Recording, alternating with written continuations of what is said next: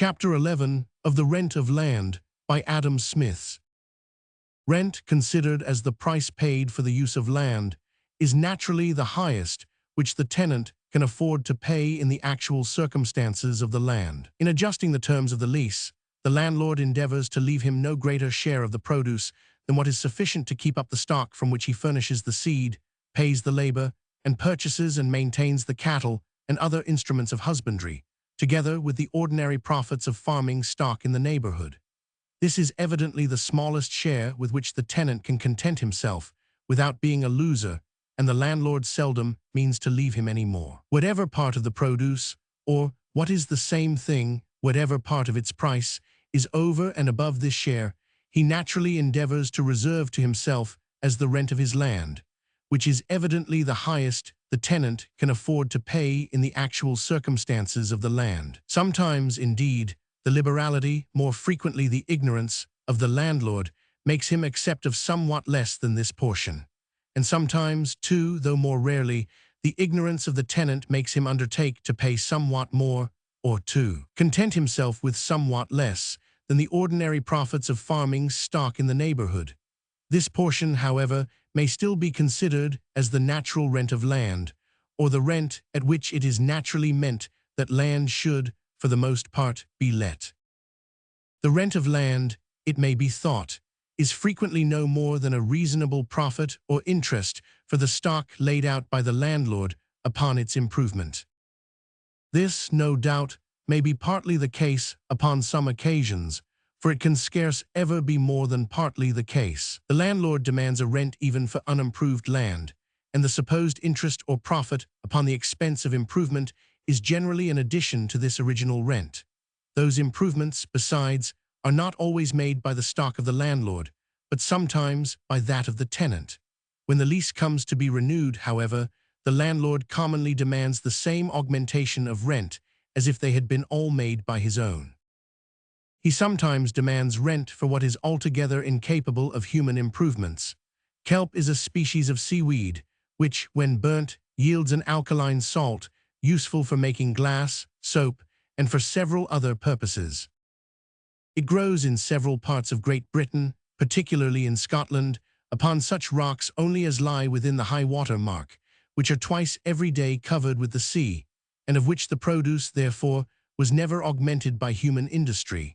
The landlord, however, whose estate is bounded by a kelp shore of this kind, demands a rent for it as much as for his cornfields. The sea in the neighborhood of the islands of Shetland is more than commonly abundant in fish, which makes a great part of the subsistence of their inhabitants.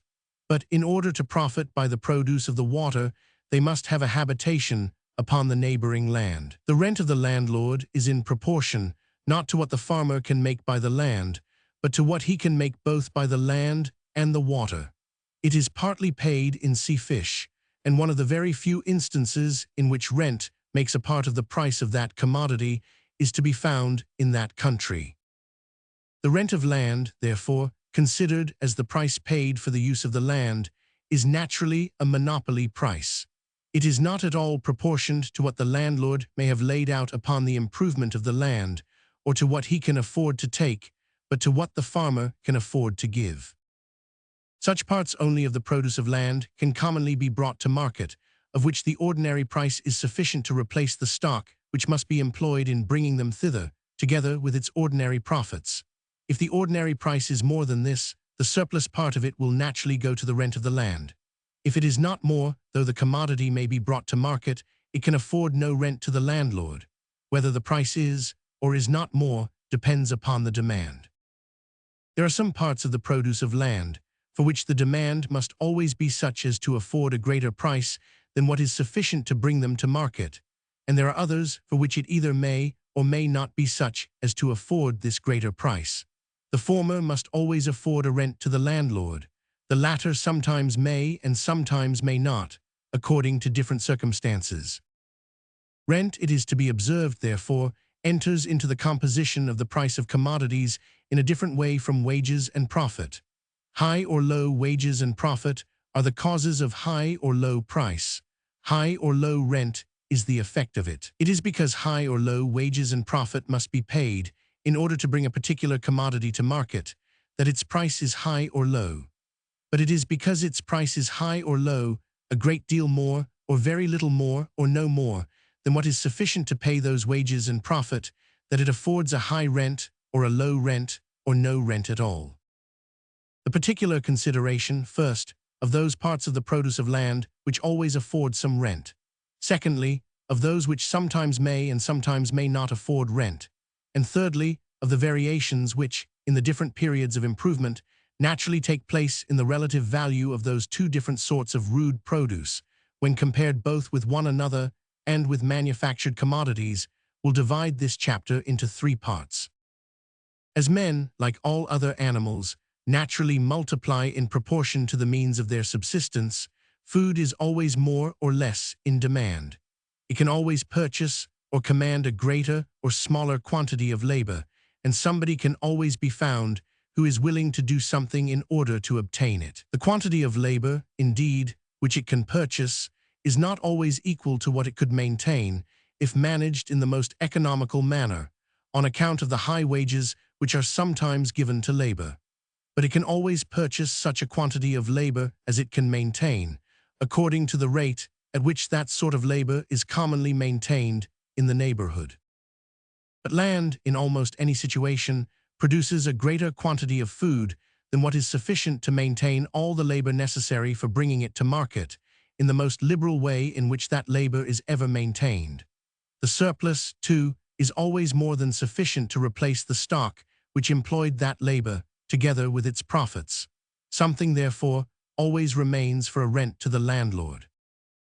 The most desert moors in Norway and Scotland produce some sort of pasture for cattle, of which the milk and the increase are always more than sufficient, not only to maintain all the labor necessary for tending them, and to pay the ordinary profit to the farmer or the owner of the herd or flock, but to afford some small rent to the landlord. The rent increases in proportion to the goodness of the pasture. The same extent of ground not only maintains a greater number of cattle, but as they are brought within a smaller compass, less labor becomes requisite to tend them and to collect their produce. The landlord gains both ways, by the increase of the produce and by the diminution of the labor which must be maintained out of it. The rent of land not only varies with its fertility, whatever be its produce, but with its situation, whatever be its fertility. Land in the neighborhood of a town gives a greater rent than land equally fertile in a distant part of the country. Though it may cost no more labor to cultivate the one than the other, it must always cost more to bring the produce of the distant land to market. A greater quantity of labor, therefore, must be maintained out of it, and the surplus, from which are drawn both the profit of the farmer and the rent of the landlord, must be diminished. But in remote parts of the country, the rate of profit, as has already been shewn, is generally higher than in the neighborhood of a large town. A smaller proportion of this diminished surplus, therefore, must belong to the landlord. Good roads, canals, and navigable rivers, by diminishing the expense of carriage, put the remote parts of the country more nearly upon a level with those in the neighborhood of the town. They are upon that account the greatest of all improvements. They encourage the cultivation of the remote, which must always be the most extensive circle of the country. They are advantageous to the town by breaking down the monopoly of the country in its neighborhood. They are advantageous even to that part of the country. Though they introduce some rival commodities into the old market, they open many new markets to its produce.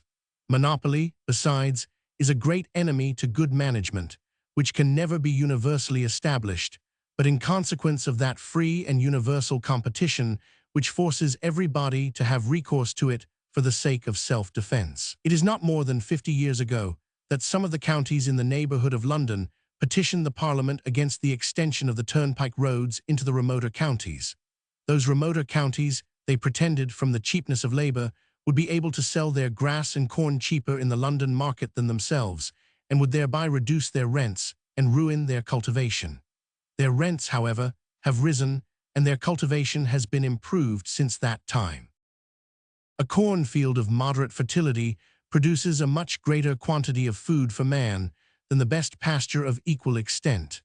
Though its cultivation requires much more labor, yet the surplus which remains after replacing the seed and maintaining all that labor is likewise much greater. If a pound of butcher's meat, therefore, was never supposed to be worth more than a pound of bread, this greater surplus would everywhere be of greater value and constitute a greater fund, both for the profit of the farmer and the rent of the landlord. It seems to have done so universally in the rude beginnings of agriculture. But the relative values of those two different species of food, bread and butcher's meat, are very different in the different periods of agriculture. In its rude beginnings, the unimproved wilds, which then occupy the far greater part of the country, are all abandoned to cattle. There is more butcher's meat than bread, and bread, therefore, is the food for which there is the greatest competition, and which consequently brings the greatest price. At Buenos Aires, we are told by Aloha, 4 reals, 1 pence halfpenny sterling, was 40 or 50 years ago the ordinary price of an ox, chosen from a herd of 200 or 300. He says nothing of the price of bread, probably because he found nothing remarkable about it. An ox there, he says, costs little more than the labor of catching him. But corn can nowhere be raised without a great deal of labor, and in a country which lies upon the River Plate, at that time the direct road from Europe to the silver mines of Potosi, the money price of labor could be very cheap. It is otherwise when cultivation is extended over the greater part of the country. There is then more bread than butcher's meat. The competition changes its direction, and the price of butcher's meat becomes greater than the price of bread. By the extension, besides, of cultivation, the unimproved wilds become insufficient to supply the demand for butcher's meat. A great part of the cultivated lands must be employed in rearing and fattening cattle, of which the price, therefore, must be sufficient to pay not only the labor necessary for tending them, but the rent which the landlord and the profit which the farmer could have drawn from such land employed in tillage. The cattle bred upon the most uncultivated moors, when brought to the same market, are, in proportion to their weight or goodness, sold at the same price as those which are reared upon the most improved land. The proprietors of those moors profit by it, and raise the rent of their land in proportion to the price of their cattle. It is not more than a century ago that in many parts of the Highlands of Scotland, butcher's meat was as cheap or cheaper than even bread made of oatmeal. The Union opened the market of England to the Highland cattle.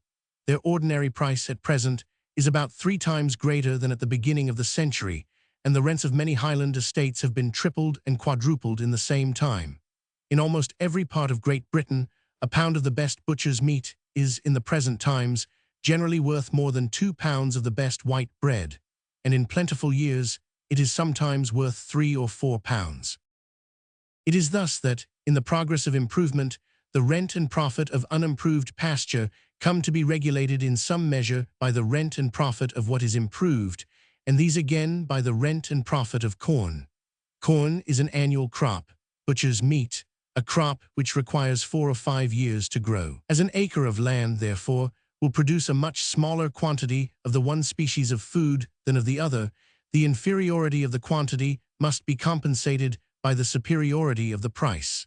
If it was more than compensated, more corn land would be turned into pasture, and if it was not compensated, part of what was in pasture would be brought back into corn. This equality, however, between the rent and profit of grass and those of corn, of the land of which the immediate produce is food for cattle, and of that of which the immediate produce is food for men, must be understood to take place only through the greater part of the improved lands of a great country. In some particular local situations, it is quite otherwise, and the rent and profit of grass are much superior to what can be made by corn. Thus, in the neighborhood of a great town, the demand for milk and for forage to horses frequently contribute, together with the high price of butcher's meat, to raise the value of grass above what may be called its natural proportion to that of corn. This local advantage, it is evident, cannot be communicated to the lands at a distance. Particular circumstances have sometimes rendered some countries so populous that the whole territory, like the lands in the neighborhood of a great town, has not been sufficient to produce both the grass and the corn necessary for the subsistence of their inhabitants. Their lands, therefore, have been principally employed in the production of grass, the more bulky commodity, and which cannot be so easily brought from a great distance, and corn, the food of the great body of the people, has been chiefly imported from foreign countries. Holland is at present in this situation, and a considerable part of ancient Italy seems to have been so during the prosperity of the Romans. To feed well, old Cato said, as we are told by Cicero, was the first and most profitable thing in the management of a private estate. To feed tolerably well, the second, and to feed ill, the third. To plough, he ranked only in the fourth place of profit and advantage. Tillage, indeed, in that part of ancient Italy which lay in the neighborhood of Rome, must have been very much discouraged by the distributions of corn which were frequently made to the people, either gratuitously or at a very low price. This corn was brought from the conquered provinces, of which several, instead of taxes, were obliged to furnish a tenth part of their produce at a stated price, about 6 pence a peck, to the Republic. The low price at which this corn was distributed to the people must necessarily have sunk the price of what could be brought to the Roman market from Latium or the ancient territory of Rome, and must have discouraged its cultivation in that country. In an open country, too, of which the principal produce is corn, a well-enclosed piece of grass will frequently rent higher than any corn field in its neighborhood. It is convenient for the maintenance of the cattle employed in the cultivation of the corn, and its high rent is, in this case, not so properly paid from the value of its own produce, as from that of the corn lands which are cultivated by means of it. It is likely to fall if ever the neighboring lands are completely enclosed. The present high rent of enclosed land in Scotland seems owing to the scarcity of enclosure, and will probably last no longer than that scarcity. The advantage of enclosure is greater for pasture than for corn. It saves the labor of guarding the cattle, which feed better, too, when they are not liable to be disturbed by their keeper or his dog. But where there is no local advantage of this kind, the rent and profit of corn, or whatever else is the common vegetable food of the people, must naturally regulate upon the land which is fit for producing it, the rent and profit of pasture. The use of the artificial grasses, of turnips, carrots, cabbages, and the other expedients which have been fallen upon to make an equal quantity of land feed a greater number of cattle than when in natural grass, should somewhat reduce, it might be expected, the superiority which, in an improved country, the price of butcher's meat naturally has over that of bread. It seems accordingly to have done so, and there is some reason for believing that, at least in the London market, the price of butcher's meat, in proportion to the price of bread, is a good deal lower in the present times than it was in the beginning of the last century. In the appendix to the Life of Prince Henry, Dr. Birch has given us an account of the prices of butcher's meat as commonly paid by that prince. It is there said that the 4/4 of an ox, weighing 600 pounds, usually cost him £9 10 or thereabouts, that is 31 shillings and 8 pence per 100 pounds weight. Prince Henry died on the 6th of November 1612, in the 19th year of his age. In March 1764, there was a parliamentary inquiry into the causes of the high price of provisions at that time. It was then, among other proof to the same purpose, given in evidence by a Virginia merchant, that in March 1763 he had victualled his ships for 24 or 25 shillings the hundredweight of beef, which he considered as the ordinary price, whereas, in that dear year, he had paid 27 shillings for the same weight and sort. This high price in 1764 is, however, 4 shillings and 8 pence cheaper than the ordinary price paid by Prince Henry, and it is the best beef only, it must be observed, which is fit to be salted for those distant voyages. The price paid by Prince Henry amounts to 3/5 ths per pound weight of the whole carcass, coarse and choice pieces taken together, and at that rate the choice pieces could not have been sold by retail for less than 4.5d or 5d the pound. In the parliamentary inquiry in 1764, the witnesses stated the price of the choice pieces of the best beef to be to the consumer 4d the pound, and the coarse pieces in general to be from 7 farthings to 2.5d and 3/4d. And this, they said, was in general 1 halfpenny dearer than the same sort of pieces had usually been sold in the month of March. But even this high price is still a good deal cheaper than what we can well suppose the ordinary retail price to have been in the time of Prince Henry. During the first 12 years of the last century, the average price of the best wheat at the Windsor market was 1,18 3½d, the quarter of 9 Winchester bushels. But in the 12 years preceding 1764, including that year, the average price of the same measure of the best wheat at the same market was 2,9½d. In the first 12 years of the last century, therefore, wheat appears to have been a good deal cheaper, and butcher's meat a good deal dearer, than in the 12 years preceding 1764, including that year. In all great countries, the greater part of the cultivated lands are employed in producing either food for men or food for cattle. The rent and profit of these regulate the rent and profit of all other cultivated land. If any particular produce afforded less, the land would soon be turned into corn or pasture, and if any afforded more, some part of the lands in corn or pasture would soon be turned to that produce. Those productions, indeed, which require either a greater original expense of improvement or a greater annual expense of cultivation in order to fit the land for them, appear commonly to afford, the one a greater rent, the other a greater profit, than corn or pasture. This superiority, however, will seldom be found to amount to more than a reasonable interest or compensation for this superior expense. In a hop garden, a fruit garden, a kitchen garden, both the rent of the landlord and the profit of the farmer are generally greater than in acorn or grass field, but to bring the ground into this condition requires more expense. Hence a greater rent becomes due to the landlord. It requires, too, a more attentive and skillful management. Hence a greater profit becomes due to the farmer. The crop, too, at least in the hop and fruit garden, is more precarious.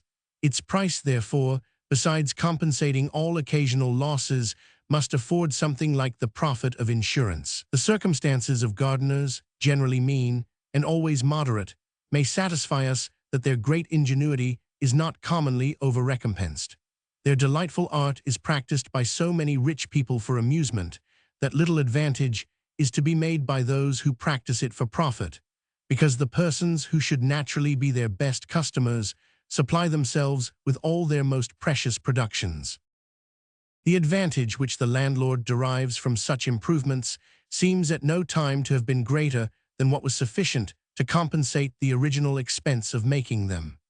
In the ancient husbandry, after the vineyard, a well-watered kitchen garden seems to have been the part of the farm which was supposed to yield the most valuable produce. But Democritus, who wrote upon husbandry about 2,000 years ago, and who was regarded by the ancients as one of the fathers of the art, thought they did not act wisely who enclosed a kitchen garden. The profit, he said, would not compensate the expense of a stone wall, and bricks, he meant, I suppose, bricks baked in the sun, molded with the rain and the winter storm, and required continual repairs. Columella, who reports this judgment of Democritus, does not controvert it, but proposes a very frugal method of enclosing with a hedge of brambles and briars, which he says he had found by experience to be both a lasting and an impenetrable fence, but which, it seems, was not commonly known in the time of Democritus. Palladius adopts the opinion of Columella, which had before been recommended by Varro. In the judgment of those ancient improvers, the produce of a kitchen garden had, it seems, been little more than sufficient to pay the extraordinary culture and the expense of watering, for in countries so near the sun, it was thought proper, in those times as in the present, to have the command of a stream of water, which could be conducted to every bed in the garden. Through the greater part of Europe, a kitchen garden is not at present supposed to deserve a better enclosure than that recommended by Columella.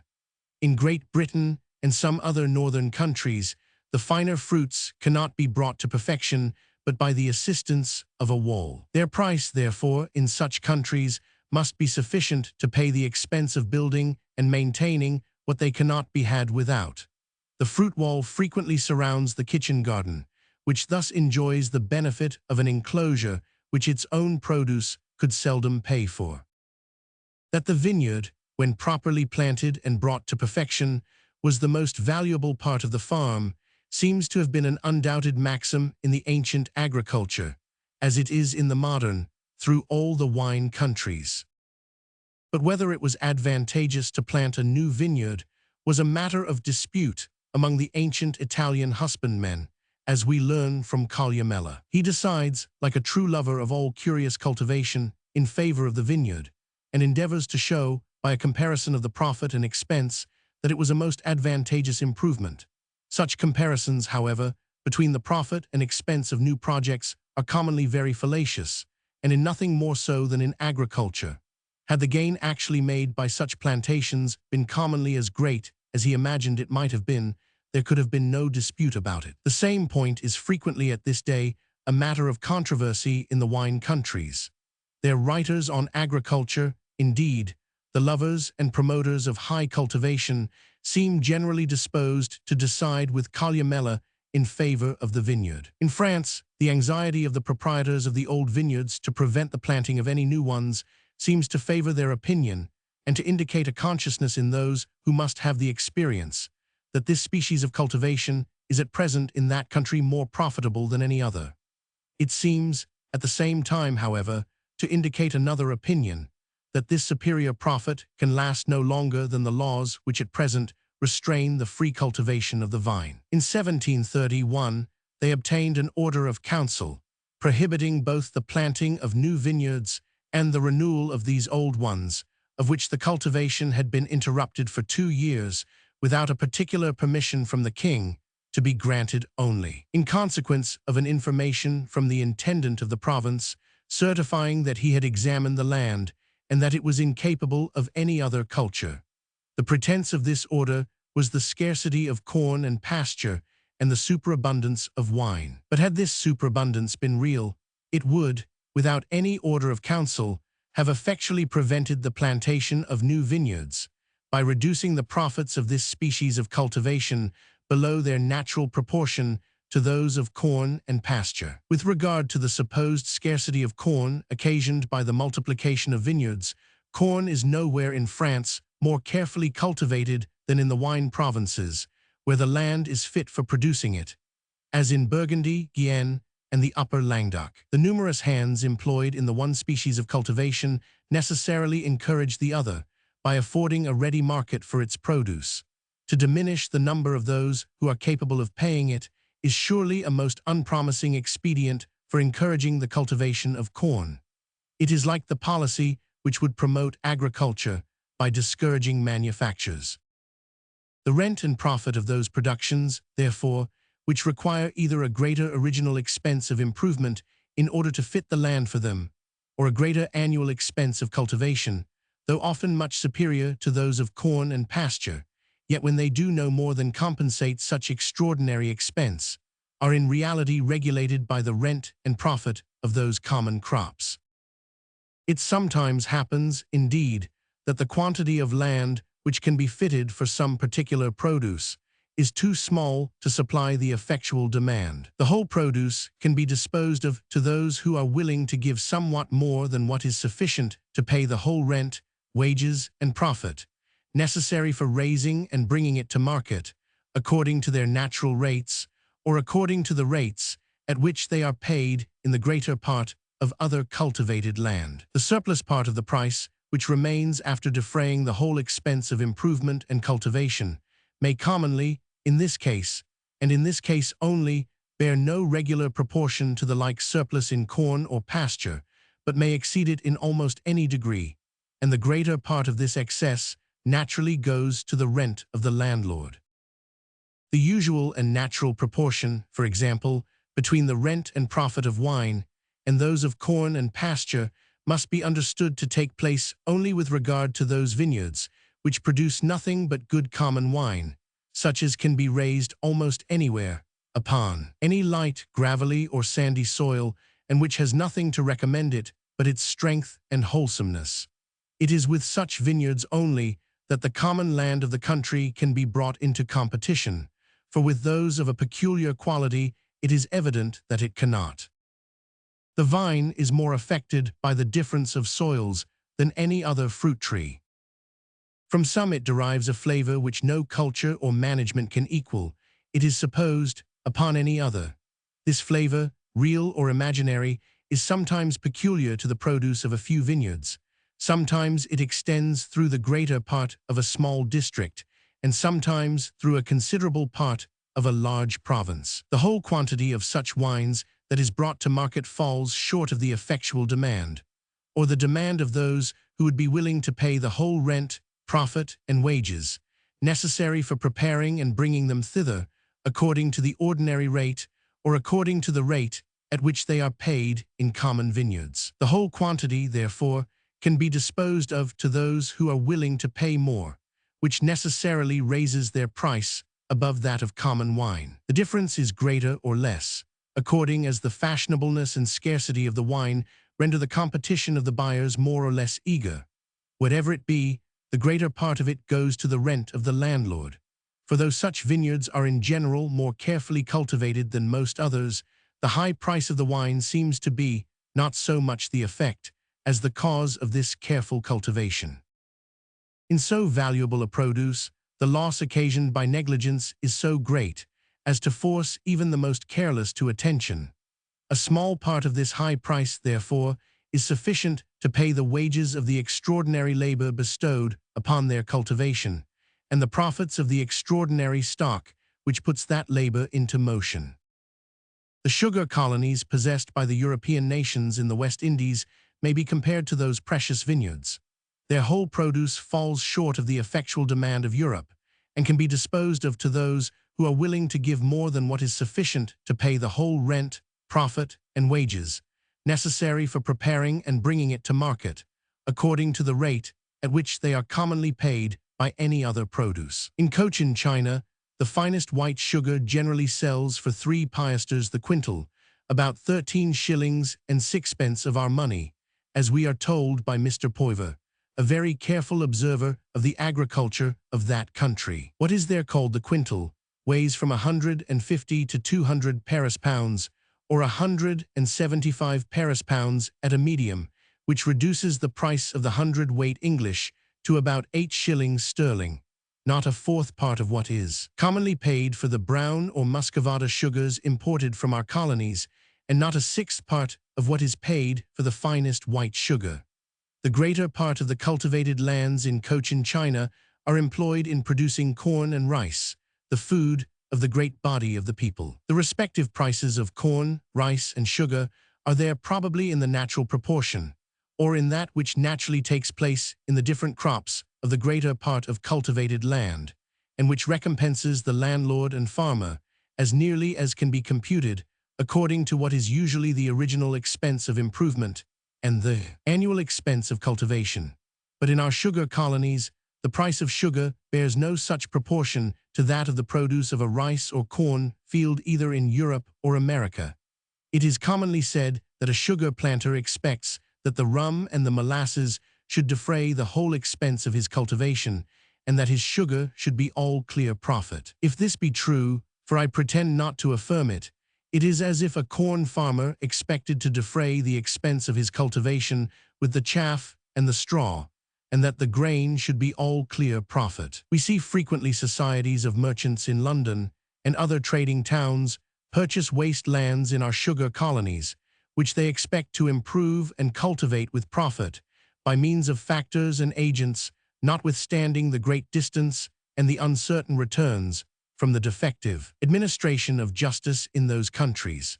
Nobody will attempt to improve and cultivate in the same manner the most fertile lands of Scotland, Ireland, or the corn provinces of North America, though from the more exact administration of justice in these countries, more regular returns might be expected. In Virginia and Maryland, the cultivation of tobacco is preferred as most profitable to that of corn. Tobacco might be cultivated with advantage through the greater part of Europe, but in almost every part of Europe it has become a principal subject of taxation, and to collect a tax from every different farm in the country where this plant might happen to be cultivated would be more difficult, it has been supposed, than to levy one upon its importation at the custom house. The cultivation of tobacco has, upon this account, been most absurdly prohibited through the greater part of Europe, which necessarily gives a sort of monopoly to the countries where it is allowed. And as Virginia and Maryland produce the greatest quantity of it, they share largely, though with some competitors, in the advantage of this monopoly, The cultivation of tobacco, however, seems not to be so advantageous as that of sugar. I have never even heard of any tobacco plantation that was improved and cultivated by the capital of merchants who resided in Great Britain. And our tobacco colonies send us home no such wealthy planters as we see frequently arrive from our sugar islands. Though from the preference given in those colonies to the cultivation of tobacco above that of corn, it would appear that the effectual demand of Europe for tobacco is not completely supplied. It probably is more nearly so than that for sugar. And though the present price of tobacco is probably more than sufficient to pay the whole rent, wages, and profit necessary for preparing and bringing it to market, according to the rate at which they are commonly paid in corn land, it must not be so much more as the present price of sugar. Our tobacco planters, accordingly, have shewn the same fear of the superabundance of tobacco, which the proprietors of the old vineyards in France have of the superabundance of wine. By Act of Assembly, they have restrained its cultivation to 6,000 plants, supposed to yield 1,000 weight of tobacco, for every Negro between 16 and 60 years of age. Such a Negro, over and above this quantity of tobacco, can manage, they reckon, 4 acres of Indian corn. To prevent the market from being overstocked, too, they have sometimes, in plentiful years, we are told by Dr. Douglas, I suspect he has been ill-informed, burnt a certain quantity of tobacco for every Negro, in the same manner as the Dutch are said to do of spices. If such violent methods are necessary to keep up the present price of tobacco, the superior advantage of its culture over that of corn, if it still has any, will not probably be of long continuance. It is in this manner that the rent of the cultivated land, of which the produce is human food, regulates the rent of the greater part of other cultivated land. No particular produce can long afford less, because the land would immediately be turned to another use.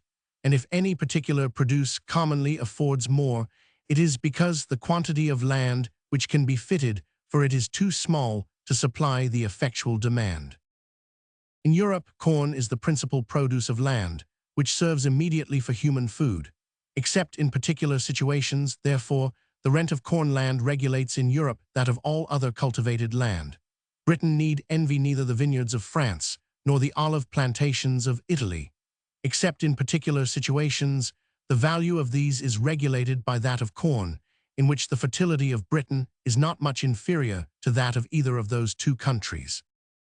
If in any country, the common and favorite vegetable food of the people should be drawn from a plant of which the most common land, with the same, or nearly the same culture, produced a much greater quantity than the most fertile does of corn, the rent of the landlord, or the surplus quantity of food which would remain to him, after paying the labor and replacing the stock of the farmer, together with its ordinary profits, would necessarily be much greater. Whatever was the rate at which labor was commonly maintained in that country, this greater surplus could always maintain a greater quantity of it, and consequently enable the landlord to purchase or command a greater quantity of it. The real value of his rent, his real power and authority, his command of the necessaries and conveniencies of life with which the labor of other people could supply him, would necessarily be much greater. A rice field produces a much greater quantity of food than the most fertile corn field. 2 crops in the year, from 30 to 60 bushels each, are said to be the ordinary produce of an acre.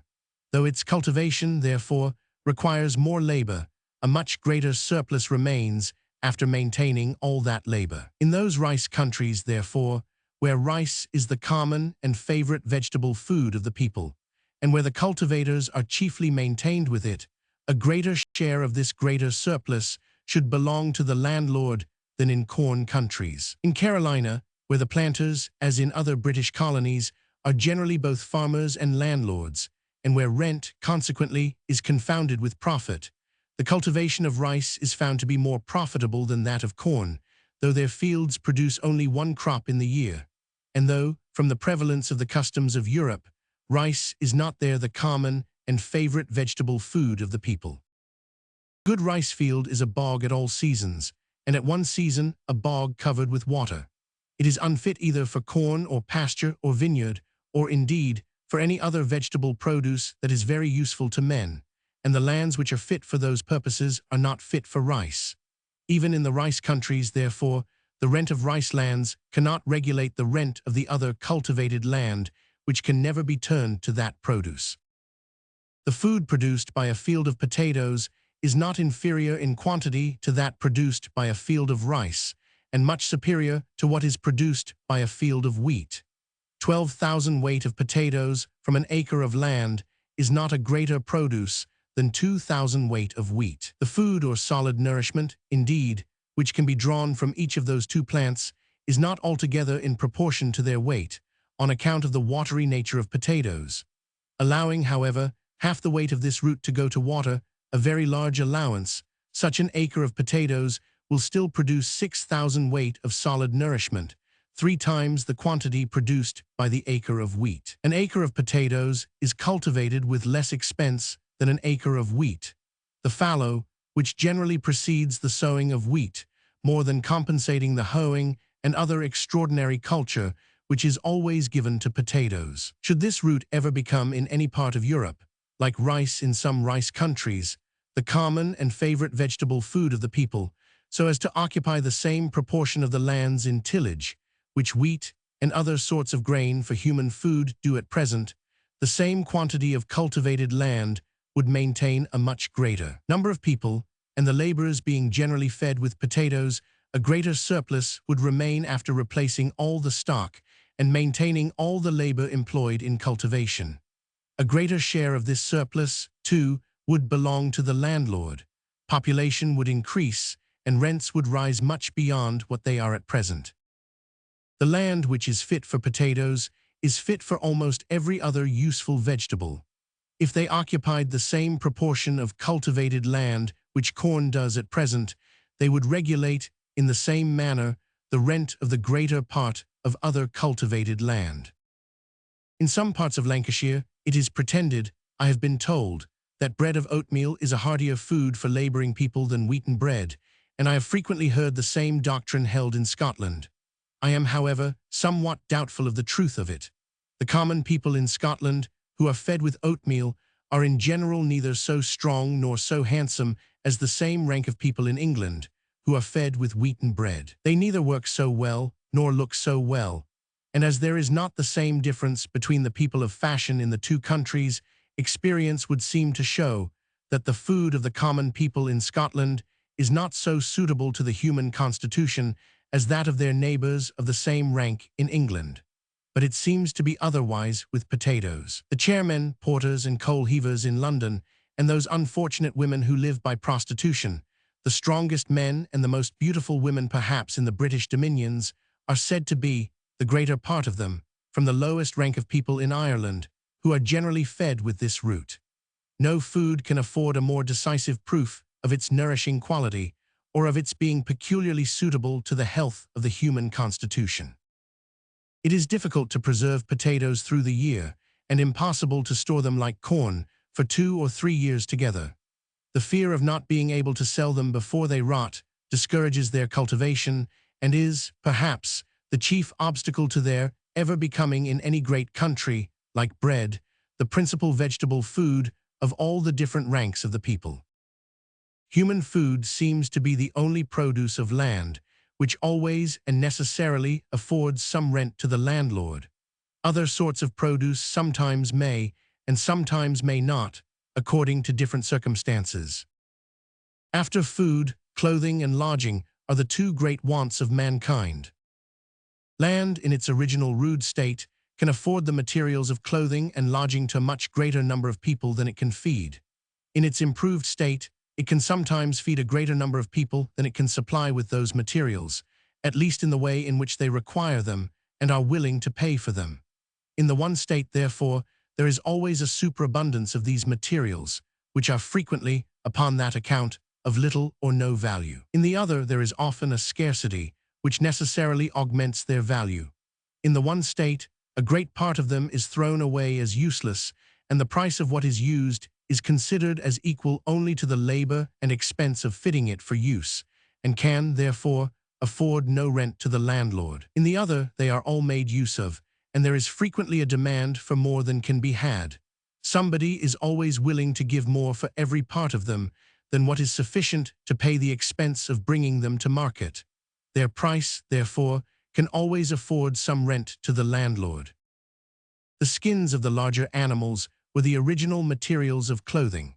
Among nations of hunters and shepherds, therefore, whose food consists chiefly in the flesh of those animals, every man, by providing himself with food, provides himself with the materials of more clothing than he can wear. If there was no foreign commerce, the greater part of them would be thrown away as things of no value. This was probably the case among the hunting nations of North America before their country was discovered by the Europeans, with whom they now exchange their surplus peltry for blankets, firearms, and brandy, which gives it some value. In the present commercial state of the known world, the most barbarous nations, I believe, among whom land property is established, have some foreign commerce of this kind, and find among their wealthier neighbors such a demand for all the materials of clothing, which their land produces, and which can neither be wrought up nor consumed at home, as raises their price above what it costs to send them to those wealthier neighbors. It affords, therefore, some rent to the landlord. When the greater part of the Highland cattle were consumed on their own hills, the exportation of their hides made the most considerable article of the commerce of that country, and what they were exchanged for afforded some addition to the rent of the Highland estates. The wool of England, which in old times could neither be consumed nor wrought up at home, found a market in the then wealthier and more industrious country of Flanders, and its price afforded something to the rent of the land which produced it. In countries not better cultivated than England was then, or than the Highlands of Scotland are now, and which had no foreign commerce, the materials of clothing would evidently be so superabundant that a great part of them would be thrown away as useless, and no part could afford any rent to the landlord. The materials of lodging cannot always be transported to so great a distance as those of clothing, and do not so readily become an object of foreign commerce. When they are superabundant in the country which produces them, it frequently happens, even in the present commercial state of the world, that they are of no value to the landlord. A good stone quarry in the neighbourhood of London would afford a considerable rent. In many parts of Scotland and Wales, it affords none. Barren timber for building is of great value in a populous and well-cultivated country, and the land which produces it affords a considerable rent. But in many parts of North America, the landlord would be much obliged to anybody who would carry away the greater part of his large trees. In some parts of the Highlands of Scotland, the bark is the only part of the wood which, for want of roads and water carriage, can be sent to market. The timber is left to rot upon the ground. When the materials of lodging are so superabundant, the part made use of is worth only the labor and expense of fitting it for that use. It affords no rent to the landlord, who generally grants the use of it to whoever takes the trouble of asking it. The demand of wealthier nations, however, sometimes enables him to get a rent for it. The paving of the streets of London has enabled the owners of some barren rocks on the coast of Scotland to draw a rent from what never afforded any before. The woods of Norway and of the coasts of the Baltic find a market in many parts of Great Britain which they could not find at home, and thereby afford some rent to their proprietors. Countries are populous, not in proportion to the number of people whom their produce can clothe and lodge, but in proportion to that of those whom it can feed. When food is provided, it is easy to find the necessary clothing and lodging, but though these are at hand, it may often be difficult to find food. In some parts of the British dominions, what is called a house may be built by one day's labor of one man. The simplest species of clothing, the skins of animals, require somewhat more labor to dress and prepare them for use. They do not, however, require a great deal. Among savage or barbarous nations, 1/100th or little more than 100th part of the labor of the whole year will be sufficient to provide them with such clothing and lodging as satisfy the greater part of the people. All the other 99 parts are frequently no more than enough to provide them with food. But when, by the improvement and cultivation of land, the labor of one family can provide food for two, the labor of half the society becomes sufficient to provide food for the whole. The other half, therefore, or at least the greater part of them, can be employed in providing other things, or in satisfying the other wants and fancies of mankind. Clothing and lodging, household furniture, and what is called equipage are the principal objects of the greater part of those wants and fancies. The rich man consumes no more food than his poor neighbor. In quality, it may be very different, and to select and prepare it may require more labor and art, but in quantity, it is very nearly the same.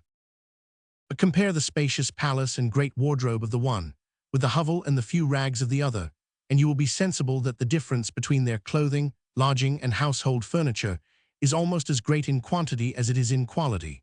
The desire of food is limited in every man by the narrow capacity of the human stomach, but the desire of the conveniencies and ornaments of building, dress, equipage, and household furniture seems to have no limit or certain boundary. Those, therefore, who have the command of more food than they themselves can consume are always willing to exchange the surplus, or, what is the same thing, the price of it, for gratifications of this other kind. What is over and above satisfying the limited desire is given for the amusement of those desires which cannot be satisfied, but seem to be altogether endless. The poor, in order to obtain food, exert themselves to gratify those fancies of the rich, and to obtain it more certainly, they vie with one another in the cheapness and perfection of their work. The number of workmen increases with the increasing quantity of food, or with the growing improvement and cultivation of the lands. And as the nature of their business admits of the utmost subdivisions of labor, the quantity of materials which they can work up increases in a much greater proportion than their numbers. Hence arises a demand for every sort of material which human invention can employ, either usefully or ornamentally, in building, dress, equipage, or household furniture, for the fossils and minerals contained in the bowels of the earth, the precious metals, and the precious stones. Food is, in this manner, not only the original source of rent, but every other part of the produce of land which afterwards affords rent, derives that part of its value from the improvement of the powers of labor in producing food, by means of the improvement and cultivation of land. Those other parts of the produce of land, however, which afterwards afford rent, do not afford it always. Even in improved and cultivated countries, the demand for them is not always such as to afford a greater price than what is sufficient to pay the labor, and replace, together with its ordinary profits, the stock which must be employed in bringing them to market. Whether it is or is not such depends upon different circumstances. Whether a coal mine, for example, can afford any rent depends partly upon its fertility and partly upon its situation. A mine of any kind may be said to be either fertile or barren, according as the quantity of mineral which can be brought from it by a certain quantity of labor is greater or less than what can be brought by an equal quantity from the greater part of other mines of the same kind.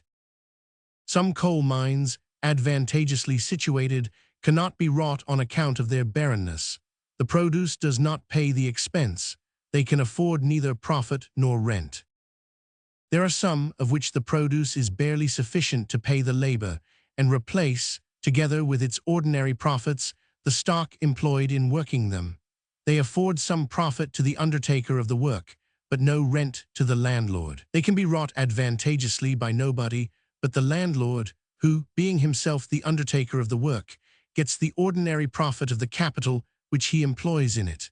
Many coal mines in Scotland are wrought in this manner, and can be wrought in no other. The landlord will allow nobody else to work them without paying some rent, and nobody can afford to pay any. Other coal mines in the same country, sufficiently fertile, cannot be wrought on account of their situation.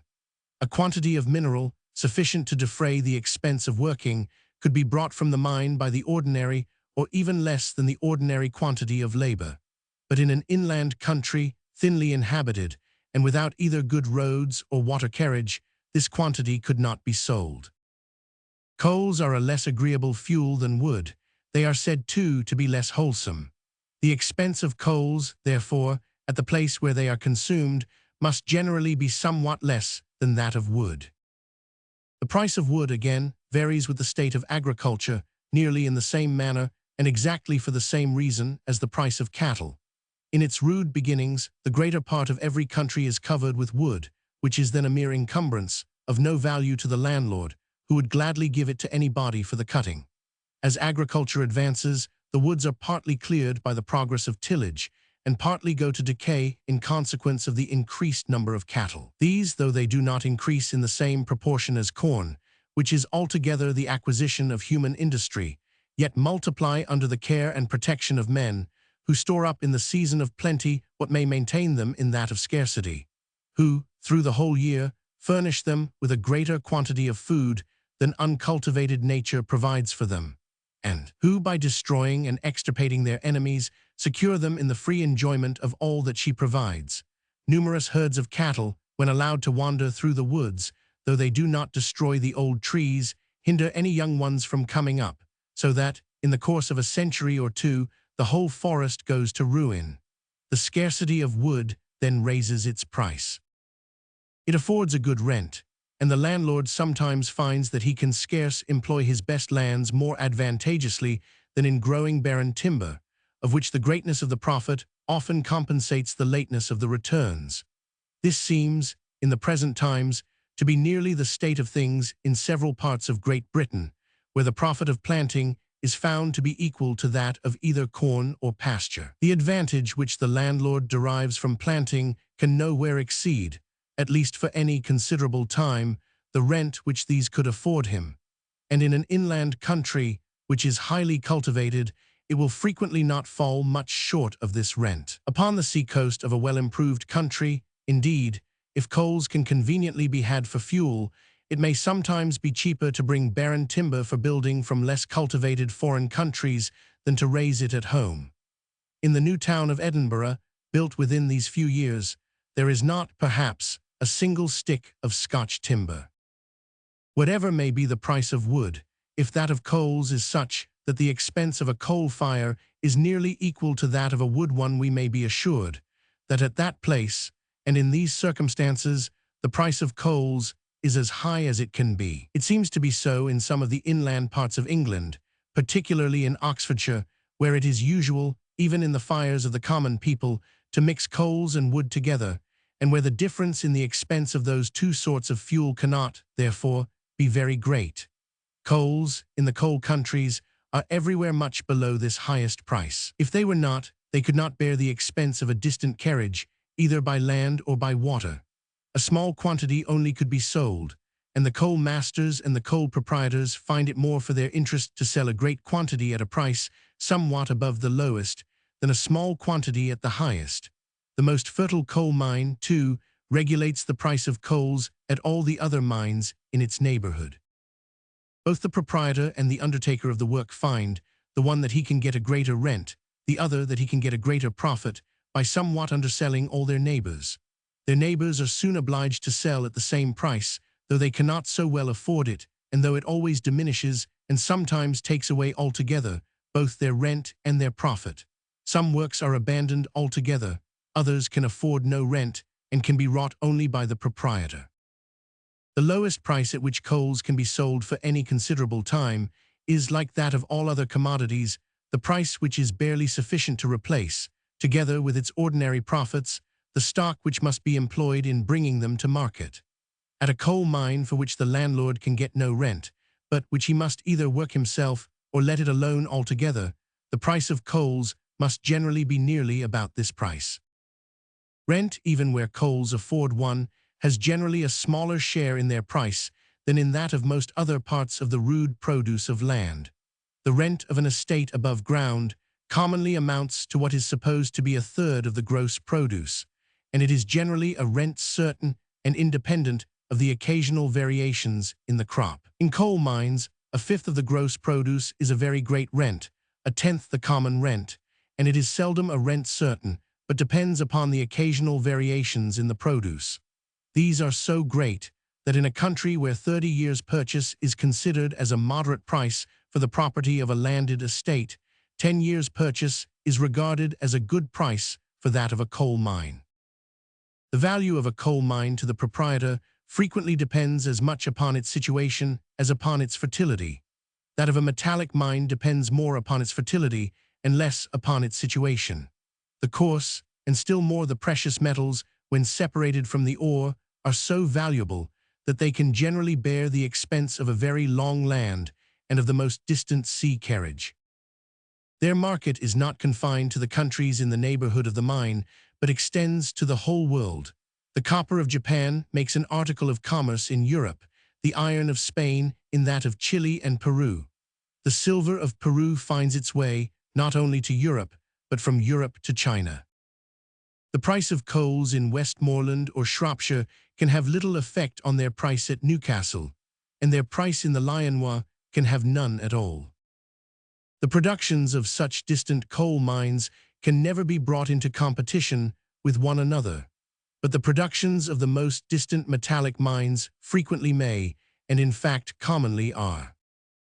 The price, therefore, of the coarse, and still more that of the precious metals at the most fertile mines in the world, must necessarily more or less affect their price at every other in it.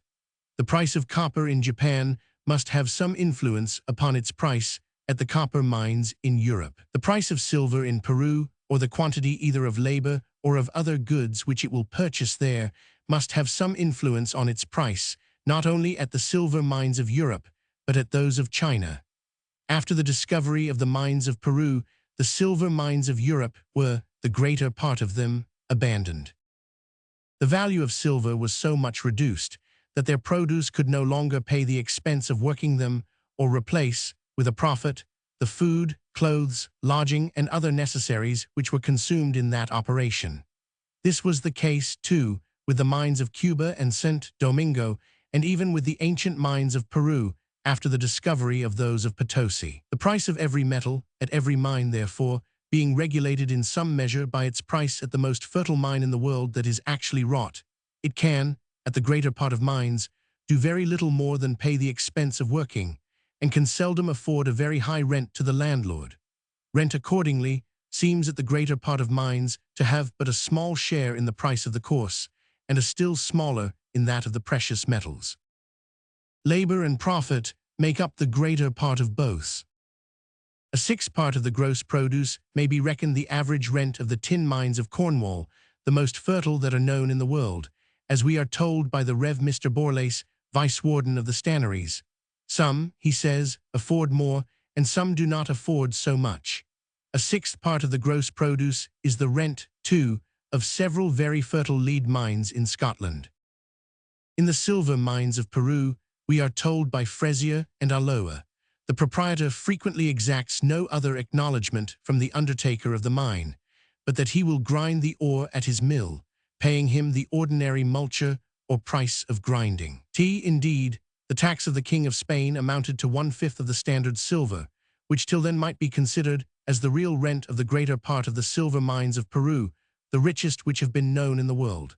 If there had been no tax, this fifth would naturally have belonged to the landlord, and many mines might have been wrought which could not then be wrought, because they could not afford this tax. The tax of the Duke of Cornwall upon tin is supposed to amount to more than 5%, or 1/20th part of the value, and whatever may be his proportion, it would naturally, too, belong to the proprietor of the mine if tin was duty-free. But if you add 1/20th to 1/6th, you will find that the whole average rent of the tin mines of Cornwall was to the whole average rent of the silver mines of Peru, as 13 to 12. But the silver mines of Peru are not now able to pay even this low rent, and the tax upon silver was, in 1736, reduced from 1/5 to 1/10. Even this tax upon silver, too, gives more temptation to smuggling than the tax of 1/20th upon tin, and smuggling must be much easier in the precious than in the bulky commodity. The tax of the King of Spain, accordingly, is said to be very ill paid, and that of the Duke of Cornwall very well. Rent, therefore, it is probable, makes a greater part of the price of tin at the most fertile tin mines than it does of silver at the most fertile silver mines in the world. After replacing the stock employed in working those different mines, together with its ordinary profits, the residue which remains to the proprietor is greater, it seems, in the coarse than in the precious metal. Neither are the profits of the undertakers of silver mines commonly very great in Peru. The same most respectable and well-informed authors acquaint us that when any person undertakes to work a new mine in Peru, he is universally looked upon as a man destined to bankruptcy and ruin, and is upon that account shunned and avoided by every body. Mining, it seems, is considered there in the same light as here, as a lottery, in which the prizes do not compensate the blanks, though the greatness of some tempts many adventurers to throw away their fortunes in such unprosperous projects. As the sovereign, however, derives a considerable part of his revenue from the produce of silver mines, the law in Peru gives every possible encouragement to the discovery and working of new ones. Whoever discovers a new mine is entitled to measure off 246 feet in length, according to what he supposes to be the direction of the vein, and half as much in breadth. He becomes proprietor of this portion of the mine, and can work it without paying any acknowledgement to the landlord. The interest of the Duke of Cornwall has given occasion to a regulation nearly of the same kind in that ancient duchy. Waste and unenclosed lands, any person who discovers a tin mine may mark out its limits to a certain extent, which is called bounding a mine. The bounder becomes the real proprietor of the mine, and may either work it himself or give it in lease to another without the consent of the owner of the land, to whom, however, a very small acknowledgement must be paid upon working it. In both regulations, the sacred rights of private property are sacrificed to the supposed interests of public revenue. The same encouragement is given in Peru to the discovery and working of new gold mines, and in gold, the king's tax amounts only to a 20th part of the standard rental. It was once a 5th, and afterwards a 10th, as in silver, but it was found that the work could not bear even the lowest of these two taxes. If it is rare, however, say the same authors, Frezier and Aloa, to find a person who has made his fortune by a silver, it is still much rarer to find one who has done so by a gold mine. This 20th part seems to be the whole rent which is paid by the greater part of the gold mines of Chile and Peru. Gold, too, is much more liable to be smuggled than even silver, not only on account of the superior value of the metal in proportion to its bulk, but on account of the peculiar way in which nature produces it. Silver is very seldom found virgin, but like most other metals, is generally mineralized with some other body, from which it is impossible to separate it in such quantities as will pay for the expense, but by a very laborious and tedious operation, which cannot well be carried on but in workhouses erected for the purpose, and therefore exposed to the inspection of the king's officers. Gold, on the contrary, is almost always found virgin. It is sometimes found in pieces of some bulk, and even when mixed, in small and almost insensible particles, with sand, earth, and other extraneous bodies, it can be separated from them by a very short and simple operation, which can be carried on in any private house by anybody who is possessed of a small quantity of mercury. If the king's tax, therefore, is but ill paid upon silver, it is likely to be much worse paid upon gold, and rent must make a much smaller part of the price of gold than that of silver. The lowest price at which the precious metals can be sold, or the smallest quantity of other goods for which they can be exchanged during any considerable time, is regulated by the same principles which fix the lowest ordinary price of all other goods. The stock which must commonly be employed, the food, clothes, and lodging, which must commonly be consumed in bringing them from the mine to the market, determine it. It must at least be sufficient to replace that stock with the ordinary profits. Their highest price, however, seems not to be necessarily determined by anything but the actual scarcity or plenty of these metals themselves. It is not determined by that of any other commodity, in the same manner as the price of coals is by that of wood, beyond which no scarcity can ever raise it. Increase the scarcity of gold to a certain degree, and the smallest bit of it may become more precious than a diamond, and exchange for a greater quantity of other goods. The demand for those metals arises partly from their utility and partly from their beauty. If you accept iron, they are more useful than perhaps any other metal. As they are less liable to rust and impurity, they can more easily be kept clean, and the utensils, either of the table or the kitchen, are often, upon that account, more agreeable when made of them. A silver boiler is more cleanly than a lead, copper, or tin one, and the same quality would render a gold boiler still better than a silver one. Their principal merit, however, arises from their beauty, which renders them peculiarly fit for the ornaments of dress and furniture. No paint or dye can give so splendid a color as gilding. The merit of their beauty is greatly enhanced by their scarcity. With the greater part of rich people, the chief enjoyment of riches consists in the parade of riches, which, in their eye, is never so complete as when they appear to possess those decisive marks of opulence which nobody can possess but themselves. In their eyes, the merit of an object, which is in any degree either useful or beautiful, is greatly enhanced by its scarcity, or by the great labor which it requires to collect any considerable quantity of it, a labor which nobody can afford to pay but themselves. Such objects they are willing to purchase at a higher price than things much more beautiful and useful, but more common. These qualities of utility, beauty, and scarcity are the original foundation of the high price of those metals, or of the great quantity of other goods for which they can everywhere be exchanged. This value was antecedent to, and independent of their being employed as coin, and was the quality which fitted them for that employment. That employment, however, by occasioning a new demand, and by diminishing the quantity which could be employed in any other way, may have afterwards contributed to keep up or increase their value. The demand for the precious stones arises altogether from their beauty. They are of no use but as ornaments, and the merit of their beauty is greatly enhanced by their scarcity or by the difficulty and expense of getting them from the mine.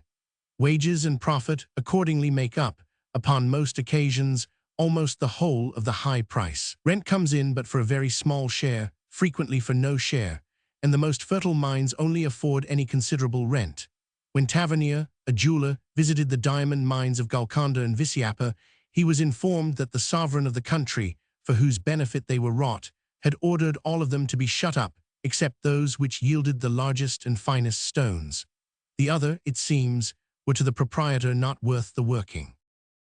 As the prices, both of the precious metals and of the precious stones, is regulated all over the world by their price at the most fertile mine in it, the rent which a mine of either can afford to its proprietor is in proportion, not to its absolute, but to what may be called its relative fertility, or to its superiority over other mines of the same kind. If new mines were discovered, as much superior to those of Potosi as they were superior to those of Europe, the value of silver might be so much degraded as to render even the mines of Potosi not worth the working. Before the discovery of the Spanish West Indies, the most fertile mines in Europe may have afforded as great a rent to their proprietors as the richest mines in Peru do at present.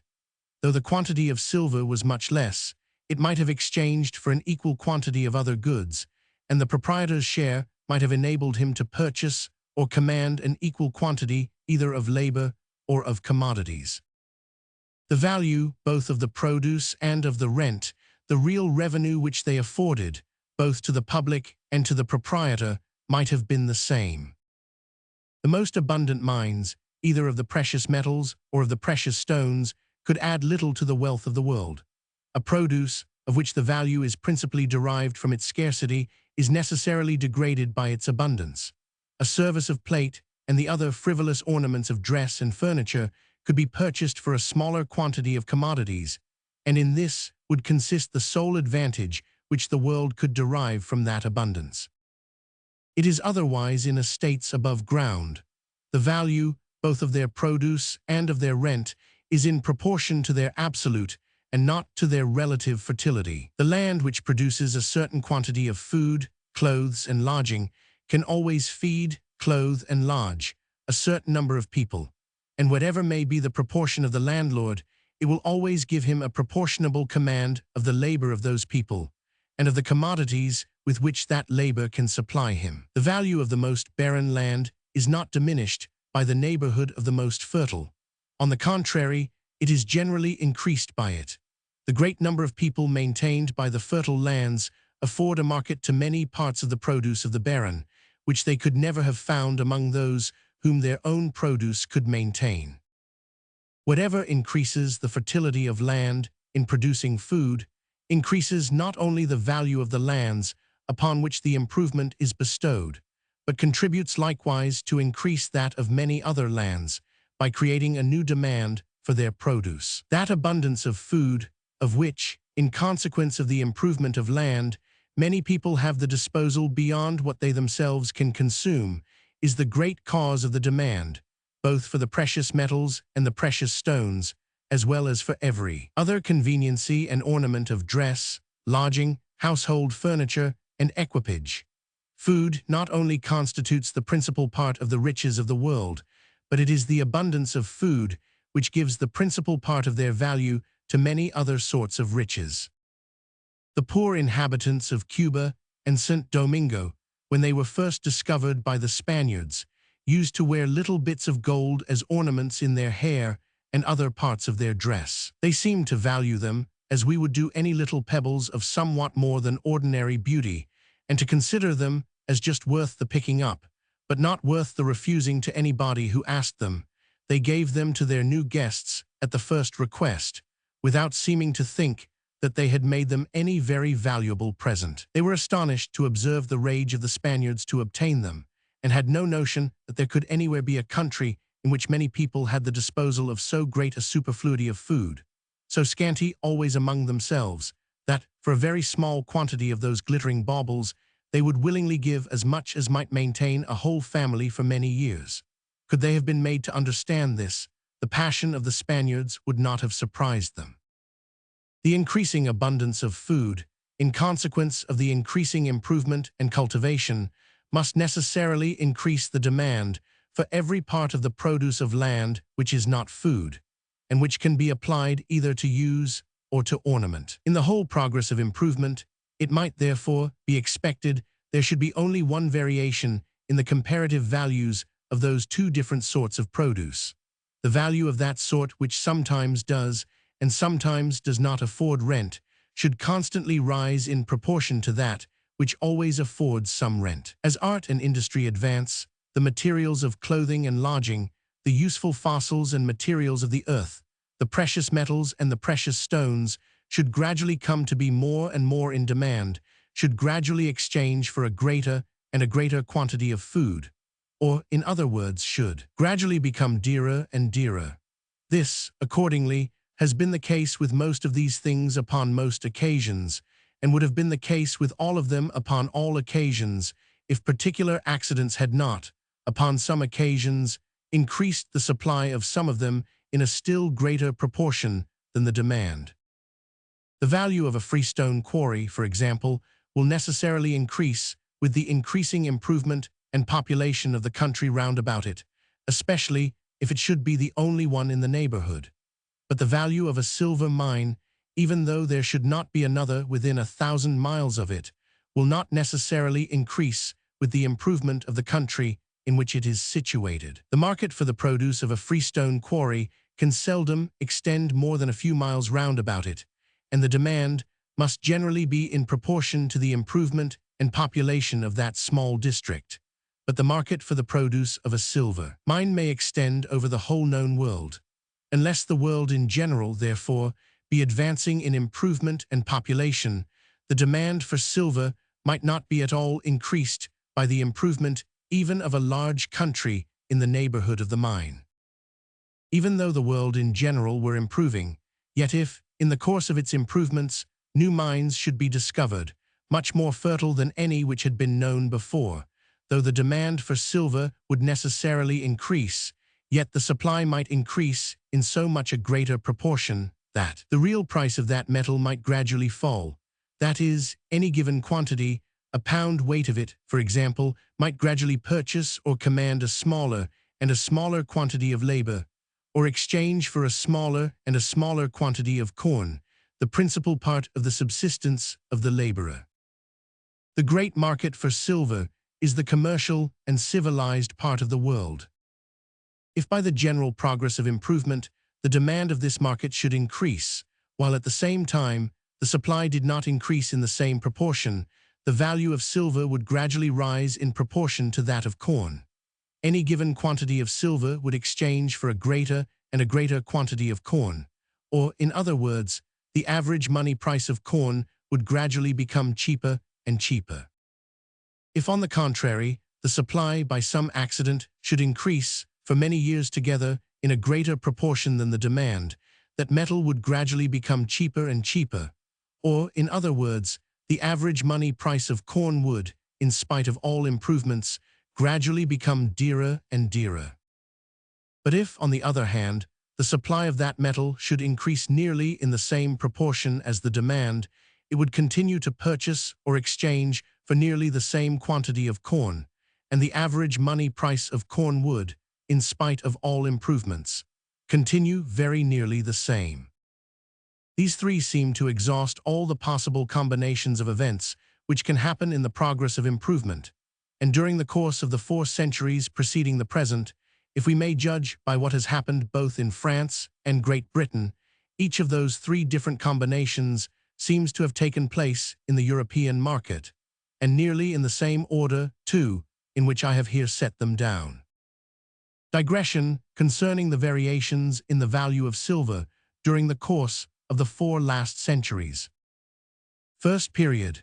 In 1350, and for some time before, the average price of the quarter of wheat in England seems not to have been estimated lower than 4 ounces of silver Tower weight, equal to about 20 shillings of our present money. From this price, it seems to have fallen gradually to 2 ounces of silver, equal to about 10 shillings of our present money, the price at which we find it estimated in the beginning of the 16th century, and at which it seems to have continued to be estimated till about 1570. In 1350, being the 25th of Edward Roman III, was enacted what is called the Statute of Labourers. In the preamble, it complains much of the insolence of servants who endeavoured to raise their wages upon their masters. It therefore ordains that all servants and labourers should for the future be contented with the same wages and liveries. Liveries in those times signified not only clothes, but provisions, which they had been accustomed to receive in the 20th year of the king and the 4 preceding years, that upon this account their livery wheat should nowhere be estimated higher than 10pence a bushel, and that it should always be in the option of the master to deliver them either the wheat or the money. 10pence a bushel, therefore, had, in the 25th of Edward Roman III, been reckoned a very moderate price of wheat, since it required a particular statute to oblige servants to accept of it in exchange for their usual livery of provisions, and it had been reckoned a reasonable price 10 years before that, or in the 16th year of the king, the term to which the statute refers. But in the 16th year of Edward Roman III, 10pence contained about half an ounce of silver Tower weight, and was nearly equal to half a crown of our present money.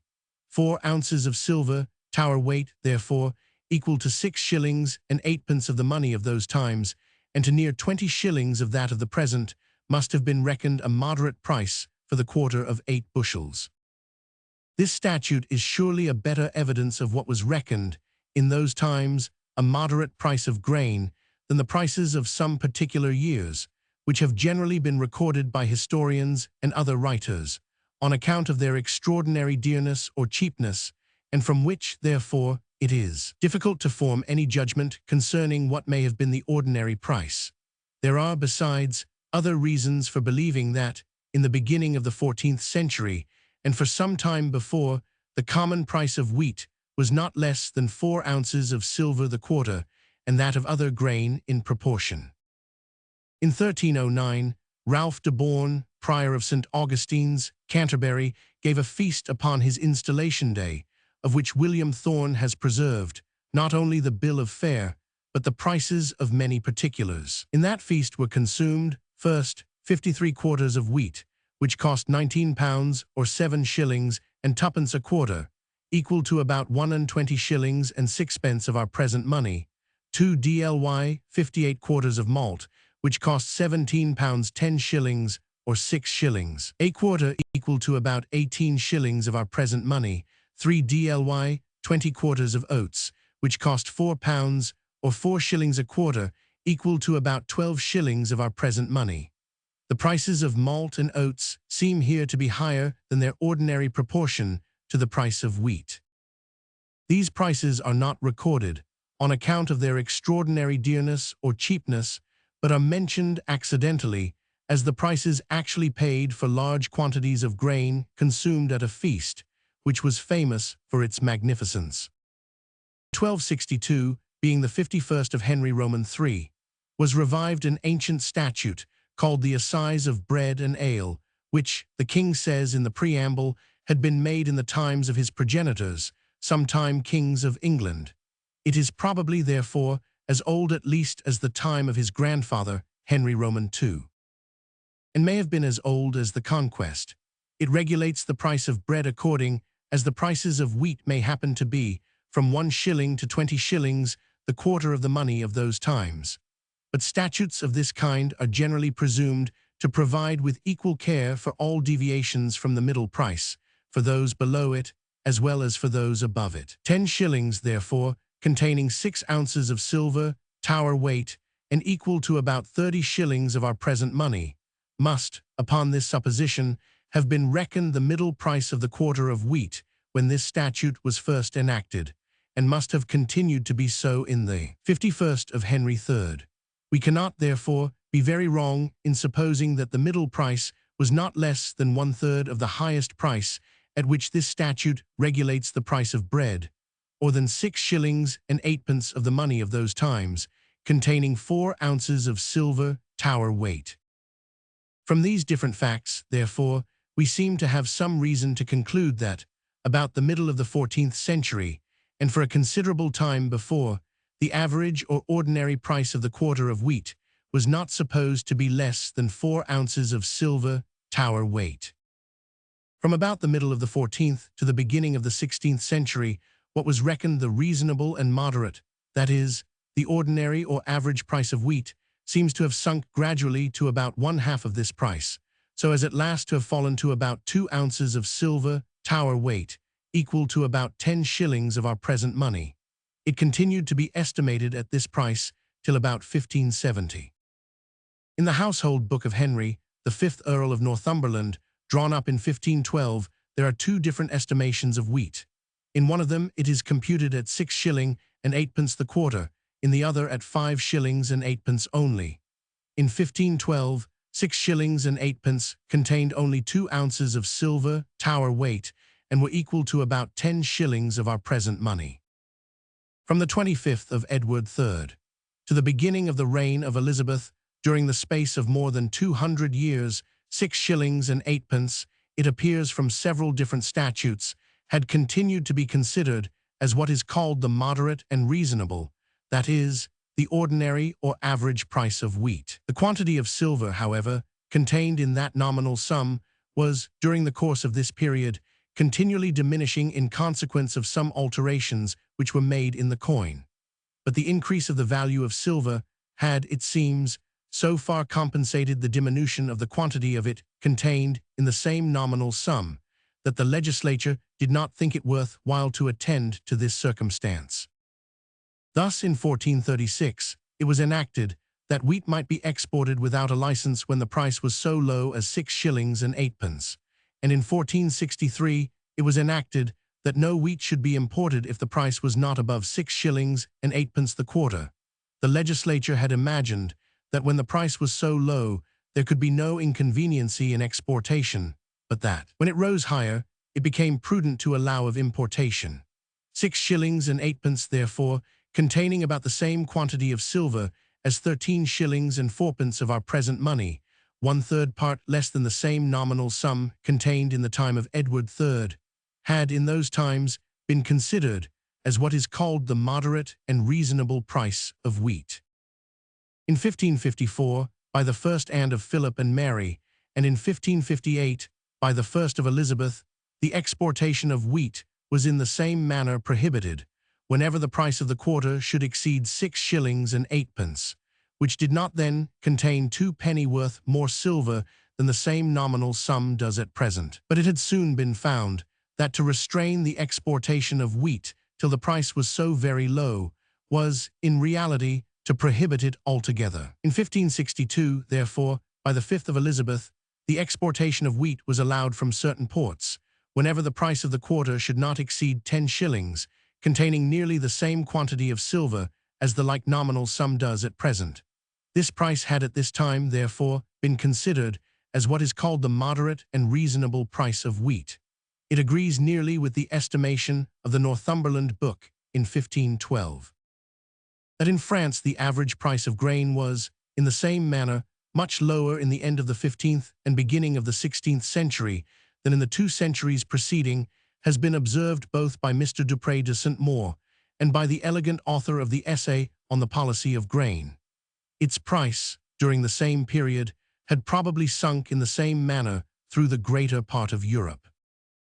This rise in the value of silver, in proportion to that of corn, may either have been owing altogether to the increase of the demand for that metal, in consequence of increasing improvement and cultivation, the supply, in the meantime, continuing the same as before, or the demand continuing the same as before. It may have been owing altogether to the gradual diminution of the supply, the greater part of the mines which were then known in the world being much exhausted, and consequently the expense of working them much increased, or it may have been owing partly to the one and partly to the other of those 2 circumstances. In the end of the 15th and beginning of the 16th centuries, the greater part of Europe was approaching towards a more settled form of government than it had enjoyed for several ages before. The increase of security would naturally increase industry and improvement, and the demand for the precious metals, as well as for every other luxury and ornament, would naturally increase with the increase of riches. A greater annual produce would require a greater quantity of coin to circulate it, and a greater number of rich people would require a greater quantity of plate and other ornaments of silver. It is natural to suppose, too, that the greater part of the mines which then supplied the European market with silver might be a good deal exhausted and have become more expensive in the working.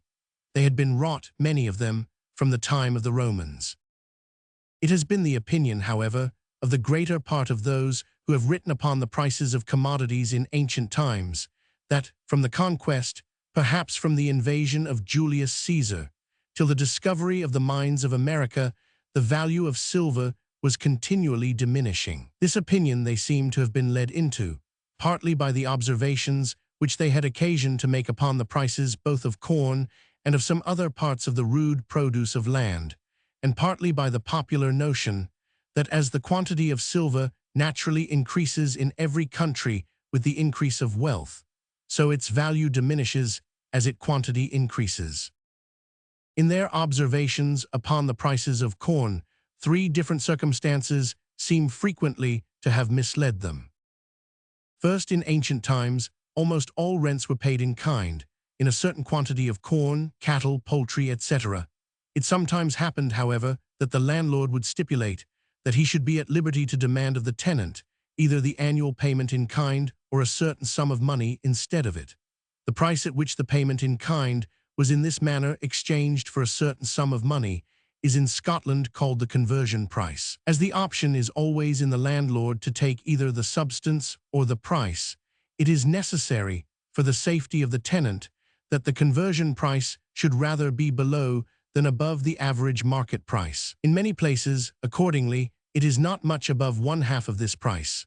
Through the greater part of Scotland, this custom still continues with regard to poultry, and in some places with regard to cattle. It might probably have continued to take place, too, with regard to corn, had not the institution of the public fires put an end to it. These are annual valuations, according to the judgment of an assize, of the average price of all the different sorts of grain, and of all the different qualities of each, according to the actual market price in every different county. This institution rendered it sufficiently safe for the tenant, and much more convenient for the landlord, to convert, as they call it, the corn rent, rather at what should happen to be the price of the fires of each year than at any certain fixed price. But the writers who have collected the prices of corn in ancient times seem frequently to have mistaken what is called in Scotland the conversion price for the actual market price. Fleetwood acknowledges, upon one occasion, that he had made this mistake. As he wrote his book, however, for a particular purpose, he does not think proper to make this acknowledgment till after transcribing this conversion price 15 times. The price is 8 shillings the quarter of wheat. This sum in 1423, the year at which he begins with it, contained the same quantity of silver as 16 shillings of our present money. But in 1562, the year at which he ends with it, it contained no more than the same nominal sum does at present. Secondly, they have been misled by the slovenly manner in which some ancient statutes of assize had been sometimes transcribed by lazy copiers, and sometimes, perhaps, actually composed by the legislature. The ancient statutes of assize seem to have begun always with determining what ought to be the price of bread and ale when the price of wheat and barley were at the lowest, and to have proceeded gradually to determine what it ought to be, according as the prices of those two sorts of grain should gradually rise above this lowest price. But the transcribers of those statutes seem frequently to have thought it sufficient to copy the regulation as far as the 3 or 4 first and lowest prices, saving in this manner their own labor, and judging, I suppose, that this was enough to show what proportion ought to be observed in all higher prices. Thus, in the assize of bread and ale of the 51st of Henry III, the price of bread was regulated according to the different prices of wheat, from 1 shilling to 20 shillings, the quarter of the money of those times. But in the manuscripts from which all the different editions of the statutes, preceding that of Mr. Roughhead, were printed, the copiers had never transcribed this regulation beyond the price of 12 shillings. Several writers, therefore, being misled by this faulty transcription, very naturally conclude that the middle price, or 6 shillings the quarter, equal to about 18 shillings of our present money, was the ordinary or average price of wheat at that time. In the statute of tumbrel and pillory, enacted nearly about the same time, the price of ale is regulated according to every 6pence rise in the price of barley, from 2 shillings to 4 shillings the quarter. That 4 shillings, however, was not considered as the highest price to which barley might frequently rise in those times, and that these prices were only given as an example of the proportion which ought to be observed in all other prices, whether higher or lower. We may infer from the last words of the statute, et sic deinceps crescetur vel diminutur per 6 denarios. The expression is very slovenly, but the meaning is plain enough, that the price of ale is in this manner to be increased or diminished according to every 6pence rise or fall in the price of barley. In the composition of this statute, the legislature itself seems to have been as negligent as the copiers were in the transcription of the other. In an ancient manuscript of the Regium Majestatem, an old Scotch law book, there is a statute of assize, in which the price of bread is regulated according to all the different prices of wheat, from 10pence to 3 shillings the Scotch bowl, equal to about half an English quarter. 3 shillings Scotch, at the time when this assize is supposed to have been enacted, were equal to about 9 shillings sterling of our present money. Mr. Ruddiman seems to conclude from this that 3 shillings was the highest price to which wheat ever rose in those times, and that 10pence, a shilling, or at most 2 shillings, were the ordinary prices. Upon consulting the manuscript, however, it appears evidently that all these prices are only set down as examples of the proportion which ought to be observed between the respective prices of wheat and bread. The last words of the statute are reliquid judicabis secundum prescripta, habendo respectum ad pretium bladi. You shall judge of the remaining cases according to what is above written, having respect to the price of corn. Thirdly, they seem to have been misled too by the very low price at which wheat was sometimes sold in very ancient times, and to have imagined that as its lowest price was then much lower than in later times, its ordinary price must likewise have been much lower. They might have found, however, that in those ancient times its highest price was fully as much above, as its lowest price was below anything that had ever been known in later times. Thus, in 1270, Fleetwood gives us 2 prices of the quarter of wheat. The one is £4 16 shillings of the money of those times, equal to £14 8 shillings of that of the present. The other is £6 8 shillings, equal to £19 4 shillings of our present money.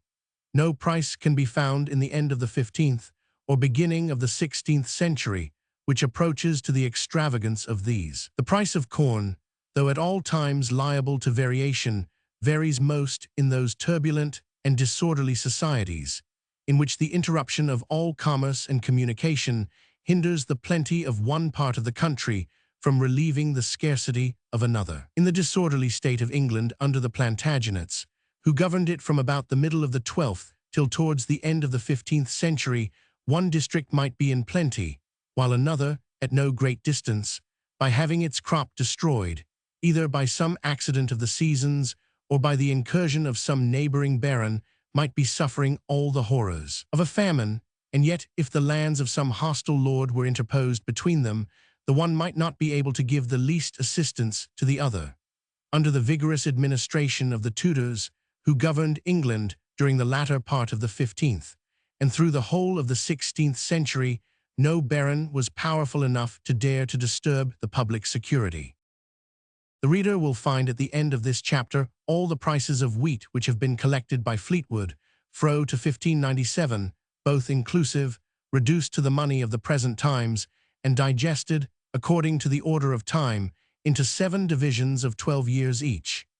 At the end of each division, too, he will find the average price of the 12 years of which it consists. In that long period of time, Fleetwood has been able to collect the prices of no more than 80 years, so that 4 years are wanting to make out the last 12 years. I have added, therefore, from the accounts of Eton College, the prices of 1598, 1599, 1600, and it is the only addition which I have made.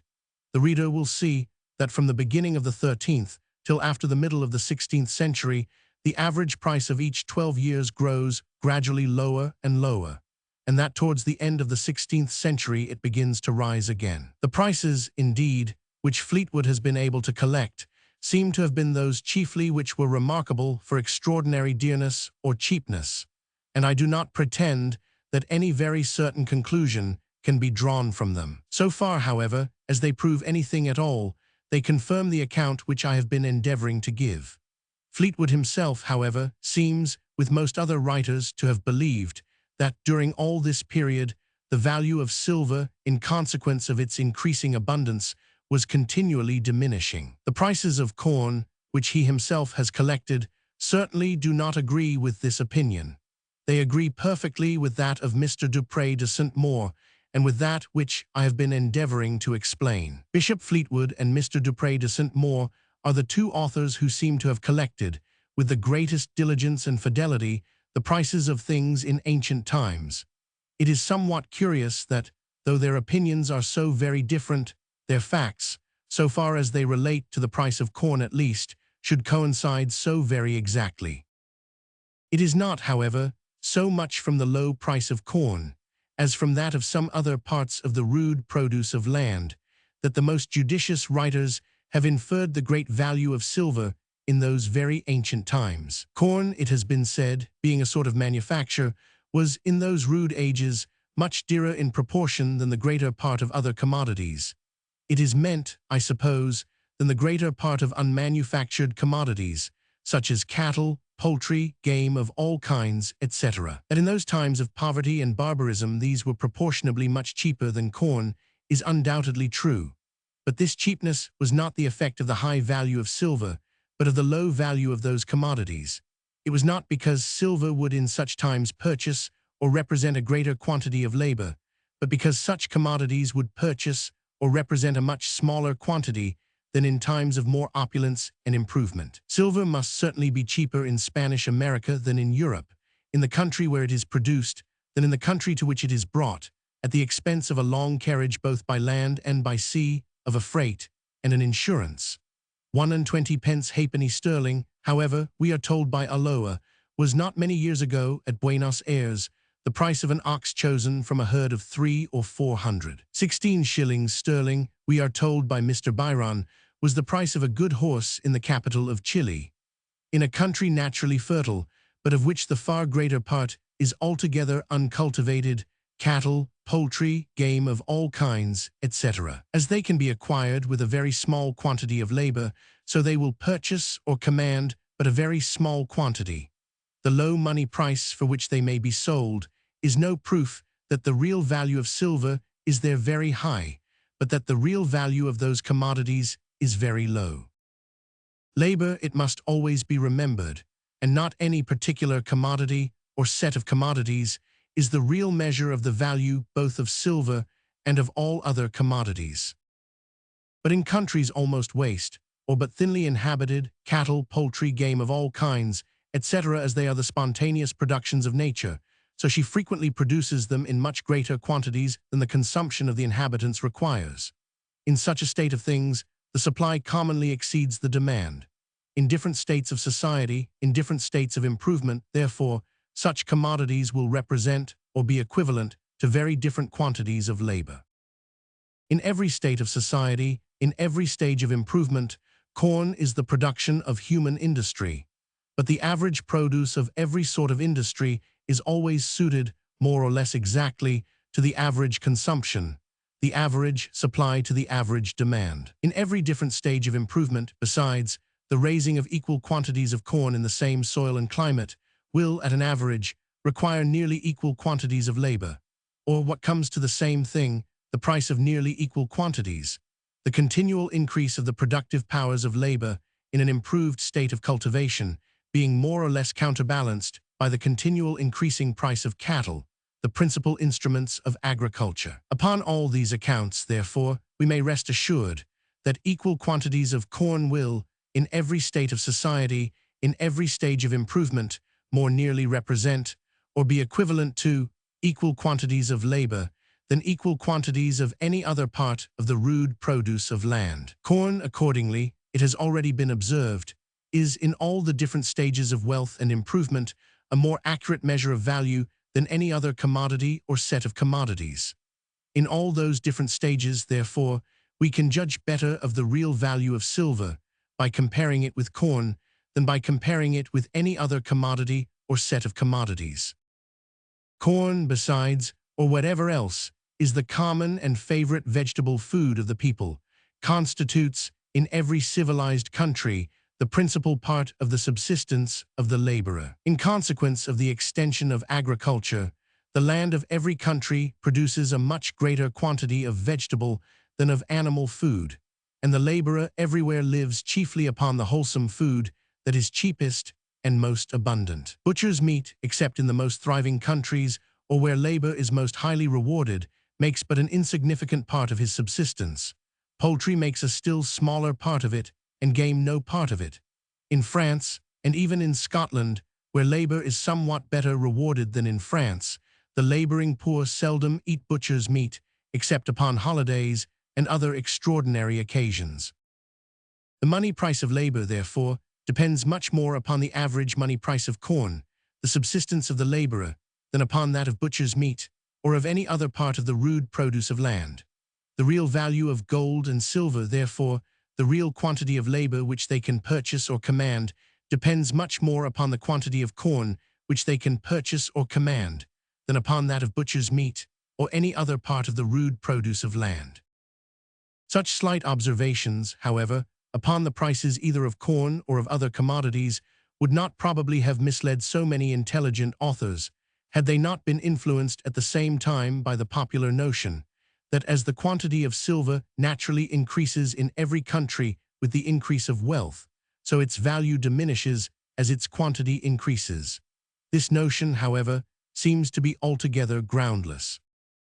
The quantity of the precious metals may increase in any country from two different causes, either, first, from the increased abundance of the mines which supply it, or, secondly, from the increased wealth of the people, from the increased produce of their annual labor. The first of these causes is no doubt necessarily connected with the diminution of the value of the precious metals, but the second is not. When more abundant mines are discovered, a greater quantity of the precious metals is brought to market, and the quantity of the necessaries and conveniencies of life for which they must be exchanged being the same as before, equal quantities of the metals must be exchanged for smaller quantities of commodities. So far, therefore, as the increase of the quantity of the precious metals in any country arises from the increased abundance of the mines, it is necessarily connected with some diminution of their value. When, on the contrary, the wealth of any country increases, when the annual produce of its labor becomes gradually greater and greater, a greater quantity of coin becomes necessary in order to circulate a greater quantity of commodities, and the people, as they can afford it, as they have more commodities to give for it, will naturally purchase a greater and a greater quantity of plate. The quantity of their coin will increase from necessity, the quantity of their plate from vanity and ostentation, or from the same reason that the quantity of fine statues, pictures, and of every other luxury and curiosity is likely to increase among them. but as statuaries and painters are not likely to be worse rewarded in times of wealth and prosperity than in times of poverty and depression, so gold and silver are not likely to be worse paid for. The price of gold and silver, when the accidental discovery of more abundant mines does not keep it down, as it naturally rises with the wealth of every country, so whatever be the state of the mines, it is at all times naturally higher in a rich than in a poor country. Gold and silver, like all other commodities, naturally seek the market where the best price is given for them, and the best price is commonly given for everything in the country which can best afford it. Labor, it must be remembered, is the ultimate price which is paid for everything, and in countries where labor is equally well rewarded, the money price of labor will be in proportion to that of the subsistence of the laborer. But gold and silver will naturally exchange for a greater quantity of subsistence in a rich than in a poor country, in a country which abounds with subsistence, than in one which is but indifferently supplied with it. If the two countries are at a great distance, the difference may be very great, because, though the metals naturally fly from the worse to the better market, yet it may be difficult to transport them in such quantities as to bring their price nearly to a level in both. If the countries are near, the difference will be smaller and may sometimes be scarce perceptible, because in this case the transportation will be easy. China is a much richer country than any part of Europe, and the difference between the price of subsistence in China and in Europe is very great. Rice in China is much cheaper than wheat is anywhere in Europe. England is a much richer country than Scotland, but the difference between the money price of corn in those two countries is much smaller and is but just perceptible. In proportion to the quantity or measure, Scotch corn generally appears to be a good deal cheaper than English, but in proportion to its quality, it is certainly somewhat dearer. Scotland receives almost every year very large supplies from England, and every commodity must commonly be somewhat dearer in the country to which it is brought than in that from which it comes.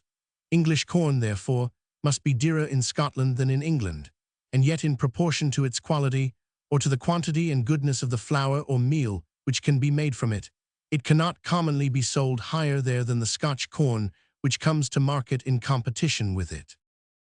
The difference between the money price of labor in China and in Europe is still greater than that between the money price of subsistence, because the real recompense of labor is higher in Europe than in China, the greater part of Europe being in an improving state, while China seems to be standing still.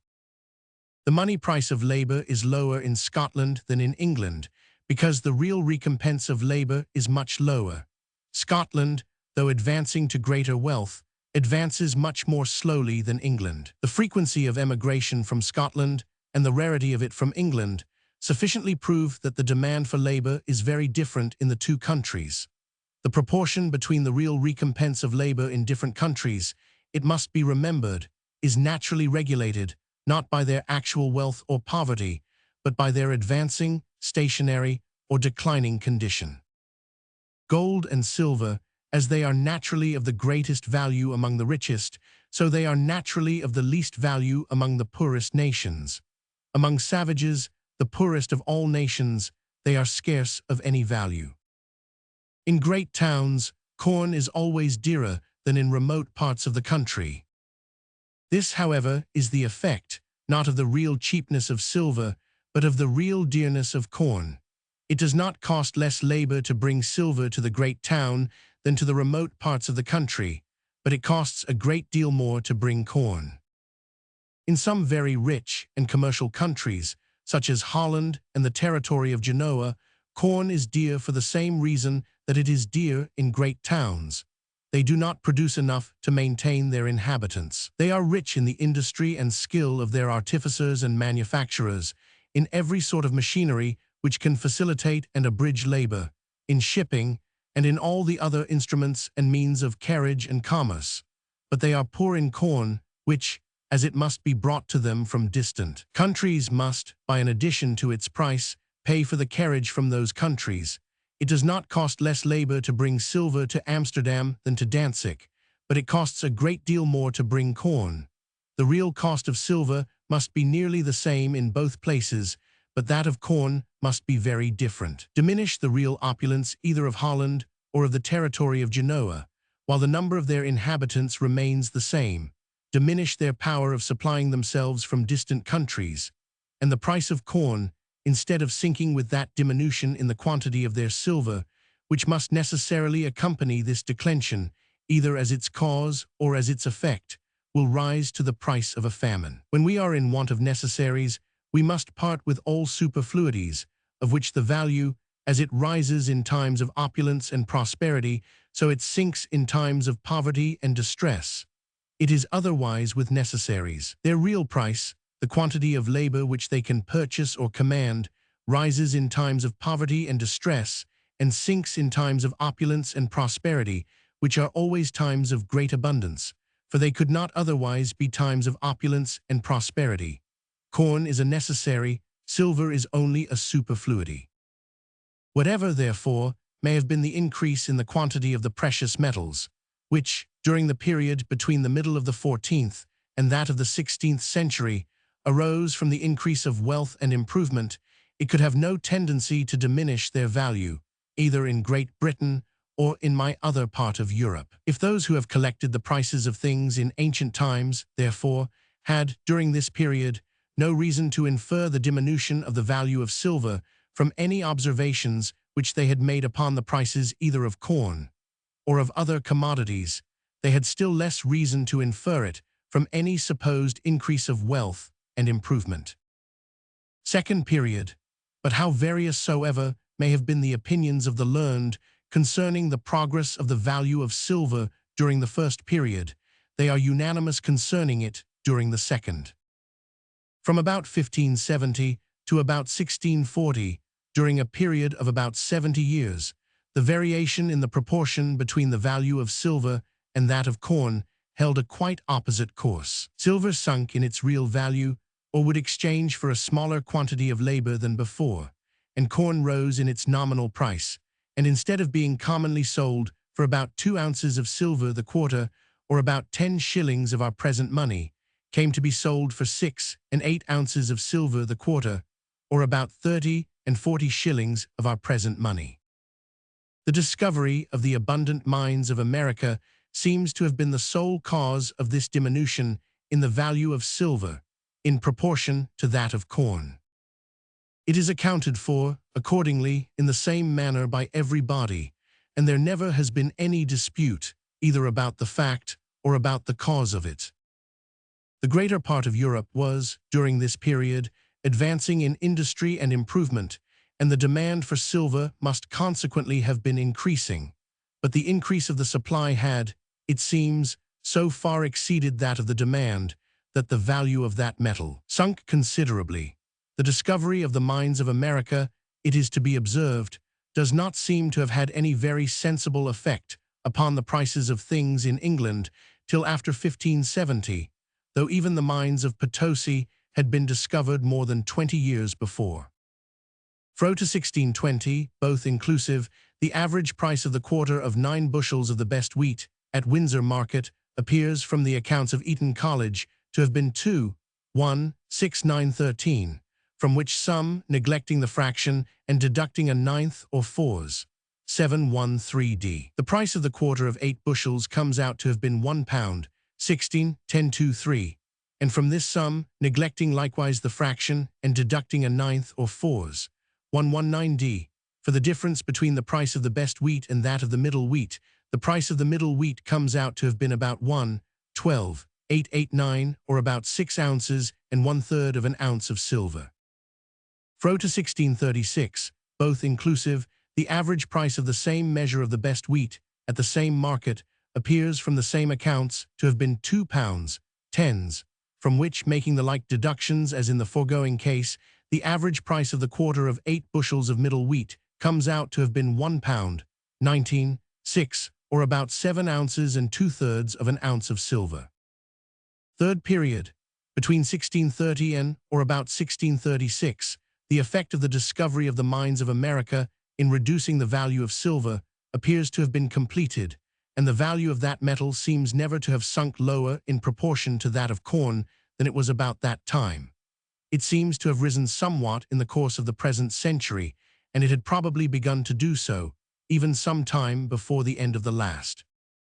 Fro to 1700, both inclusive, being the 64 last years of the last century, the average price of the quarter of 9 bushels of the best wheat at Windsor Market appears from the same accounts to have been 2,11,013, which is only 1,013d, dearer than it had been during the 16 years before. But in the course of these 64 years, there happened 2 events, which must have produced a much greater scarcity of corn than what the course of the seasons would otherwise have occasioned, and which, therefore, without supposing any further reduction in the value of silver, will much more than account for this very small enhancement of price. The first of these events was the Civil War, which, by discouraging tillage and interrupting commerce, must have raised the price of corn much above what the course of the seasons would otherwise have occasioned. It must have had this effect, more or less, at all the different markets in the kingdom, but particularly at those in the neighbourhood of London, which require to be supplied from the greatest distance. In 1648, accordingly, the price of the best wheat at Windsor Market appears from the same accounts to have been £4, 5 pounds, and in 1649 to have been £4, the quarter of 9 bushels, the excess of those 2 years above £2, 10s. The average price of the 16 years preceding 1637 is £3, 5 pounds, which, divided among the 64 last years of the last century, will alone very nearly account for that small enhancement of price which seems to have taken place in them. These, however, though the highest, are by no means the only high prices which seem to have been occasioned by the civil wars. The second event was the bounty upon the exportation of corn, granted in 1688. The bounty, it has been thought by many people, by encouraging tillage, may, in a long course of years, have occasioned a greater abundance, and consequently a greater cheapness of corn in the home market than what would otherwise have taken place there. How far the bounty could produce this effect at any time I shall examine hereafter. I shall only observe at present that between 1688 and it had not time to produce any such effect.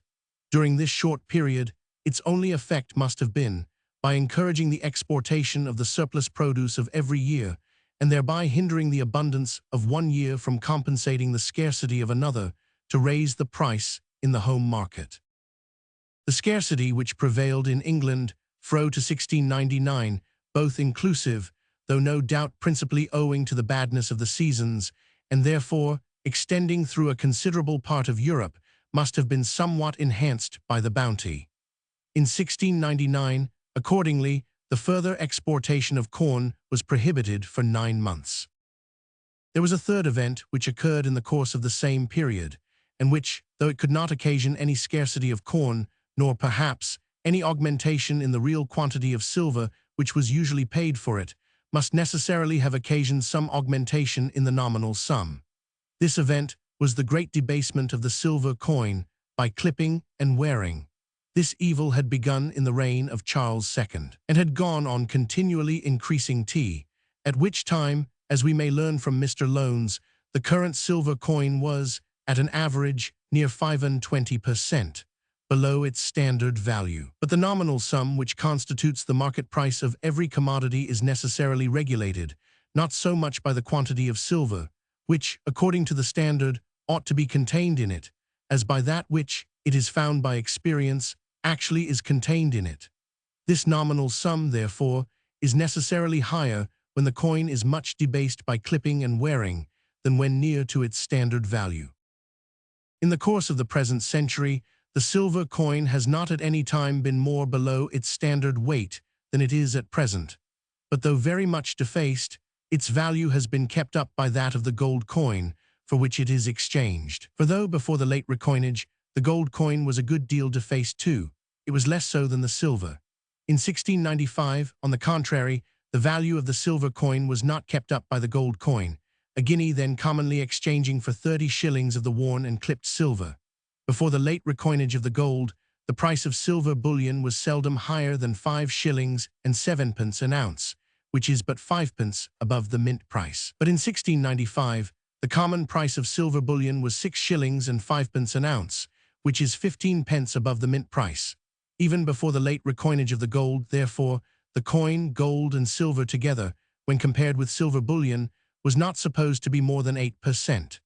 Below its standard value in 1695, on the contrary, it had been supposed to be near 25%. Below that value, but in the beginning of the present century, that is, immediately after the great recoinage in King William's time, the greater part of the current silver coin must have been still nearer to its standard weight than it is at present. In the course of the present century, too, there has been no great public calamity, such as a civil war, which could either discourage tillage or interrupt the interior commerce of the country. And though the bounty which has taken place through the greater part of this century must always raise the price of corn somewhat higher than it otherwise would be in the actual state of tillage, yet, as in the course of this century, the bounty has had full time to produce all the good effects commonly imputed to it to encourage tillage, and thereby to increase the quantity of corn in the home market, it may, upon the principles of a system which I shall explain and examine hereafter, be supposed to have done something to lower the price of that commodity the one way, as well as to raise it the other.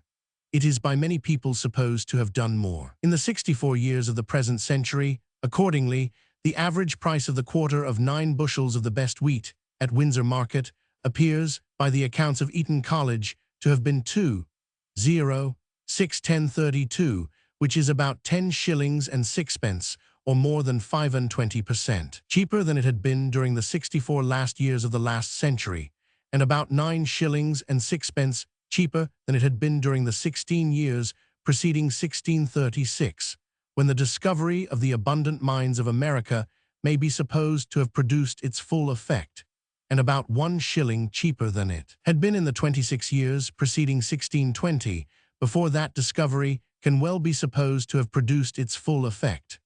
According to this account, the average price of middle wheat during these 64 first years of the present century comes out to have been about 32 shillings the quarter of 8 bushels. The value of silver, therefore, seems to have risen somewhat in proportion to that of corn during the course of the present century, and it had probably begun to do so even some time before the end of the last.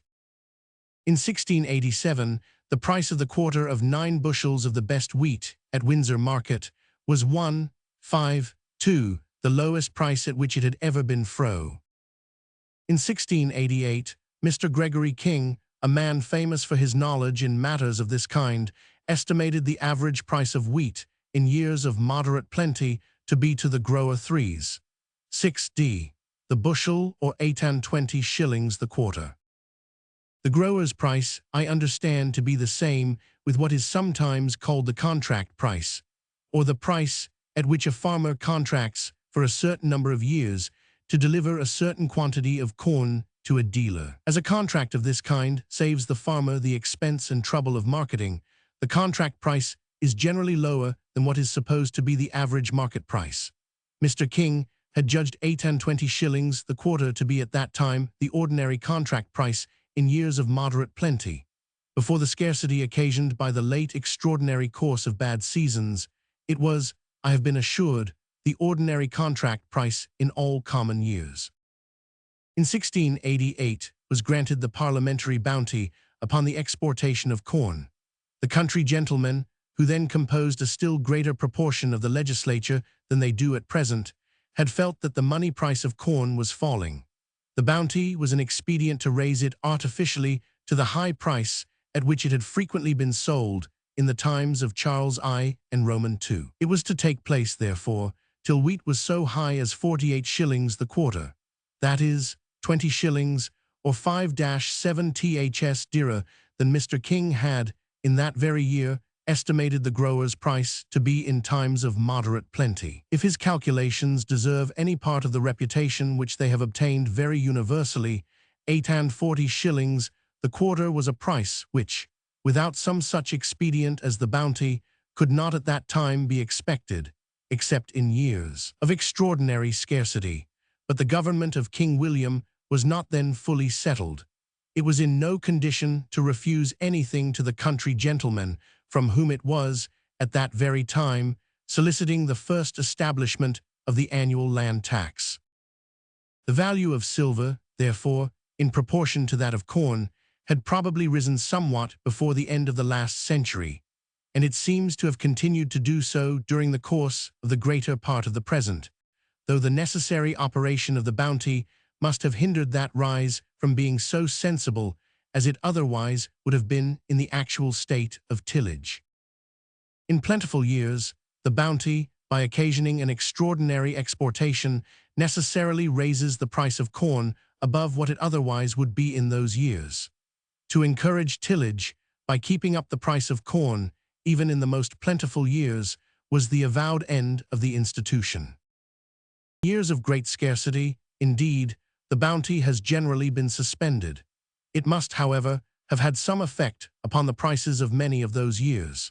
By the extraordinary exportation which it occasions in years of plenty, it must frequently hinder the plenty of one year from compensating the scarcity of another. Both in years of plenty and in years of scarcity, therefore, the bounty raises the price of corn above what it naturally would be in the actual state of tillage. If during the 64 first years of the present century, therefore, the average price has been lower than during the 64 last years of the last century, it must, in the same state of tillage, have been much more so, had it not been for this operation of the bounty. But without the bounty, it may be said the state of tillage would not have been the same. What may have been the effects of this institution upon the agriculture of the country, I shall endeavor to explain hereafter, when I come to treat particularly of bounties.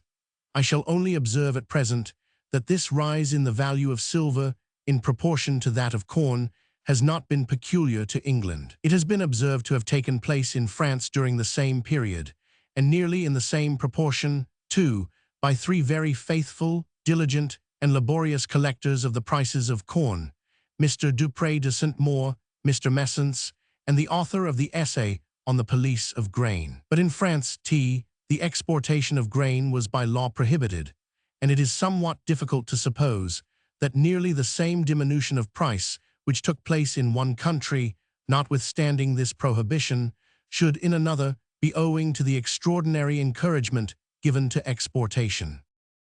It would be more proper, perhaps, to consider this variation in the average money price of corn as the effect rather of some gradual rise in the real value of silver in the European market than of any fall in the real average value of corn. Corn, it has already been observed, is at distant periods of time a more accurate measure of value than either silver or perhaps any other commodity. When, after the discovery of the abundant mines of America, corn rose to 3 and 4 times its former money price, this change was universally ascribed, not to any rise in the real value of corn, but to a fall in the real value of silver. If during the 64 first years of the present century, therefore, the average money price of corn has fallen somewhat below what it had been during the greater part of the last century, we should, in the same manner, impute this change, not to any fall in the real value of corn, but to some rise in the real value of silver in the European market. The high price of corn during these 10 or 12 years past, indeed, has occasioned a suspicion that the real value of silver still continues to fall in the European market. This high price of corn, however, seems evidently to have been the effect of the extraordinary unfavorableness of the seasons, and ought therefore to be regarded not as a permanent, but as a transitory and occasional event.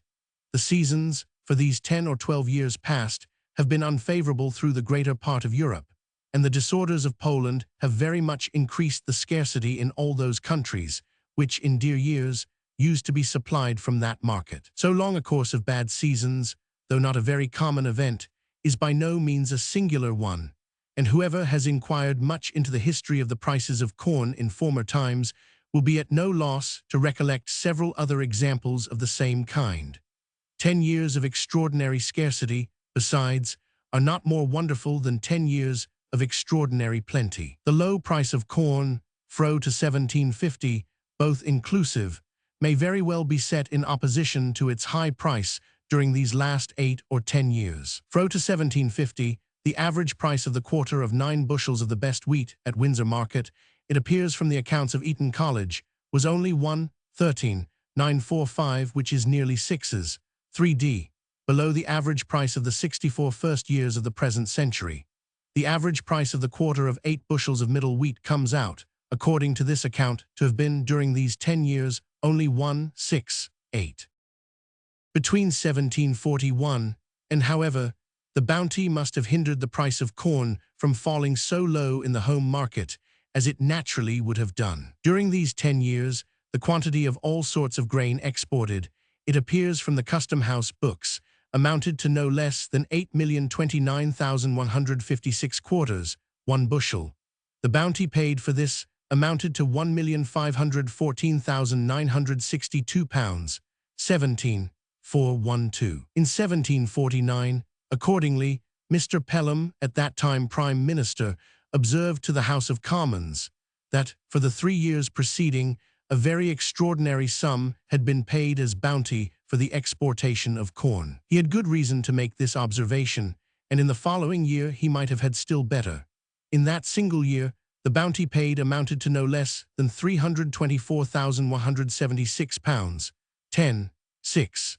It is unnecessary to observe how much this forced exportation must have raised the price of corn above what it otherwise would have been in the home market. At the end of the accounts, annexed to this chapter, the reader will find the particular account of those 10 years separated from the rest. He will find there, too, the particular account of the preceding 10 years, of which the average is likewise below, though not so much below, the general average of the 64 first years of the century. The year 1740, however, was a year of extraordinary scarcity. These 20 years preceding 1750 may very well be set in opposition to the 20 preceding 1770, as the former were a good deal below the general average of the century, notwithstanding the intervention of 1 or 2 dear years. So the latter have been a good deal above it, notwithstanding the intervention of 1 or 2 cheap ones of 1759, for example. If the former have not been as much below the general average as the latter have been above it, we ought probably to impute it to the bounty. The change has evidently been too sudden to be ascribed to any change in the value of silver, which is always slow and gradual. The suddenness of the effect can be accounted for only by a cause which can operate suddenly, the accidental variations of the seasons. The money price of labor in Great Britain has, indeed, risen during the course of the present century. This, however, seems to be the effect, not so much of any diminution in the value of silver in the European market, as of an increase in the demand for labor in Great Britain arising from the great and almost universal prosperity of the country. In France, a country not altogether so prosperous, the money price of labor has, since the middle of the last century, been observed to sink gradually with the average money price of corn. Both in the last century and in the present, the day wages of common labor are there said to have been pretty uniformly about the 20th part of the average price of the septier of wheat, a measure which contains a little more than 4 Winchester bushels. In Great Britain, the real recompense of labor, it has already been shewn, the real quantities of the necessaries and conveniencies of life which are given to the laborer, has increased considerably during the course of the present century. The rise in its money price seems to have been the effect, not of any diminution of the value of silver in the general market of Europe, but of a rise in the real price of labor in the particular market of Great Britain, owing to the peculiarly happy circumstances of the country. For some time after the first discovery of America, silver would continue to sell at its former, or not much below its former price. The profits of mining would for some time be very great, and much above their natural rate. Those who imported that metal into Europe, however, would soon find that the whole annual importation could not be disposed of at this high price. Silver would gradually exchange for a smaller and a smaller quantity of goods. Its price would sink gradually lower and lower, till it fell to its natural price, or to what was just sufficient to pay, according to their natural rates, the wages of the labor, the profits of the stock, and the rent of the land, which must be paid in order to bring it from the mine to the market. In the greater part of the silver mines of Peru, the tax of the King of Spain, amounting to 1/10 of the gross produce, eats up, it has already been observed, the whole rent of the land. This tax was originally 1/2. It soon afterwards fell to 1/3, then to 1/5, and at last to 1/10, at which late it still continues. In the greater part of the silver mines of Peru, this, it seems, is all that remains after replacing the stock of the undertaker of the work, together with its ordinary profits, and it seems to be universally acknowledged that these profits, which were once very high, are now as low as they can well be, consistently with carrying on the works. The tax of the King of Spain was reduced to a fifth of the registered silver in 1504, 140 years before 1545, the date of the discovery of the mines of Potosi. In the course of 90 years, or before 1636, these mines, the most fertile in all America, had time sufficient to produce their full effect, or to reduce the value of silver in the European market as low as it could well fall, while it continued to pay this tax to the King of Spain. 90 years is time sufficient to reduce any commodity, of which there is no monopoly, to its natural price, or to the lowest price at which, while it pays a particular tax, it can continue to be sold for any considerable time together.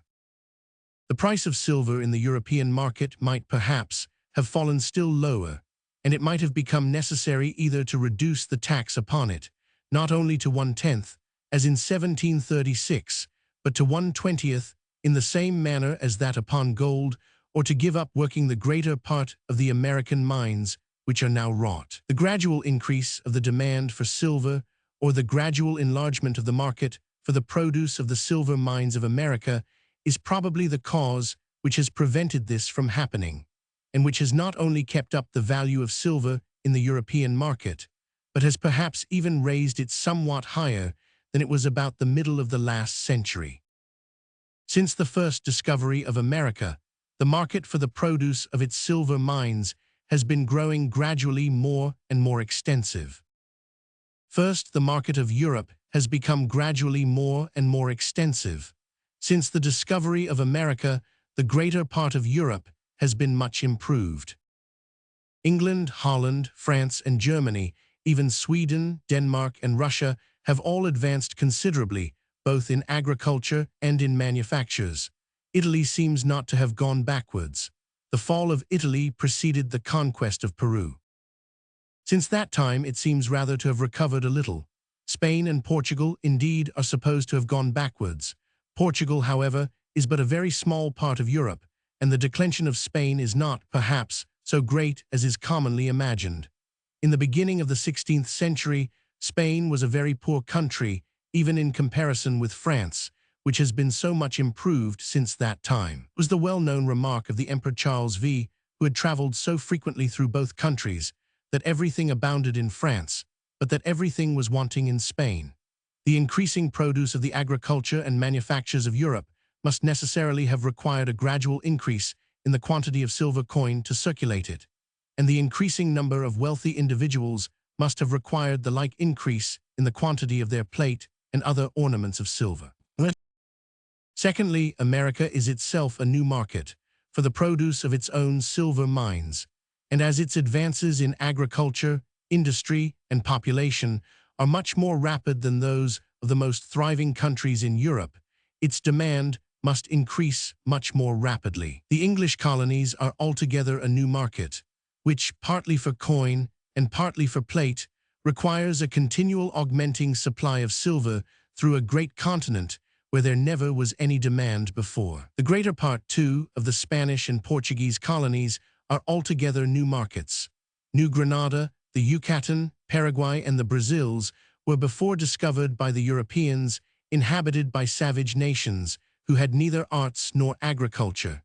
A considerable degree of both has now been introduced into all of them. Even Mexico and Peru, though they cannot be considered as altogether new markets, are certainly much more extensive ones than they ever were before. After all the wonderful tales which have been published concerning the splendid state of those countries in ancient times, whoever reads, with any degree of sober judgment, the history of their first discovery and conquest, will evidently discern that, in arts, agriculture, and commerce, their inhabitants were much more ignorant than the Tartars of the Ukraine are at present. Even the Peruvians, the more civilized nation of the two, though they made use of gold and silver as ornaments, had no coin money of any kind. Their whole commerce was carried on by barter, and there was accordingly scarce any division of labor among them.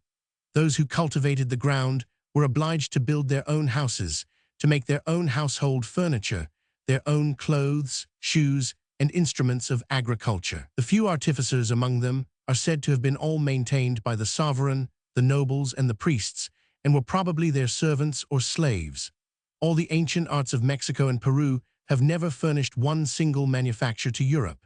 The Spanish armies, though they scarce ever exceeded 500 men, and frequently did not amount to half that number, found almost everywhere great difficulty in procuring subsistence. The famines which they are said to have occasioned almost wherever they went, in countries, too, which at the same time are represented as very populous and well cultivated, sufficiently demonstrate that the story of this populousness and high cultivation is in a great measure fabulous.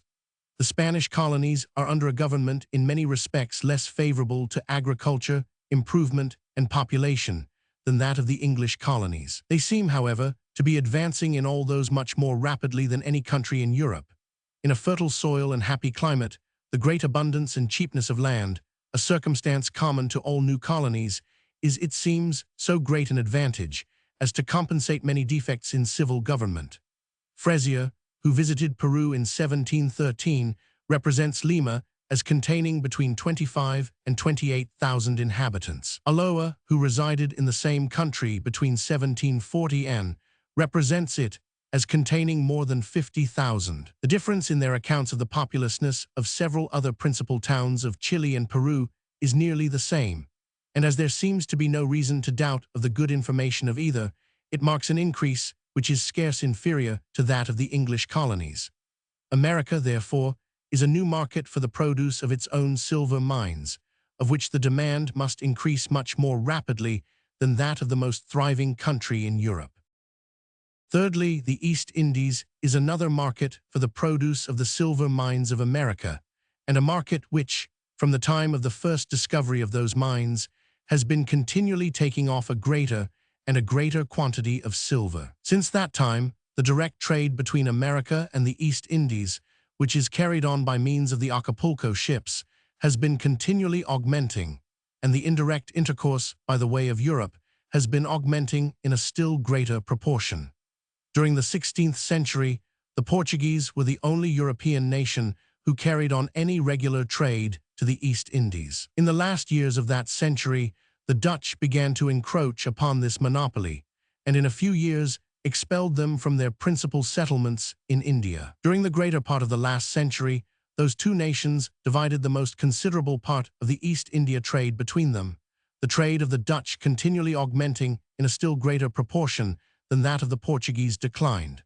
The English and French carried on some trade with India in the last century, but it has been greatly augmented in the course of the present.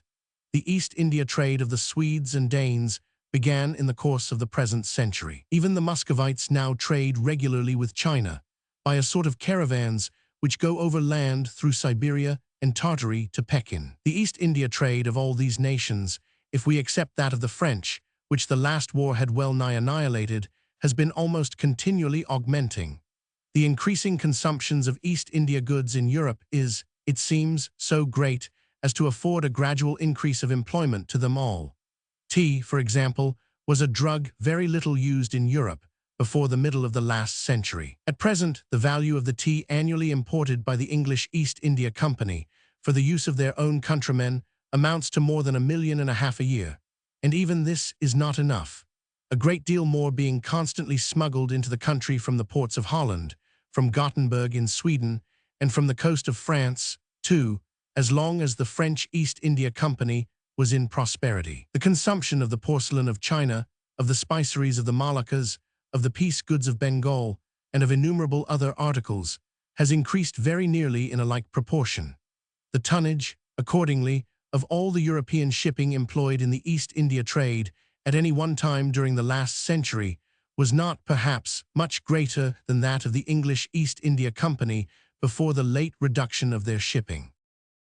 But in the East Indies, particularly in China and in Dostan, the value of the precious metals, when the Europeans first began to trade to those countries, was much higher than in Europe, and it still continues to be so. In rice countries, which generally yield 2, sometimes 3 crops in the year, each of them more plentiful than any common crop of corn, the abundance of food must be much greater than in any corn country of equal extent.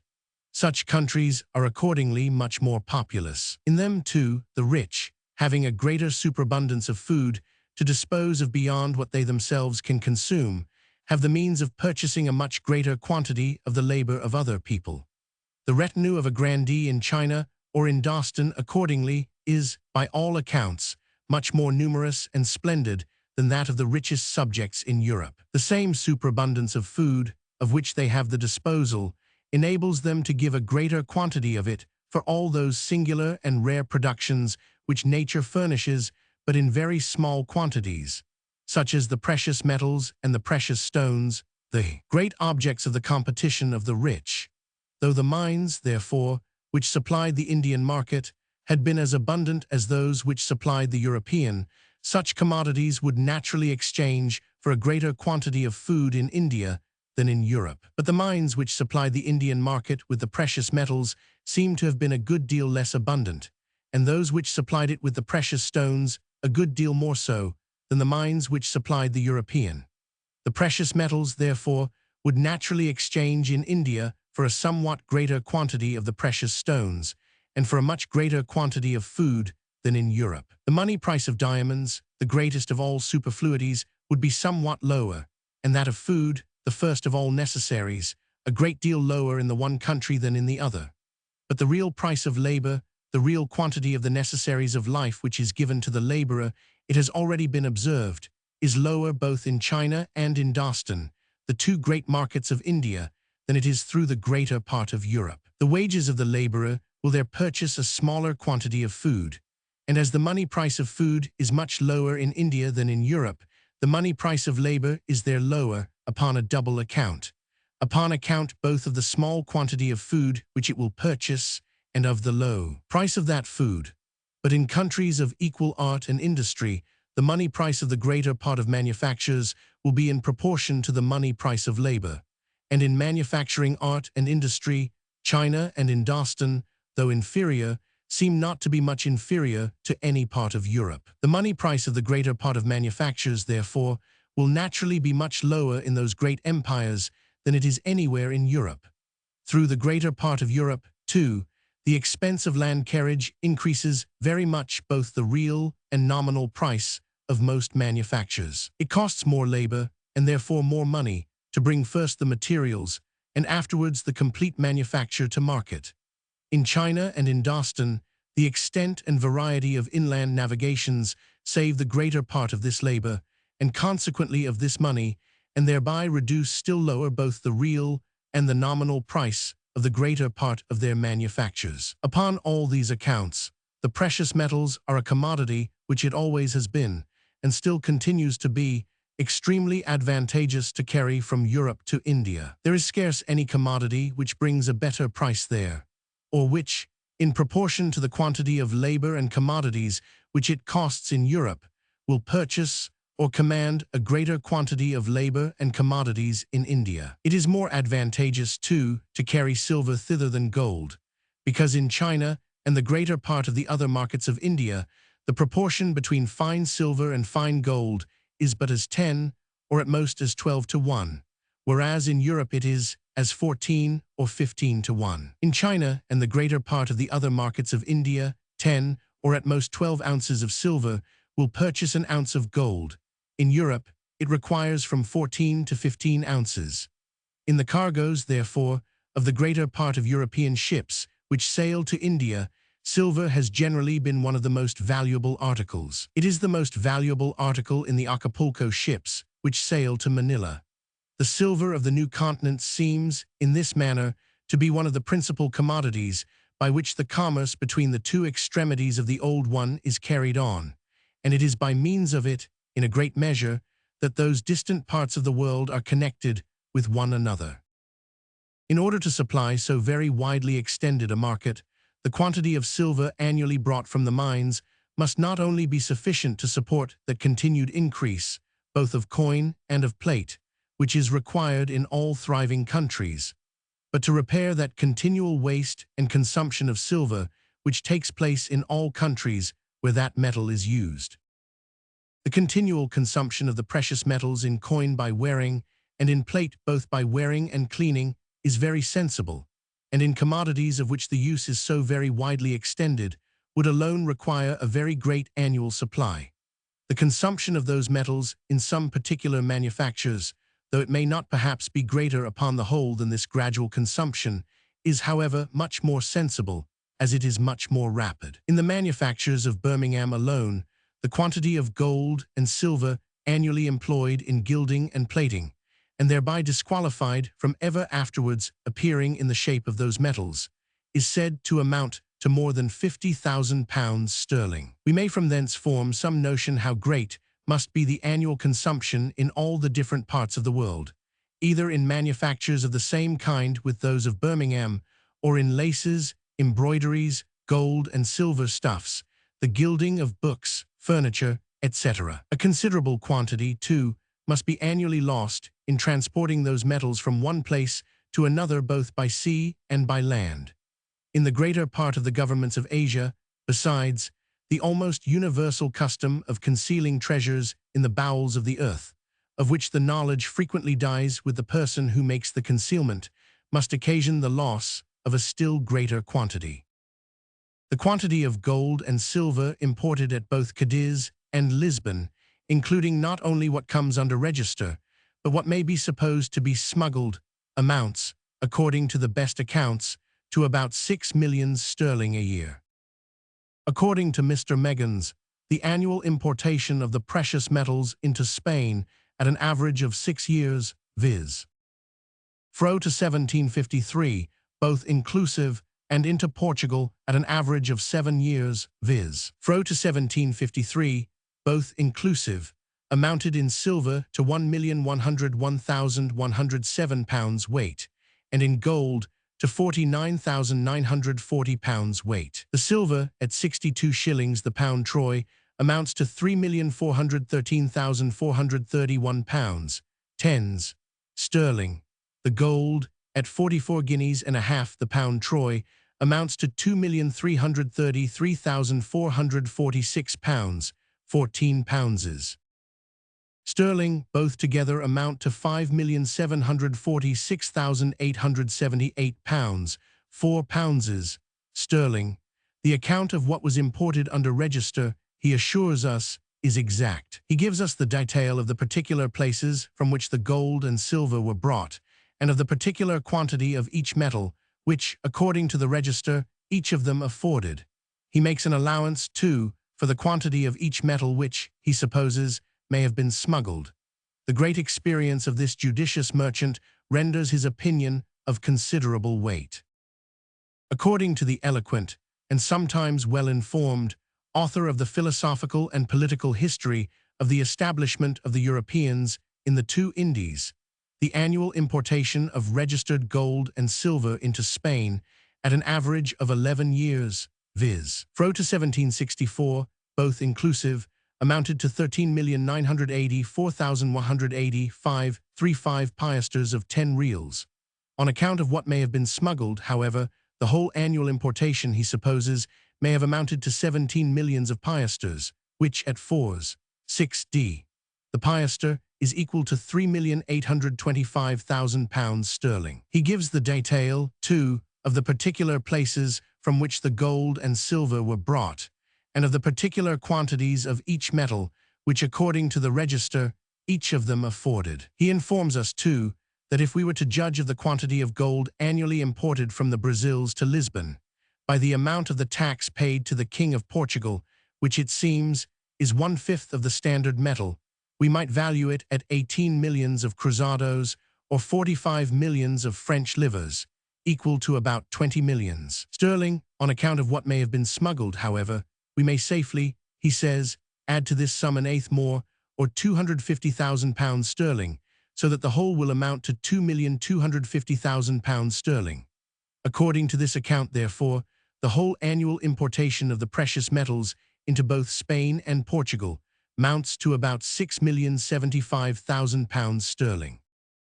Several other very well authenticated, though manuscript accounts, I have been assured, agree in making this whole annual importation amount at an average to about 6 million sterling, sometimes a little more, sometimes a little less. The annual importation of the precious metals into Cadiz and Lisbon, indeed, is not equal to the whole annual produce of the mines of America. Some part is sent annually by the Acapulco ships to Manila, some part is employed in a contraband trade, which the Spanish colonies carry on with those of other European nations, and some part, no doubt, remains in the country. The mines of America, besides, are by no means the only gold and silver mines in the world. They are, however, by far the most abundant. The produce of all the other mines which are known is insignificant, it is acknowledged, in comparison with theirs, and the far greater part of their produce, it is likewise acknowledged, is annually imported into Cadiz and Lisbon. But the consumption of Birmingham alone, at the rate of £50,000 a year, is equal to the 120th part of this annual importation, at the rate of 6 millions a year. The whole annual consumption of gold and silver, therefore, in all the different countries of the world where those metals are used, may, perhaps, be nearly equal to the whole annual produce. The remainder may be no more than sufficient to supply the increasing demand of all thriving countries.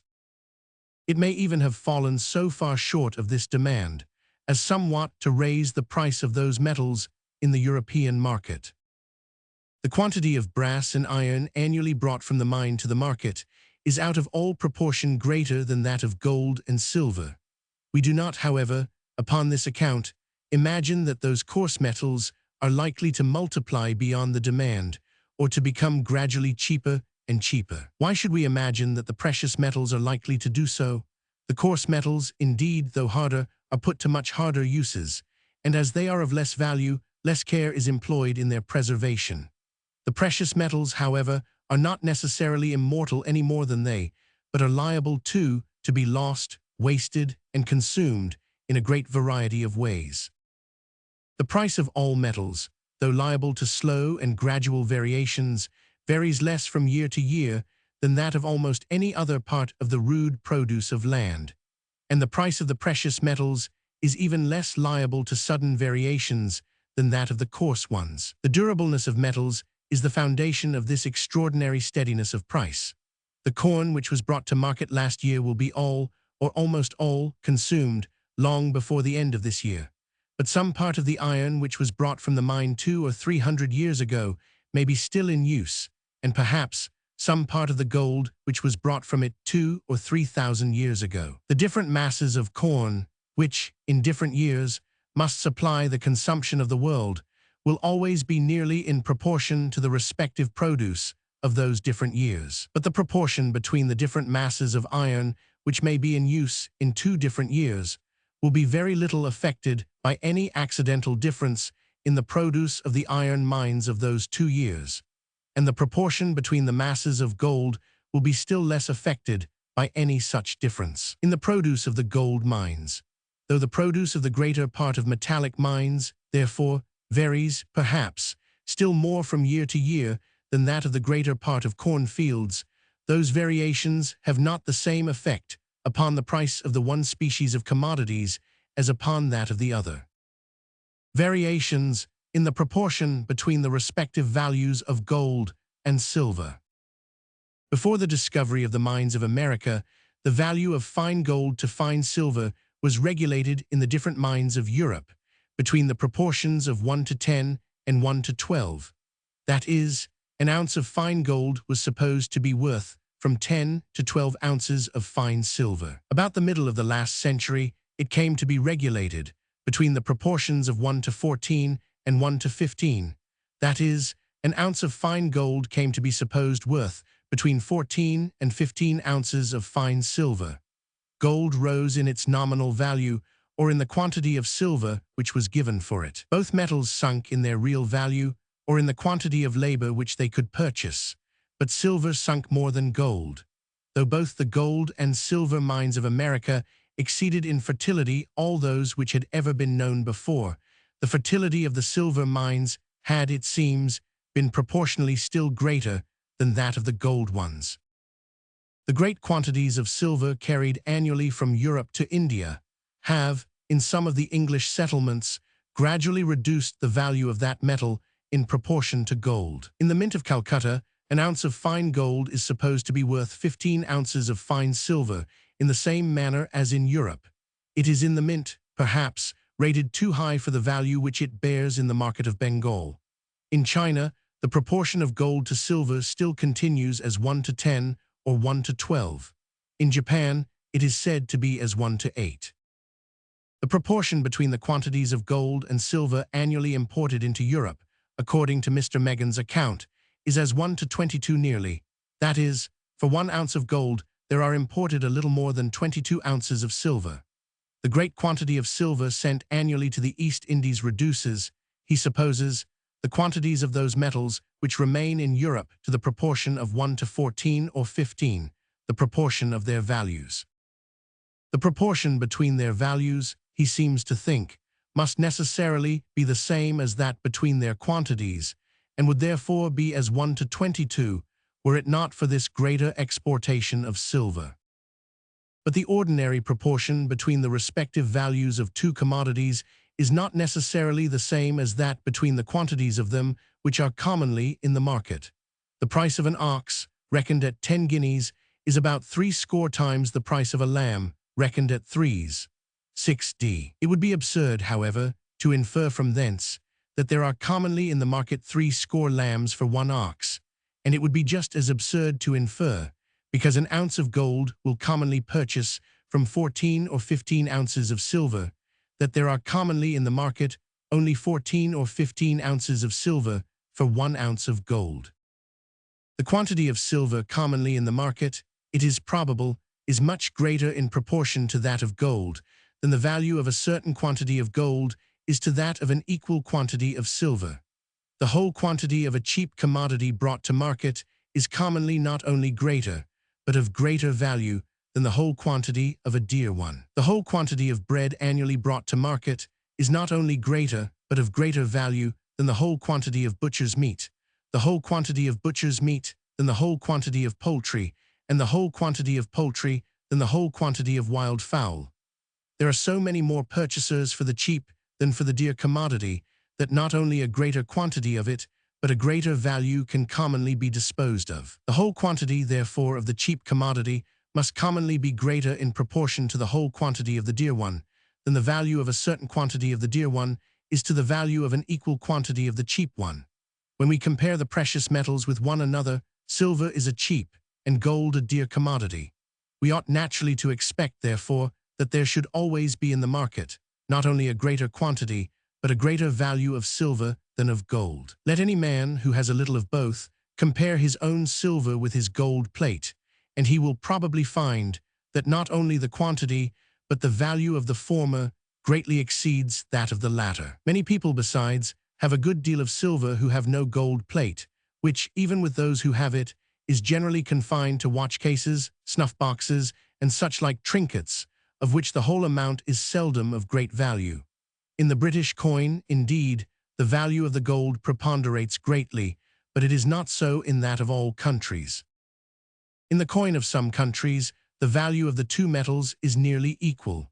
In the Scotch coin, before the union with England, the gold preponderated very little, though it did somewhat, as it appears by the accounts of the mint. In the coin of many countries, the silver preponderates. In France, the largest sums are commonly paid in that metal, and it is there difficult to get more gold than what is necessary to carry about in your pocket. The superior value, however, of the silver plate above that of the gold, which takes place in all countries, will much more than compensate the preponderancy of the gold coin above the silver, which takes place only in some countries.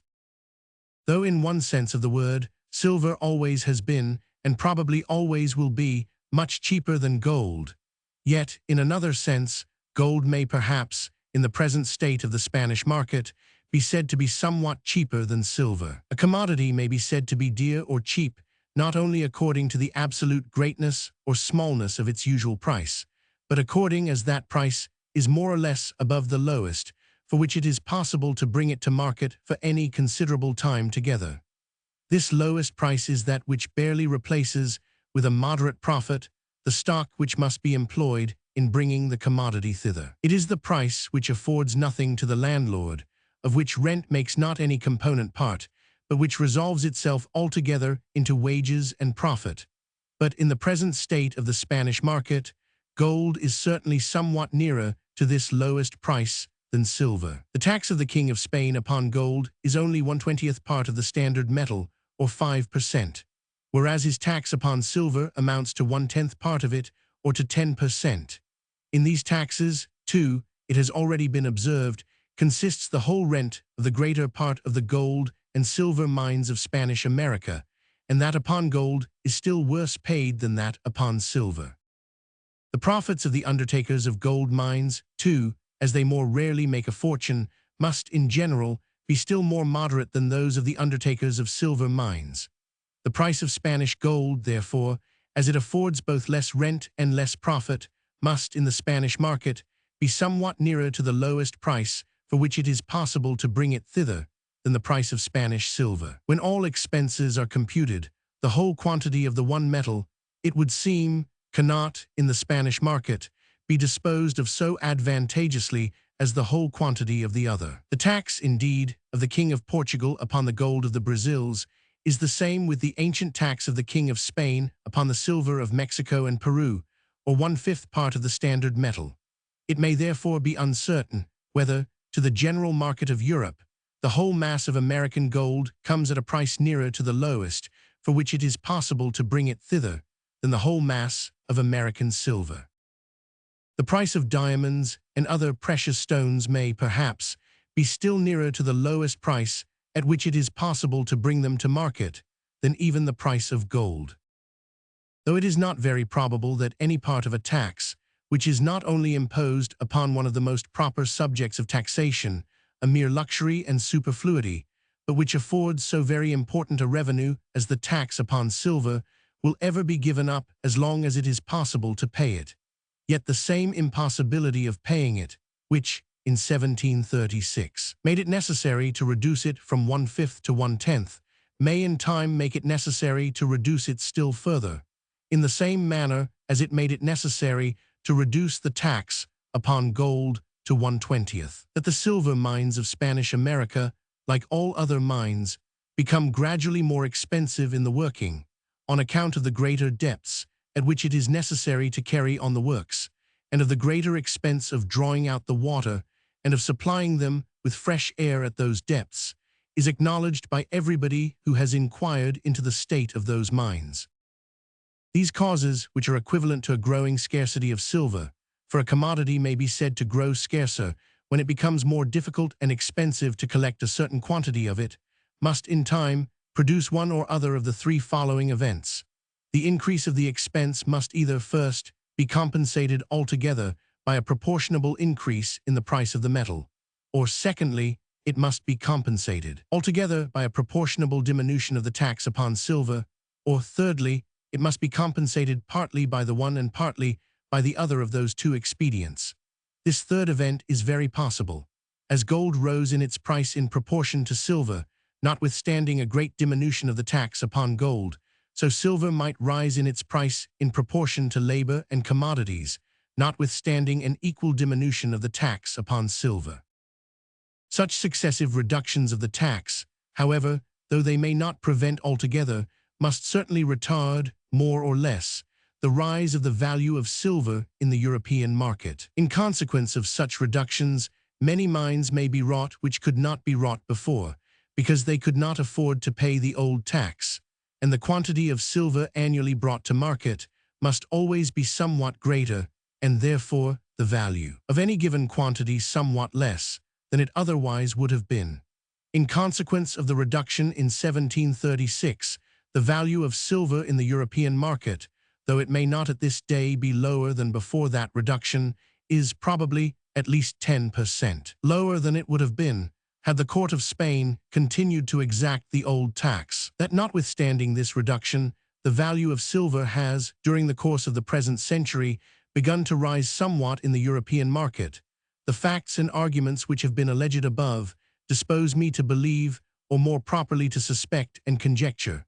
For the best opinion which I can form upon this subject, scarce, perhaps, deserves the name of belief.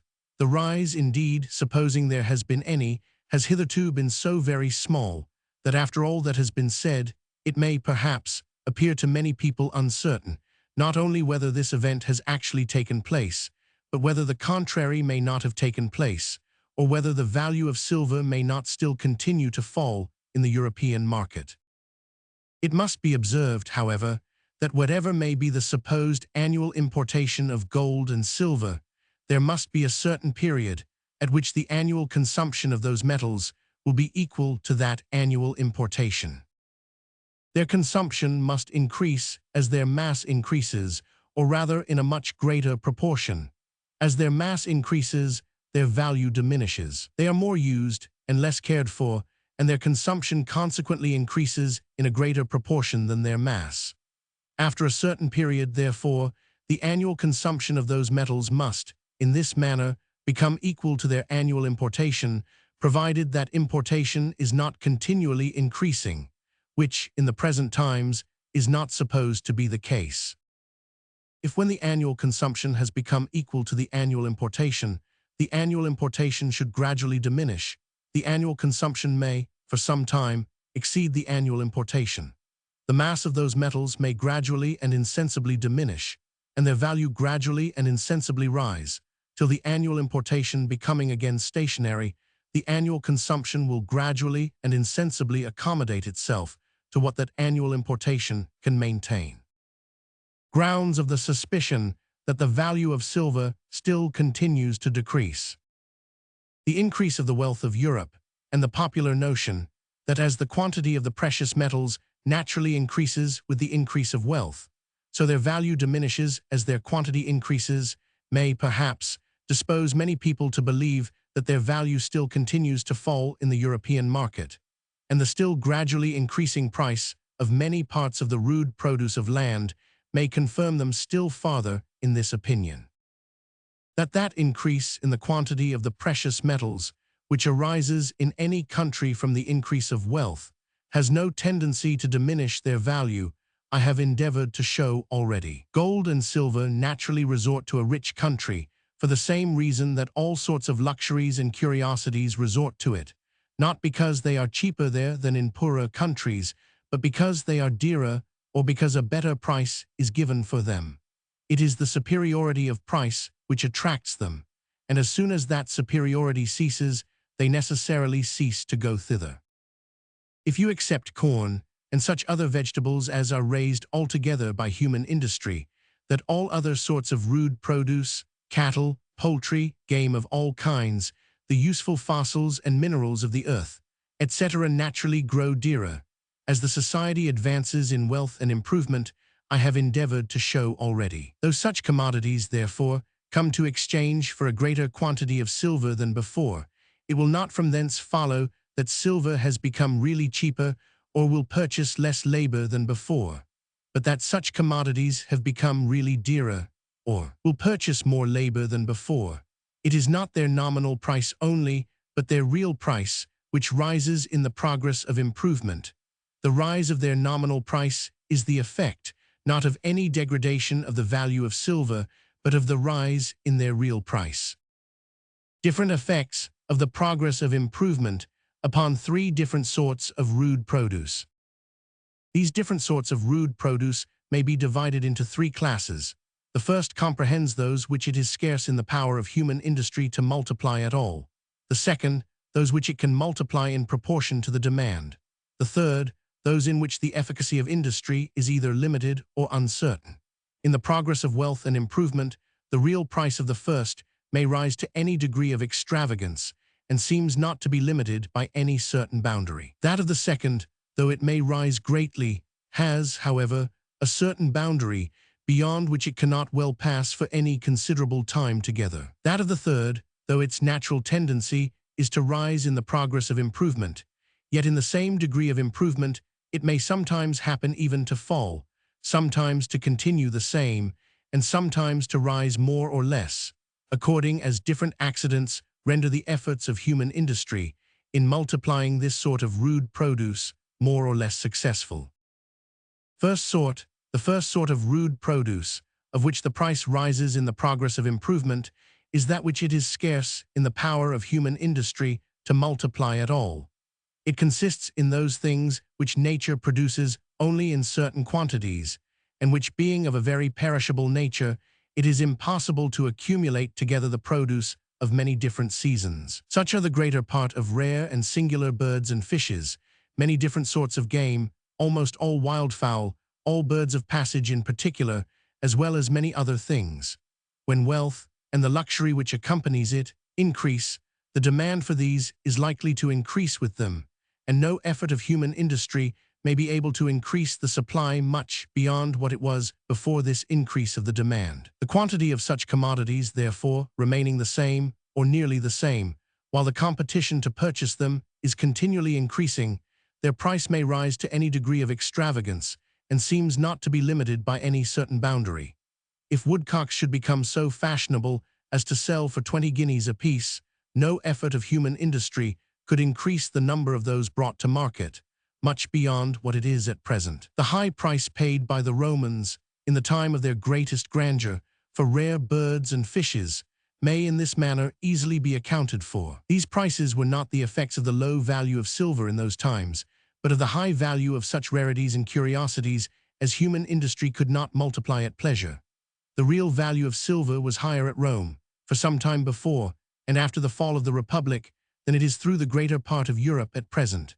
3 sestertii, equal to about 6 pence sterling, was the price which the Republic paid for the modius or peck of the tithe wheat of Sicily. This price, however, was probably below the average market price, the obligation to deliver their wheat at this rate being considered as a tax upon the Sicilian farmers. When the Romans, therefore, had occasion to order more corn than the tithe of wheat amounted to, they were bound by capitulation to pay for the surplus at the rate of 4 sestertii, or 8 pence sterling the peck, and this had probably been reckoned the moderate and reasonable, that is, the ordinary or average contract price of those times. It is equal to about 1 shillings the quarter. 8 shillings the quarter was, before the late years of scarcity, the ordinary contract price of English wheat, which in quality is inferior to the Sicilian, and generally sells for a lower price in the European market. The value of silver, therefore, in those ancient times, must have been to its value in the present, as 3 to 4 inversely. That is, 3 ounces of silver would then have purchased the same quantity of labor and commodities, which 4 ounces will do at present. When we read in Pliny, therefore, that Caius bought a white nightingale as a present for the Empress Agrippina at the price of 6,000 sestertii, equal to about £50 of our present money, and that Asinius Seller purchased a surmullet at the price of 8,000 sestertii, equal to about £66, 13 shillings and 4pence of our present money. The extravagance of those prices, how much soever it may surprise us, is apt, notwithstanding, to appear to us about 1/3 less than it really was. Their real price, the quantity of labor and subsistence which was given away for them, was about 1/3 more than their nominal price is apt to express to us in the present times. Caius gave for the nightingale the command of a quantity of labor and subsistence, equal to what £66, 13 pounds, 4d, would purchase in the present times, and Asinius Seller gave for a surmullet the command of a quantity equal to what £88, 17 pounds, 9d, would purchase. What occasioned the extravagance of those high prices was, not so much the abundance of silver, as the abundance of labor and subsistence, of which those Romans had the disposal, beyond what was necessary for their own use. The quantity of silver, of which they had the disposal, was a good deal less than what the command of the same quantity of labor and subsistence would have procured to them in the present times. The second sort of rude produce, of which the price rises in the progress of improvement, is that which human industry can multiply in proportion to the demand. It consists in those useful plants and animals, which, in uncultivated countries, nature produces with such profuse abundance that they are of little or no value, and which, as cultivation advances, are therefore forced to give place to some more profitable produce. During a long period in the progress of improvement, the quantity of these is continually diminishing, while, at the same time, the demand for them is continually increasing. Their real value, therefore, the real quantity of labor which they will purchase or command gradually rises, till at last it gets so high as to render them as profitable a produce as anything else which human industry can raise upon the most fertile and best cultivated land. When it has got so high, it cannot well go higher. If it did, more land and more industry would soon be employed to increase their quantity. When the price of cattle, for example, rises so high that it is as profitable to cultivate land in order to raise food for them as in order to raise food for man, it cannot well go higher.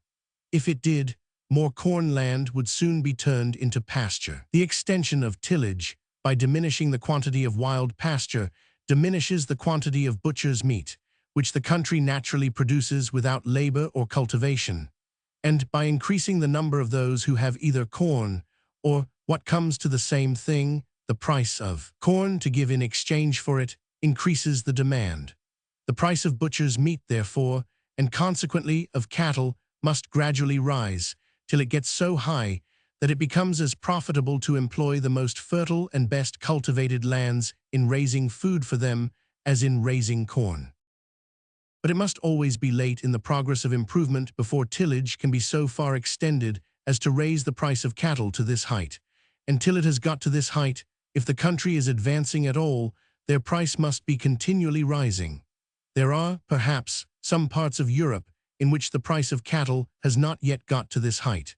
It had not got to this height in any part of Scotland before the Union. Had the Scotch cattle been always confined to the market of Scotland, in a country in which the quantity of land, which can be applied to no other purpose but the feeding of cattle, is so great in proportion to what can be applied to other purposes, it is scarce possible, perhaps, that their price could ever have risen so high as to render it profitable to cultivate land for the sake of feeding them.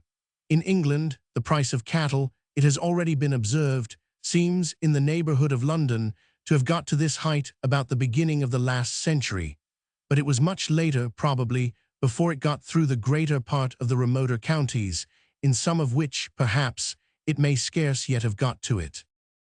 Of all the different substances, however, which compose this second sort of rude produce, cattle is, perhaps, that of which the price, in the progress of improvement, rises first to this height. Till the price of cattle, indeed, has got to this height, it seems scarce possible that the greater part, even of those lands which are capable of the highest cultivation, can be completely cultivated. In all farms too distant from any town to carry manure from it, that is, in the far greater part of those of every extensive country, the quantity of well-cultivated land must be in proportion to the quantity of manure which the farm itself produces, and this, again, must be in proportion to the stock of cattle which are maintained upon it. The land is manured, either by pasturing the cattle upon it, or by feeding them in the stable, and from thence carrying out their dung to it. But unless the price of the cattle be sufficient to pay both the rent and profit of cultivated land, the farmer cannot afford to pasture them upon it, and he can still less afford to feed them in the stable. It is with the produce of improved and cultivated land only that cattle can be fed in the stable, because to collect the scanty and scattered produce of waste and unimproved lands would require too much labor and be too expensive. If the price of the cattle, therefore, is not sufficient to pay for the produce of improved and cultivated land, when they are allowed to pasture it, that price will be still less sufficient to pay for that produce, when it must be collected with a good deal of additional labor and brought into the stable to them. In these circumstances, therefore, no more cattle can with profit be fed in the stable than what are necessary for tillage. But these can never afford manure enough for keeping constantly in good condition all the lands which they are capable of cultivating. What they afford, being insufficient for the whole farm, will naturally be reserved for the lands to which it can be most advantageously or conveniently applied, the most fertile, or those, perhaps, in the neighborhood of the farmyard. These, therefore, will be kept constantly in good condition and fit for tillage.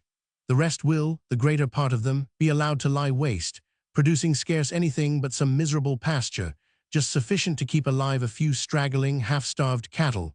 The farm, though much overstocked in proportion to what would be necessary for its complete cultivation, being very frequently overstocked in proportion to its actual produce. A portion of this waste land, however, after having been pastured in this wretched manner for 6 or 7 years together, may be ploughed up, when it will yield, perhaps, a poor crop or two of bad oats, or of some other coarse grain. And then, being entirely exhausted, it must be rested and pastured again as before, and another portion ploughed up, to be in the same manner exhausted and rested again in its turn. Such, accordingly, was the general system of management all over the low country of Scotland before the Union. The lands which were kept constantly well manured, and in good condition seldom exceeded a third or fourth part of the whole farm, and sometimes did not amount to a fifth or a sixth part of it. The rest were never manured, but a certain portion of them was in its turn, notwithstanding, regularly cultivated and exhausted. Under this system of management, it is evident, even that part of the lands of Scotland which is capable of good cultivation could produce but little in comparison of what it may be capable of producing. But how disadvantageous soever this system may appear, yet, before the Union, the low price of cattle seems to have rendered it almost unavoidable. If notwithstanding a great rise in the price, it still continues to prevail through a considerable part of the country, it is owing in many places, no doubt, to ignorance and attachment to old customs, but in most places to the unavoidable obstructions which the natural course of things opposes to the immediate or speedy establishment of a better system. First, to the poverty of the tenants, to their not having yet had time to acquire a stock of cattle sufficient to cultivate their lands more completely, the same rise of price, which would render it advantageous for them to maintain a greater stock, rendering it more difficult for them to acquire it. And secondly, to their not having yet had time to put their lands in condition to maintain this greater stock properly, supposing they were capable of acquiring it. The increase of stock and the improvement of land are two events which must go hand in hand, and of which the one can nowhere much outrun the other. Without some increase of stock, there can be scarce any improvement of land, but there can be no considerable increase of stock, but in consequence of a considerable improvement of land, because otherwise the land could not maintain it. These natural obstructions to the establishment of a better system cannot be removed but by a long course of frugality and industry, and half a century or a century more, perhaps, must pass away before the old system, which is wearing out gradually, can be completely abolished through all the different parts of the country. Of all the commercial advantages, however, which Scotland has derived from the union with England, this rise in the price of cattle is, perhaps, the greatest. It has not only raised the value of all Highland estates, but it has, perhaps, been the principal cause of the improvement of the low country. In all new colonies, the great quantity of waste land, which can for many years be applied to no other purpose but the feeding of cattle, soon renders them extremely abundant, and in everything great cheapness is the necessary consequence of great abundance. Though all the cattle of the European colonies in America were originally carried from Europe, they soon multiplied so much there, and became of so little value, that even horses were allowed to run wild in the woods, without any owner thinking it worthwhile to claim them. It must be a long time after the first establishment of such colonies before it can become profitable to feed cattle upon the produce of cultivated land. The same causes, therefore, the want of manure, and the disproportion between the stock employed in cultivation and the land which it is destined to cultivate, are likely to introduce there a system of husbandry, not unlike that which still continues to take place in so many parts of Scotland. Mr. Kalm, the Swedish traveller,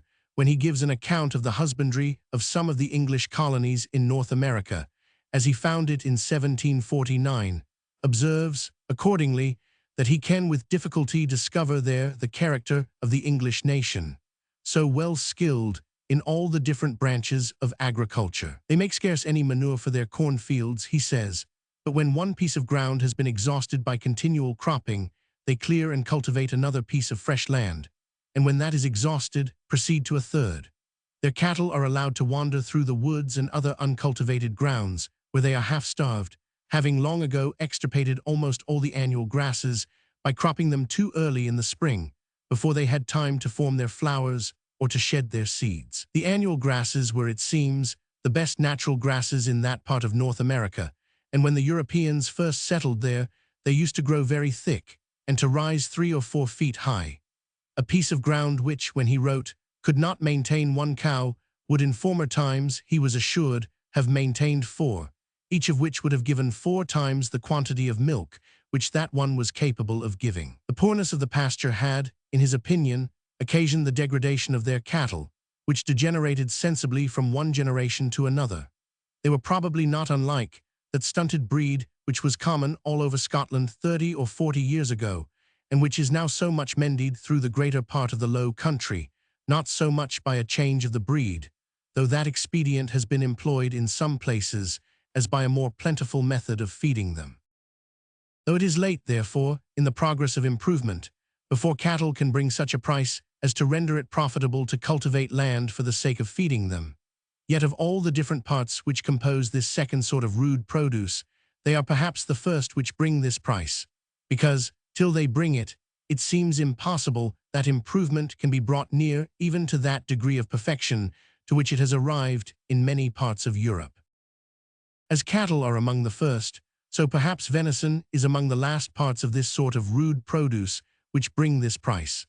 The price of venison in Great Britain, how extravagant soever it may appear, is not near sufficient to compensate the expense of a deer park, as is well known to all those who have had any experience in the feeding of deer. If it was otherwise, the feeding of deer would soon become an article of common farming, in the same manner as the feeding of those small birds, called turdi, was among the ancient Romans. Varro and Columella assure us that it was a most profitable article. The fattening of ortolans, birds of passage which arrive lean in the country, is said to be so in some parts of France. If venison continues in fashion, and the wealth and luxury of Great Britain increase as they have done for some time past, its price may very probably rise still higher than it is at present.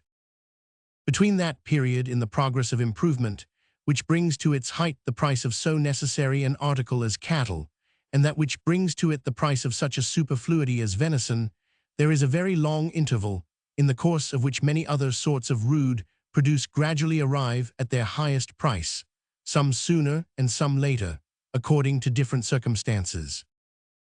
Thus, in every farm, the offals of the barn and stable will maintain a certain number of poultry. These, as they are fed with what would otherwise be lost, are a mere save-all, and as they cost the farmer scarce anything, so he can afford to sell them for very little. Almost all that he gets is pure gain, and their price can scarce be so low as to discourage him from feeding this number. But in countries ill cultivated, and therefore but thinly inhabited, the poultry, which are thus raised without expense, are often fully sufficient to supply the whole demand.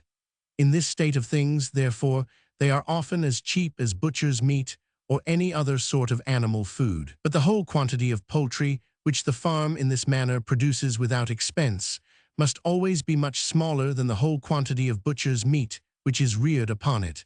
And in times of wealth and luxury, what is rare, with only nearly equal merit, is always preferred to what is common. As wealth and luxury increase, therefore, in consequence of improvement and cultivation, the price of poultry gradually rises above that of butcher's meat, till at last it gets so high that it becomes profitable to cultivate land for the sake of feeding them. When it has got to this height, it cannot well go higher. If it did, more land would soon be turned to this purpose. In several provinces of France, the feeding of poultry is considered as a very important article in rural economy and sufficiently profitable to encourage the farmer to raise a considerable quantity of Indian corn and buckwheat for this purpose. A middling farmer will there sometimes have 400 fowls in his yard. The feeding of poultry seems scarce, yet to be generally considered as a matter of so much importance in England. They are certainly, however, dearer in England than in France, as England receives considerable supplies from France. In the progress of improvements, the period at which every particular sort of animal food is dearest must naturally be that which immediately precedes the general practice of cultivating land for the sake of raising it. For some time before this practice becomes general, the scarcity must necessarily raise the price. After it has become general, new methods of feeding are commonly fallen upon, which enable the farmer to raise upon the same quantity of ground a much greater quantity of that particular sort of animal food. The plenty not only obliges him to sell cheaper, but in consequence of these improvements, he can afford to sell cheaper, for if he could not afford it, the plenty would not be of long continuance. It has been probably in this manner that the introduction of clover, turnips, carrots, cabbages, etc., has contributed to sink the common price of butcher's meat in the London market, somewhat below what it was about the beginning of the last century. The hog that finds his food among ordure and greedily devours many things rejected by every other useful animal is, like poultry, originally kept as a save-all. As long as the number of such animals, which can thus be reared at little or no expense, is fully sufficient to supply the demand, this sort of butcher's meat comes to market at a much lower price than any other. But when the demand rises beyond what this quantity can supply, when it becomes necessary to raise food on purpose for feeding and fattening hogs, in the same manner as for feeding and fattening other cattle, the price necessarily rises and becomes proportionably either higher or lower than that of other butchers. Meat, according as the nature of the country and the state of its agriculture happen to render the feeding of hogs more or less expensive than that of other cattle. In France, according to Mr. Buffon, the price of pork is nearly equal to that of beef. In most parts of Great Britain, it is at present somewhat higher. The great rise in the price both of hogs and poultry has, in Great Britain, been frequently imputed to the diminution of the number of cottagers and other small occupiers of land, an event which has in every part of Europe been the immediate forerunner of improvement and better cultivation, but which at the same time may have contributed to raise the price of those articles, both somewhat sooner and somewhat faster than it would otherwise have risen.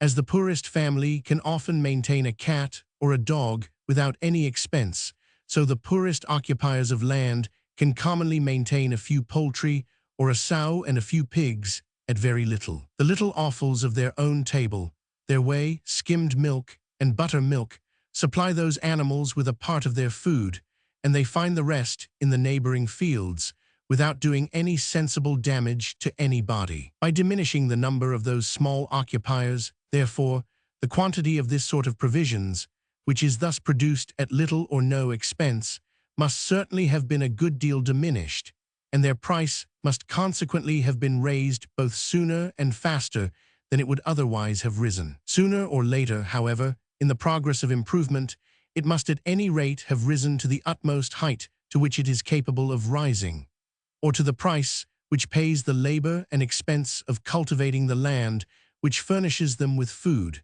as well as these are paid upon the greater part of other cultivated land. The business of the dairy, like the feeding of hogs and poultry, is originally carried on as a save-all. The cattle necessarily kept upon the farm produce more milk than either the rearing of their own young or the consumption of the farmer's family requires, and they produce most at one particular season. But of all the productions of land, milk is perhaps the most perishable. In the warm season, when it is most abundant, it will scarce keep 24 hours. The farmer, by making it into fresh butter, stores a small part of it for a week, by making it into salt butter for a year, and by making it into cheese, he stores a much greater part of it for several years. Part of all these is reserved for the use of his own family. The rest goes to market, in order to find the best price which is to be had, and which can scarce be so low is to discourage him from sending thither whatever is over and above the use of his own family. If it is very low indeed, he will be likely to manage his dairy in a very slovenly and dirty manner, and will scarce, perhaps, think it worthwhile to have a particular room or building on purpose for it, but will suffer the business to be carried on amidst the smoke, filth, and nastiness of his own kitchen, as was the case of almost all the farmers' dairies in Scotland 30 or 40 years ago, and as is the case of many of them still. The same causes which gradually raise the price of butcher's meat, the increase of the demand, and, in consequence of the improvement of the country, the diminution of the quantity which can be fed at little or no expense, raise, in the same manner, that of the produce of the dairy, of which the price naturally connects with that of butcher's meat, or with the expense of feeding cattle. The increase of price pays for more labor, care, and cleanliness. the dairy becomes more worthy of the farmer's attention, and the quality of its produce gradually improves. The price at last gets so high that it becomes worthwhile to employ some of the most fertile and best cultivated lands in feeding cattle merely for the purpose of the dairy, and when it has got to this height, it cannot well go higher. If it did, more land would soon be turned to this purpose. It seems to have got to this height through the greater part of England, where much good land is commonly employed in this manner. If you accept the neighbourhood of a few considerable towns, it seems not yet to have got to this height anywhere in Scotland, where common farmers seldom employ much good land in raising food for cattle, merely for the purpose of the dairy. The price of the produce, though it has risen very considerably within these few years, is probably still too low to admit of it. The inferiority of the quality, indeed, compared with that of the produce of English dairies, is fully equal to that of the price. But this inferiority of quality is, perhaps, rather the effect of this lowness of price than the cause of it.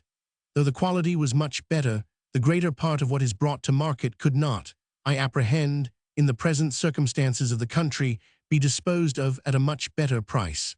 And the present price, it is probable, would not pay the expense of the land and labour necessary for producing a much better quality. Through the greater part of England, notwithstanding the superiority of price, the dairy is not reckoned a more profitable employment of land than the raising of corn, or the fattening of cattle, the two great objects of agriculture. Through the greater part of Scotland, therefore, it cannot yet be even so profitable.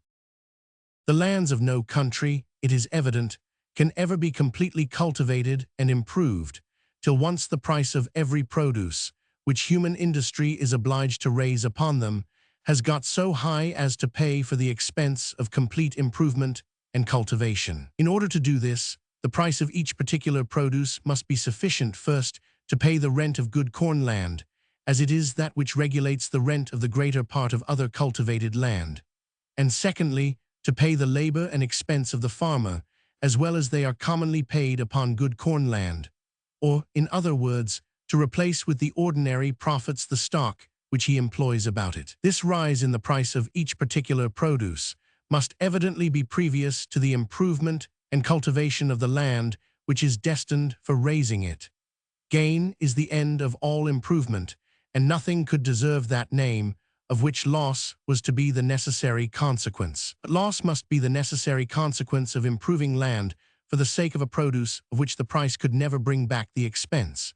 If the complete improvement and cultivation of the country be, as it most certainly is, the greatest of all public advantages, this rise in the price of all those different sorts of rude produce, instead of being considered as a public calamity, ought to be regarded as the necessary forerunner and attendant of the greatest of all public advantages. This rise, too, in the nominal or money price of all those different sorts of rude produce has been the effect, not of any degradation in the value of silver, but of a rise in their real price.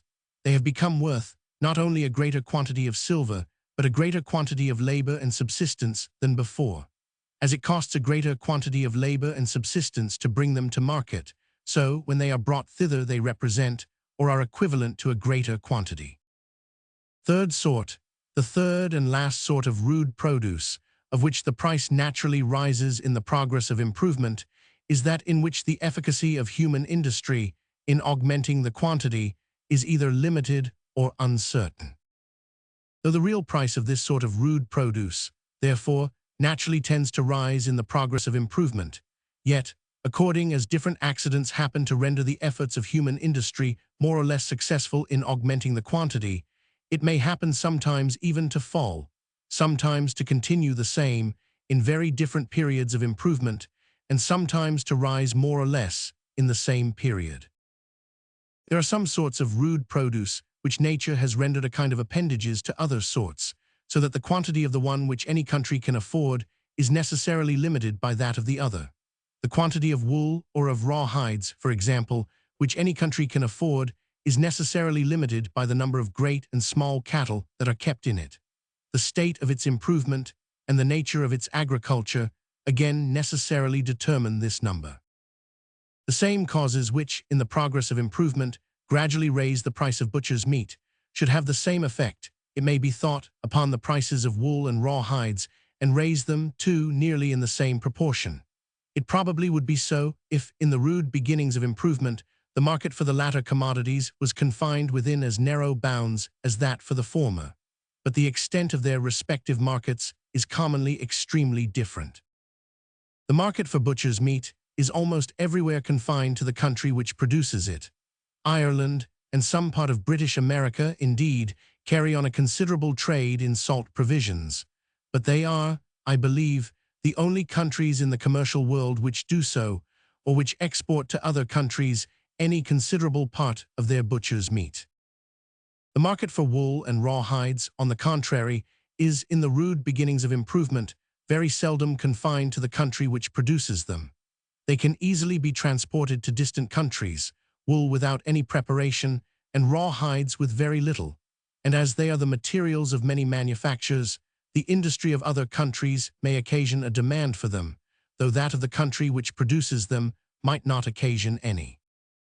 In countries ill cultivated, and therefore but thinly inhabited, the price of the wool and the hide bears always a much greater proportion to that of the whole beast, than in countries where, improvement and population being further advanced, there is more demand for butcher's meat. Mr. Hume observes that in the Saxon times the fleece was estimated at 2/5 of the value of the whole sheep, and that this was much above the proportion of its present estimation.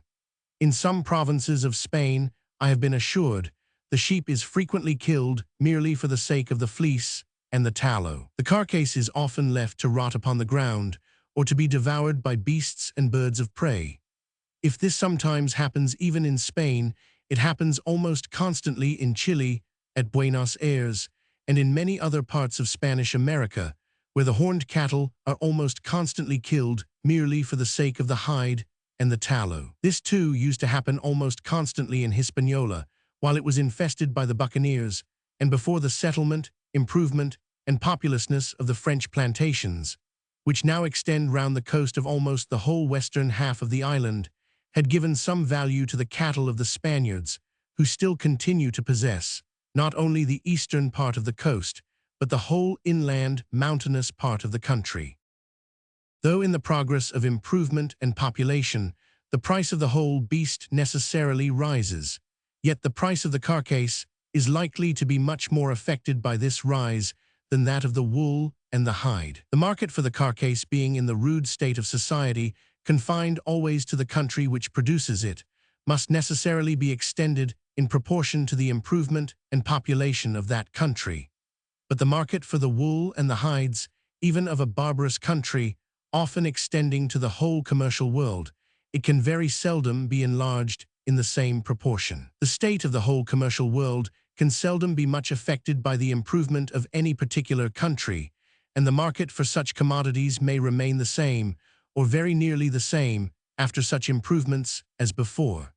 It should, however, in the natural course of things, rather, upon the whole, be somewhat extended in consequence of them. If the manufactures, especially, of which those commodities are the materials, should ever come to flourish in the country, the market, though it might not be much enlarged, would at least be brought much nearer to the place of growth than before, and the price of those materials might at least be increased by what had usually been the expense of transporting them to distant countries.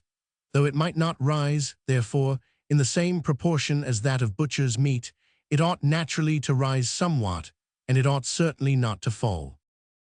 In England, however, notwithstanding the flourishing state of its woolen manufacture, the price of English wool has fallen very considerably since the time of Edward Roman III. There are many authentic records which demonstrate that, during the reign of that prince, towards the middle of the 14th century, or about 1339, what was reckoned the moderate and reasonable price of the tard, or 28 pounds of English wool, was not less than 10 shillings of the money of those times, containing, at the rate of 20 pence the ounce, 6 ounces of silver, Tower weight, equal to about 30 shillings of our present money.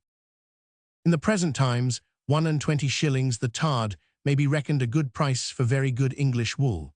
The money price of wool, therefore, in the time of Edward Roman III, was to its money price in the present times as 10 to 7. The superiority of its real price was still greater. at the rate of 6 shillings and 8 pence the quarter. 10 shillings was in those ancient times the price of 12 bushels of wheat. At the rate of 28 shillings the quarter, 1 and 20 shillings, is in the present times the price of 6 bushels only. The proportion between the real price of ancient and modern times, therefore, is as 12 to 6, or as 2 to 1. In those ancient times, a tot of wool would have purchased twice the quantity of subsistence which it will purchase at present, and consequently twice the quantity of labor, if the real recompense of labor had been the same in both periods. This degradation, both in the real and nominal value of wool, could never have happened in consequence of the natural course of things. It has accordingly been the effect of violence and artifice. First, of the absolute prohibition of exporting wool from England. Secondly, of the permission of importing it from Spain duty-free. Thirdly, of the prohibition of exporting it from Ireland to another country but England. In consequence of these regulations, the market for English wool, instead of being somewhat extended, in consequence of the improvement of England, has been confined to the home market, where the wool of several other countries is allowed to come into competition with it, and where that of Ireland is forced into competition with it. As the woolen manufactures, too, of Ireland are fully as much discouraged as is consistent with justice and fair dealing, the Irish can work up but a smaller part of their own wool at home, and are therefore obliged to send a greater proportion of it to Great Britain, the only market they are allowed. I have not been able to find any such authentic records concerning the price of raw hides in ancient times. Wool was commonly paid as a subsidy to the king, and its valuation in that subsidy ascertains, at least in some degree, what was its ordinary price. But this seems not to have been the case with raw hides. Fleetwood, however, from an account in 1425 between the prior of Burcester, Oxford, and one of his canons, gives us their price, at least as it was stated upon that particular occasion, viz. 5 ox hides at 12 shillings, 5 cow hides at 7 shillings and 3 pence, 36 sheep skins of 2 years old at 9 shillings, 16 calf skins at 2 shillings. In 1425, 12 shillings contained about the same quantity of silver as 4 and 20 shillings of our present money. An ox hide, therefore, was in this account valued at the same quantity of silver as 4/5 ths of our present money. Its nominal price was a good deal lower than at present. But at the rate of 6 shillings and 8 pence the quarter, 12 shillings would in those times have purchased 14 bushels and 4/5 of a bushel of wheat, which at 3 and 6 pence the bushel would in the present times cost 51s/4d. An ox hide, therefore, would in those times have purchased as much corn as 10 shillings and 3 pence would purchase at present. Its real value was equal to 10 shillings and 3 pence of our present money. In those ancient times, when the cattle were half-starved during the greater part of the winter, we cannot suppose that they were of a very large size. An ox hide which weighs 4 stone of 16 pounds of avoirdupois is not in the present times reckoned a bad one, and in those ancient times would probably have been reckoned a very good one. But at half a crown the stone, which at this moment, February 1773, I understand to be the common price, such a hide would at present cost only 10 shillings. Through its nominal price, therefore, is higher in the present than it was in those ancient times, its real price, the real quantity of subsistence which it will purchase or command, is rather somewhat lower. The price of cow hides, as stated in the above account, is nearly in the common proportion to that of ox hides. That of sheep skins is a good deal above it. They had probably been sold with the wool. That of calves' skins, on the contrary, is greatly below it. In countries where the price of cattle is very low, the calves, which are not intended to be reared in order to keep up the stock, are generally killed very young, as was the case in Scotland 20 or 30 years ago. It saves the milk, which their price would not pay for. Their skins, therefore, are commonly good for little. The price of raw hides is a good deal lower at present than it was a few years ago, owing probably to the taking off the duty upon seal skins, and to the allowing, for a limited time, the importation of raw hides from Ireland and from the plantations, duty-free, which was done in 1769. Take the whole of the present century at an average, their real price has probably been somewhat higher than it was in those ancient times. The nature of the commodity renders it not quite so proper for being transported to distant markets as wool. It suffers more by keeping. A salted hide is reckoned inferior to a fresh one and sells for a lower price. This circumstance must necessarily have some tendency to sink the price of raw hides produced in a country which does not manufacture them, but is obliged to export them, and comparatively to raise that of those produced in a country which does manufacture them. It must have some tendency to sink their price in a barbarous, and to raise it in an improved and manufacturing country. It must have had some tendency, therefore, to sink it in ancient, and to raise it in modern times.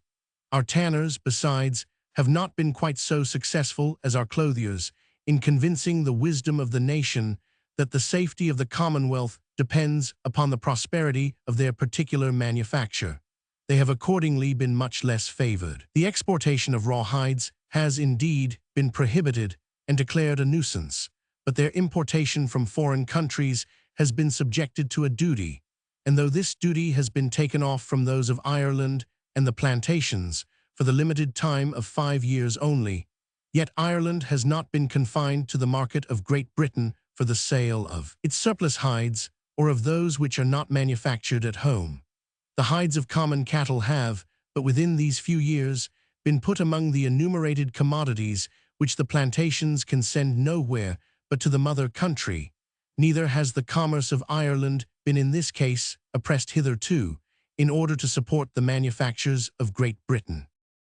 Whatever regulations tend to sink the price, either of wool or of raw hides, below what it naturally would be, must, in an improved and cultivated country, have some tendency to raise the price of butcher's meat. The price both of the great and small cattle, which are fed on improved and cultivated land, must be sufficient to pay the rent which the landlord, and the profit which the farmer, has reason to expect from improved and cultivated land. If it is not, they will soon cease to feed them. Whatever part of this price, therefore, is not paid by the wool and the hide, must be paid by the carcass. The less there is paid for the one, the more must be paid for the other. In what manner this price is to be divided upon the different parts of the beast is indifferent to the landlords and farmers, provided it is all paid to them. In an improved and cultivated country, therefore, their interest as landlords and farmers cannot be much affected by such regulations, though their interest as consumers may, by the rise in the price of provisions. It would be quite otherwise, however, in an unimproved and uncultivated country, where the greater part of the lands could be applied to no other purpose but the feeding of cattle, and where the wool and the hide made the principal part of the value of those cattle. Their interest as landlords and farmers would in this case be very deeply affected by such regulations, and their interest as consumers very little. The fall in the price of the wool and the hide would not in this case raise the price of the carcass, because the greater part of the lands of the country being applicable to no other purpose but the feeding of cattle, the same number would still continue to be fed. The same quantity of butcher's meat would still come to market. The demand for it would be no greater than before. Its price, therefore, would be the same as before. The whole price of cattle would fall, and along with it, both the rent and the profit of all those lands of which cattle was the principal produce, that is, of the greater part of the lands of the country. The perpetual prohibition of the exportation of wool, which is commonly, but very falsely, ascribed to Edward III, would, in the then circumstances of the country, have been the most destructive regulation which could well have been thought of. It would not only have reduced the actual value of the greater part of the lands in the kingdom, but by reducing the price of the most important species of small cattle, it would have retarded very much its subsequent improvement. The wool of Scotland fell very considerably in its price in consequence of the union with England, by which it was excluded from the great market of Europe and confined to the narrow one of Great Britain. The value of the greater part of the lands in the southern counties of Scotland, which are chiefly a sheep country, would have been very deeply affected by this event, had not the rise in the price of butcher's meat fully compensated the fall in the price of wool. As the efficacy of human industry in increasing the quantity either of wool or of raw hides is limited, so far as it depends upon the produce of the country where it is exerted, so it is uncertain so far as it depends upon the produce of other countries. It so far depends not so much upon the quantity which they produce, as upon that which they do not manufacture, and upon the restraints which they may or may not think proper to impose upon the exportation of this sort of rude produce. These circumstances, as they are altogether independent of domestic industry, so they necessarily render the efficacy of its efforts more or less uncertain. In multiplying this sort of rude produce, therefore, the efficacy of human industry is not only limited, but uncertain. In multiplying another very important sort of rude produce, the quantity of fish that is brought to market, it is likewise both limited and uncertain. It is limited by the local situation of the country, by the proximity or distance of its different provinces from the sea, by the number of its lakes and rivers, and by what may be called the fertility or barrenness of those seas, lakes, and rivers, as to this sort of rude produce. As population increases, as the annual produce of the land and labor of the country grows greater and greater, there come to be more buyers of fish, and those buyers, too, have a greater quantity and variety of other goods, or, what is the same thing, the price of a greater quantity and variety of other goods to buy with. But it will generally be impossible to supply the great and extended market without employing a quantity of labor greater than in proportion to what had been requisite for supplying the narrow and confined one. A market which, from requiring only 1,000, comes to require annually 10,000 tons of fish, can seldom be supplied without employing more than 10 times the quantity of labor which had before been sufficient to supply it. The fish must generally be sought for at a greater distance, larger vessels must be employed, and more expensive machinery of every kind made use of. The real price of this commodity, therefore, naturally rises in the progress of improvement. It has accordingly done so, I believe, more or less in every country. Though the success of a particular day's fishing may be a very uncertain matter, yet the local situation of the country being supposed, the general efficacy of industry in bringing a certain quantity of fish to market, taking the course of a year or of several years together, it may perhaps be thought is certain enough, and it no doubt is so. As it depends more, however, upon the local situation of the country than upon the state of its wealth and industry, as upon this account it may in different countries be the same in very different periods of improvement and very different in the same period. Its connection with the state of improvement is uncertain, and it is of this sort of uncertainty that I am here speaking. In increasing the quantity of the different minerals and metals which are drawn from the bowels of the earth, that of the more precious ones particularly, the efficacy of human industry seems not to be limited, but to be altogether uncertain.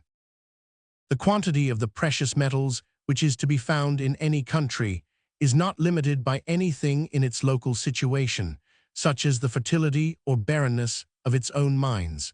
Those metals frequently abound in countries which possess no mines. Their quantity in every particular country seems to depend upon two different circumstances.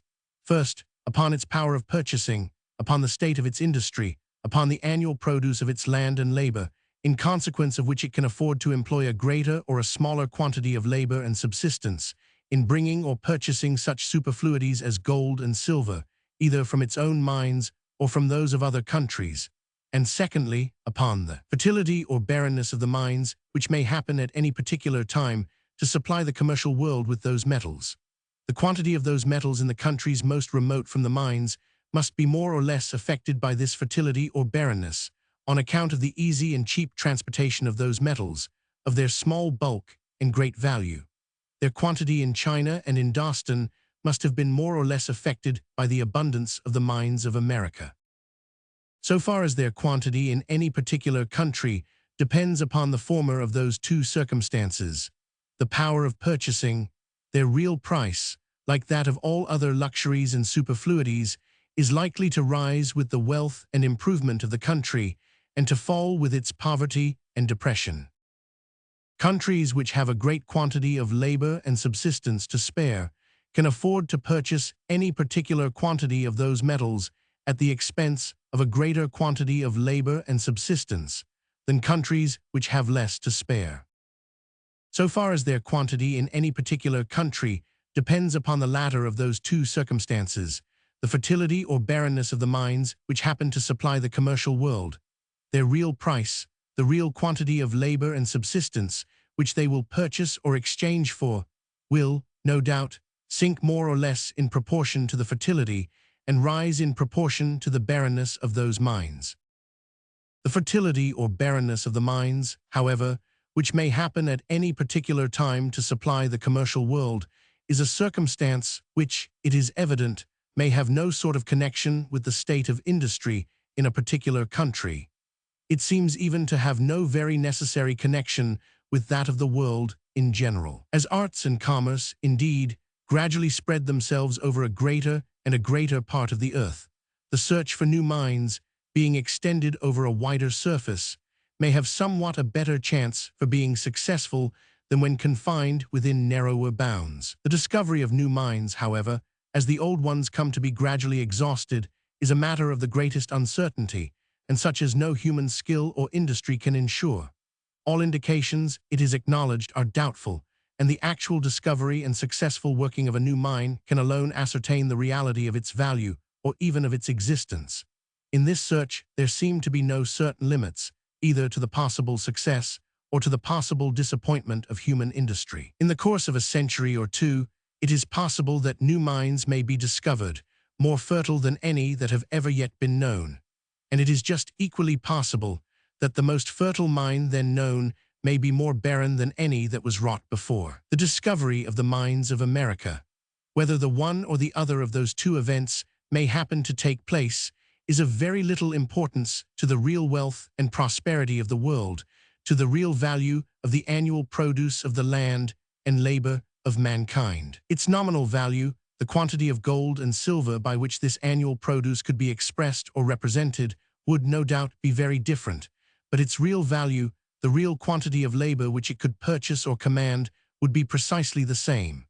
A shilling might, in the one case, represent no more labor than a penny does at present, and a penny, in the other, might represent as much as a shilling does now. But in the one case, he who had a shilling in his pocket would be no richer than he who has a penny at present, and in the other, he who had a penny would be just as rich as he who has a shilling now.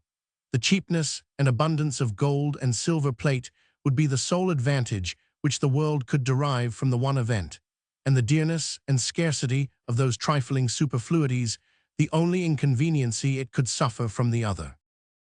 The greater part of the writers who have collected the money price of things in ancient times seem to have considered the low money price of corn and of goods in general, or, in other words, the high value of gold and silver, as a proof not only of the scarcity of those metals, but of the poverty and barbarism of the country at the time when it took place. This notion is connected with the system of political economy, which represents national wealth as consisting in the abundance and national poverty in the scarcity of gold and silver, a system which I shall endeavor to explain and examine at great length in the fourth book of this inquiry. I shall only observe at present that the high value of the precious metals can be no proof of the poverty or barbarism of any particular country at the time when it took place. It is a proof only of the barrenness of the mines which happened at that time to supply the commercial world. A poor country, as it cannot afford to buy more, so it can as little afford to pay dearer for gold and silver than a rich one, and the value of those metals, therefore, is not likely to be higher in the former than in the latter. In China, a country much richer than any part of Europe, the value of the precious metals is much higher than in any part of Europe. As the wealth of Europe, indeed, has increased greatly since the discovery of the mines of America, so the value of gold and silver has gradually diminished. This diminution of their value, however, has not been owing to the increase of the real wealth of Europe, of the annual produce of its land and labor, but to the accidental discovery of more abundant mines than any that were known before. The increase of the quantity of gold and silver in Europe and the increase of its manufactures and agriculture are two events which, though they have happened nearly about the same time, yet have arisen from very different causes, and have scarce any natural connection with one another. The one has arisen from a mere accident, in which neither prudence nor policy either had or could have any share. The other, from the fall of the feudal system and from the establishment of a government which afforded to industry the only encouragement which it requires, some tolerable security that it shall enjoy the fruits of its own labor. Poland, where the feudal system still continues to take place, is at this day as beggarly a country as it was before the discovery of America. The money price of corn, however, has risen. The real value of the precious metals has fallen in Poland, in the same manner as in other parts of Europe. Their quantity, therefore, must have increased there, as in other places, and nearly in the same proportion to the annual produce of its land and labor. This increase of the quantity of those metals, however, has not, it seems, increased that annual produce, has neither improved the manufactures and agriculture of the country, nor mended the circumstances of its inhabitants. Spain and Portugal, the countries which possess the mines, are, after Poland, perhaps the two most beggarly countries in Europe. The value of the precious metals, however, must be lower in Spain and Portugal than in any other part of Europe, as they come from those countries to all other parts of Europe, loaded not only with a freight and an insurance, but with the expense of smuggling their exportation being either prohibited or subjected to a duty. In proportion to the annual produce of the land and labor, therefore, their quantity must be greater in those countries than in any other part of Europe. Those countries, however, are poorer than the greater part of Europe. Though the feudal system has been abolished in Spain and Portugal, it has not been succeeded by a much better. As the low value of gold and silver, therefore, is no proof of the wealth and flourishing state of the country where it takes place, so neither is their high value or the low money price either of goods in general or of corn in particular any proof of its poverty and barbarism. But though the low money price, either of goods in general or of corn in particular, be no proof of the poverty or barbarism of the times, the low money price of some particular sorts of goods, such as cattle, poultry, game of all kinds, etc., in proportion to that of corn, is a most decisive one. It clearly demonstrates, first, their great abundance in proportion to that of corn, and consequently the great extent of the land which they occupied in proportion to what was occupied by corn, and secondly, the low value of this land in proportion to that of corn land, and consequently the uncultivated and unimproved state of the far greater part of the lands of the country. It clearly demonstrates that the stock and population of the country did not bear the same proportion to the extent of its territory, which they commonly do in civilized countries, and that society was at that time, and in that country, but in its infancy. From the high or low money price, either of goods in general or of corn in particular, we can infer only that the mines, which at that time happened to supply the commercial world with gold and silver, were fertile or barren, not that the country was rich or poor. But from the high or low money price of some sorts of goods, in proportion to that of others, we can infer, with a degree of probability that approaches almost to certainty, that it was rich or poor, that the greater part of its lands were improved or unimproved, and that it was either in a more or less barbarous state or in a more or less civilized one. Any rise in the money price of goods, which proceeded altogether from the degradation of the value of silver, would affect all sorts of goods equally and raise their price universally a third or a fourth or a fifth part higher, according as silver happened to lose a third or a fourth or a fifth part of its former value. But the rise in the price of provisions, which has been the subject of so much reasoning and conversation, does not affect all sorts of provisions equally. Taking the course of the present century at an average, the price of corn, it is acknowledged, even by those who account for this rise by the degradation of the value of silver, has risen much less than that of some other sorts of provisions. The rise in the price of those other sorts of provisions, therefore, cannot be owing altogether to the degradation of the value of silver. Some other causes must be taken into the account, and those which have been above assigned will, perhaps, without having recourse to the supposed degradation of the value of silver, sufficiently explain this rise in those particular sorts of provisions, of which the price has actually risen in proportion to that of corn. As to the price of corn itself, it has, during the 64 first years of the present century, and before the late extraordinary course of bad seasons, been somewhat lower than it was during the 64 last years of the preceding century. This fact is attested not only by the accounts of Windsor Market, but by the public fires of all the different counties of Scotland and by the accounts of several different markets in France, which have been collected with great diligence and fidelity by Mr. Messance and by Mr. Dupré de St-Maur. The evidence is more complete than could well have been expected in a matter which is naturally so very difficult to be ascertained. As to the high price of corn during these last 10 or 12 years, it can be sufficiently accounted for from the badness of the seasons, without supposing any degradation in the value of silver. The opinion, therefore, that silver is continually sinking in its value seems not to be founded upon any good observations, either upon the prices of corn or upon those of other provisions. The same quantity of silver, it may perhaps be said, will, in the present times, even according to the account which has been here given, purchase a much smaller quantity of several sorts of provisions than it would have done during some part of the last century, and to ascertain whether this change be owing to a rise in the value of those goods or to a fall in the value of silver is only to establish a vain and useless distinction which can be of no sort of service to the man who has only a certain quantity of silver to go to market with or a certain fixed revenue in money. I certainly do not pretend that the knowledge of this distinction will enable him to buy cheaper. It may not, however, upon that account be altogether useless. It may be of some use to the public by affording an easy proof of the prosperous condition of the country. If the rise in the price of some sorts of provisions be owing altogether to a fall in the value of silver, it is owing to a circumstance from which nothing can be inferred but the fertility of the American mines.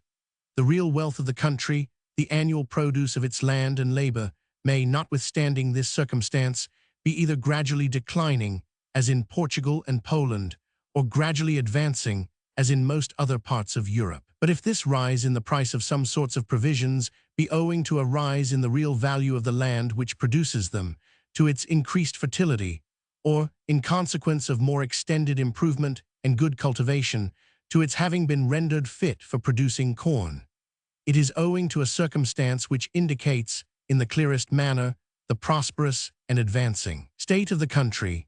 The land constitutes by far the greatest, the most important, and the most durable part of the wealth of every extensive country. It may surely be of some use, or at least it may give some satisfaction to the public, to have so decisive a proof of the increasing value of by far the greatest, the most important, and the most durable part of its wealth. It may, too, be of some use to the public in regulating the pecuniary reward of some of its inferior servants. If this rise in the price of some sorts of provisions be owing to a fall in the value of silver, their pecuniary reward, provided it was not too large before, ought certainly to be augmented in proportion to the extent of this fall.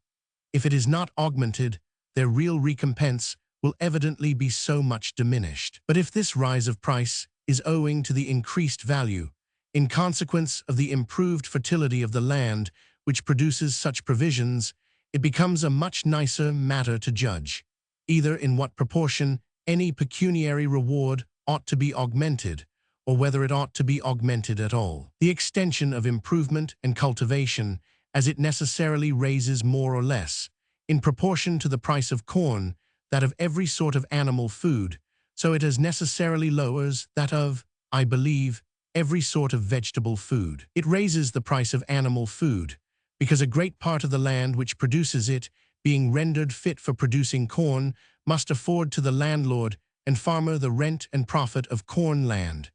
It lowers the price of vegetable food, because, by increasing the fertility of the land, it increases its abundance. The improvements of agriculture, too, introduce many sorts of vegetable food, which, requiring less land and not more labor than corn, come much cheaper to market. Such are potatoes and maize, or what is called Indian corn, the two most important improvements which the agriculture of Europe, perhaps, which Europe itself, has received from the great extension of its commerce and navigation. Many sorts of vegetable food, besides, which in the rude state of agriculture are confined to the kitchen garden, and raised only by the spade, come, in its improved state, to be introduced into common fields and to be raised by the plough, such as turnips, carrots, cabbages, etc. If in the progress of improvement, therefore, the real price of one species of food necessarily rises, that of another as necessarily falls,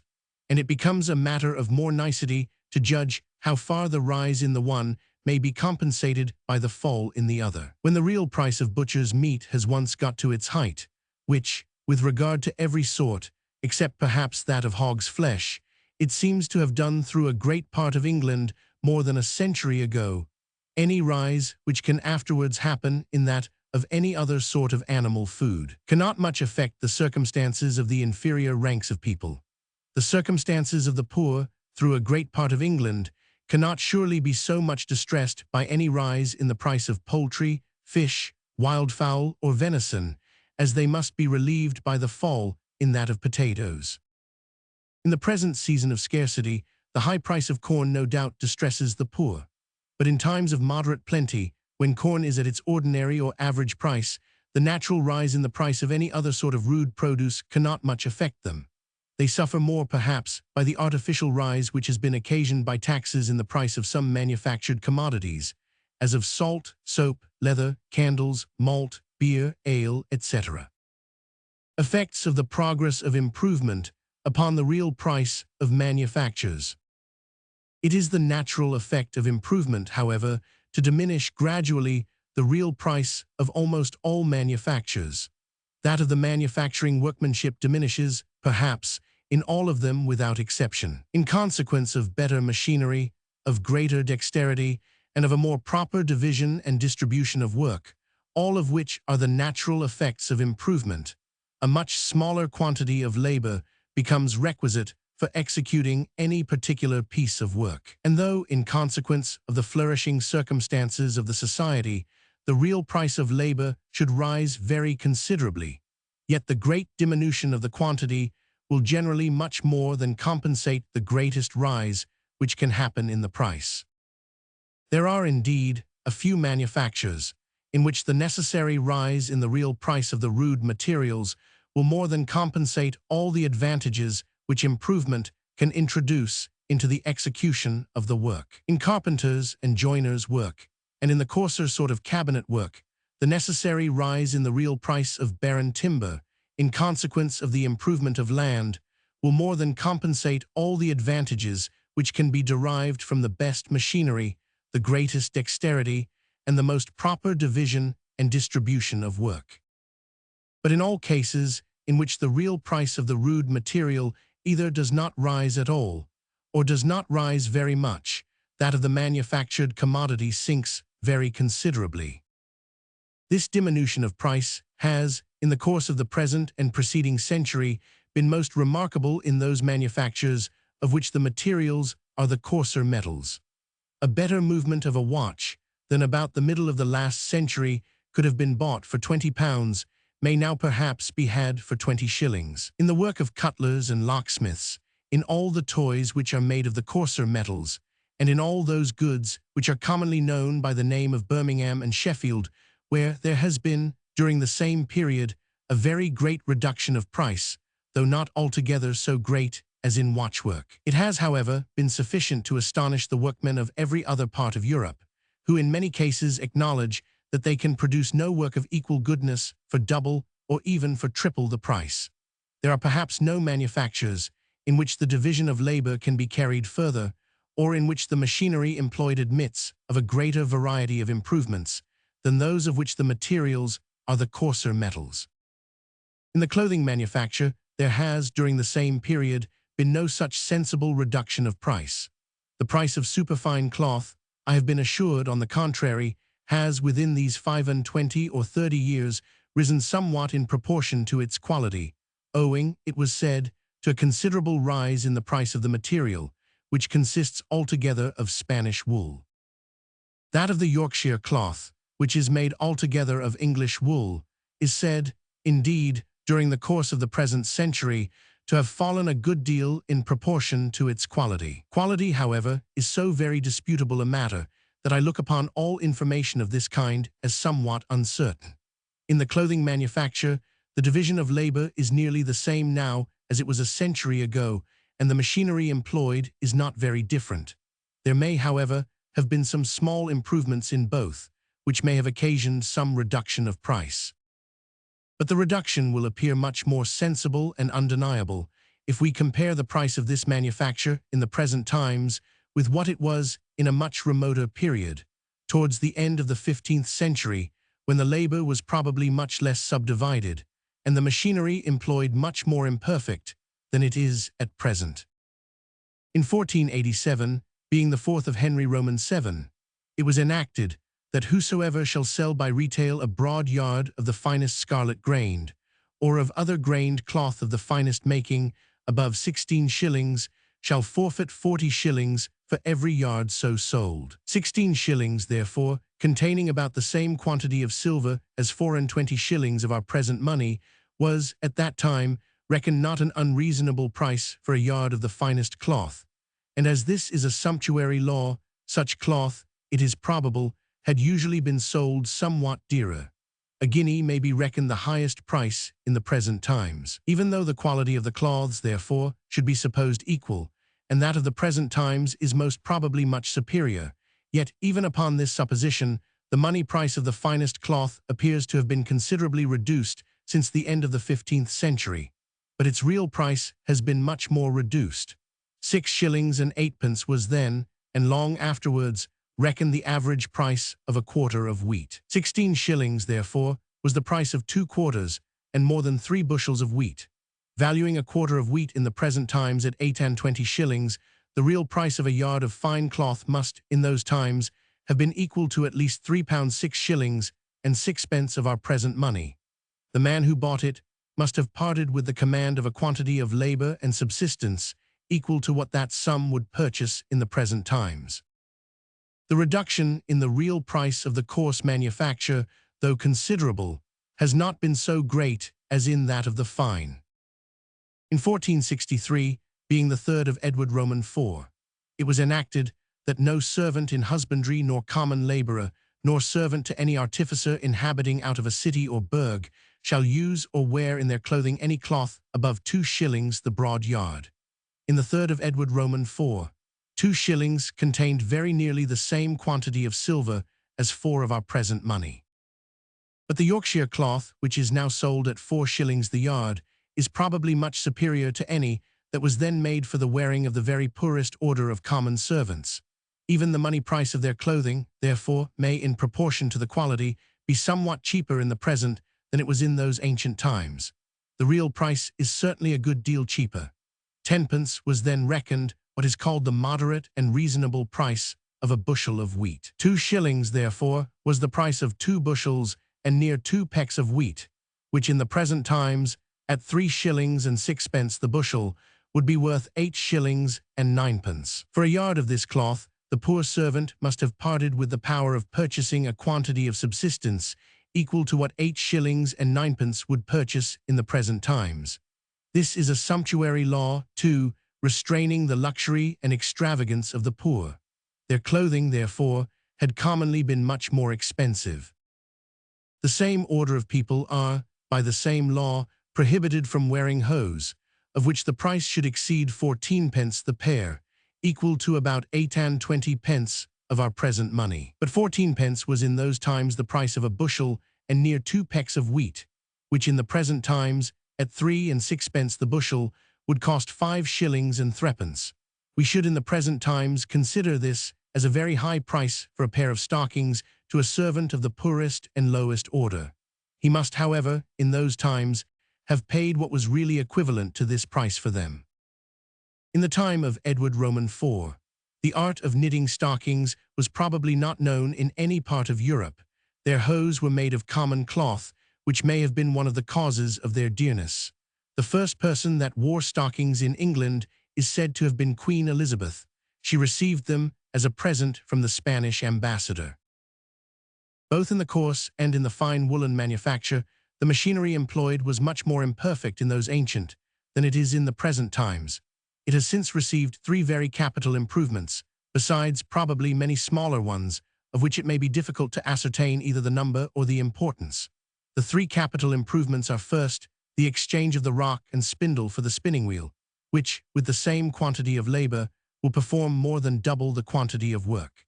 Secondly, the use of several very ingenious machines, which facilitate and abridge, in a still greater proportion, the winding of the worsted and woolen yarn, or the proper arrangement of the warp and woof before they are put into the loom, an operation which, previous to the invention of those machines, must have been extremely tedious and troublesome. Thirdly, the employment of the fulling mill for thickening the cloth, instead of treading it in water. Neither wind nor water mills of any kind were known in England so early as the beginning of the 16th century, nor, so far as I know, in any other part of Europe north of the Alps. They had been introduced into Italy some time before. The consideration of these circumstances may, perhaps, in some measure, explain to us why the real price both of the coarse and of the fine manufacture was so much higher in those ancient than it is in the present times. It cost a greater quantity of labor to bring the goods to market. When they were brought thither, therefore, they must have purchased or exchanged for the price of a greater quantity. The coarse manufacture probably was, in those ancient times, carried on in England in the same manner as it always has been in countries where arts and manufactures are in their infancy. It was probably a household manufacture, in which every different part of the work was occasionally performed by all the different members of almost every private family, but so as to be their work only when they had nothing else to do, and not to be the principal business from which any of them derived the greater part of their subsistence. The work which is performed in this manner, it has already been observed, comes always much cheaper to market than that which is the principal or sole fund of the workman's subsistence. The fine manufacture, on the other hand, was not in those times carried on in England, but in the rich and commercial country of Flanders, and it was probably conducted then in the same manner as now by people who derived the whole or the principal part of their subsistence from it. It was, besides, a foreign manufacture, and must have paid some duty, the ancient custom of tonnage and poundage at least, to the king. This duty, indeed, would not probably be very great. It was not then the policy of Europe to restrain, by high duties, the importation of foreign manufactures, but rather to encourage it, in order that merchants might be enabled to supply, at as easy a rate as possible, the great men with the conveniencies and luxuries which they wanted, and which the industry of their own country could not afford them. The consideration of these circumstances may, perhaps, in some measure explain to us why, in those ancient times, the real price of the coarse manufacture was, in proportion to that of the fine, so much lower than in the present times. I shall conclude this very long chapter with observing that every improvement in the circumstances of the society tends, either directly or indirectly, to raise the real rent of land, to increase the real wealth of the landlord, his power of purchasing the labor or the produce of the labor of other people. The extension of improvement and cultivation tends to raise it directly. The landlord's share of the produce necessarily increases with the increase of the produce. That rise in the real price of those parts of the rude produce of land, which is first the effect of the extended improvement and cultivation, and afterwards the cause of their being still further extended, the rise in the price of cattle, for example, tends to raise the rent of land directly and in a still greater proportion. The real value of the landlord's share, his real command of the labor of other people, not only rises with the real value of the produce, but the proportion of his share to the whole produce rises with it. That produce, after the rise in its real price, requires no more labor to collect it than before. A smaller proportion of it will, therefore, be sufficient to replace, with the ordinary profit, the stock which employs that labor. A greater proportion of it must consequently belong to the landlord.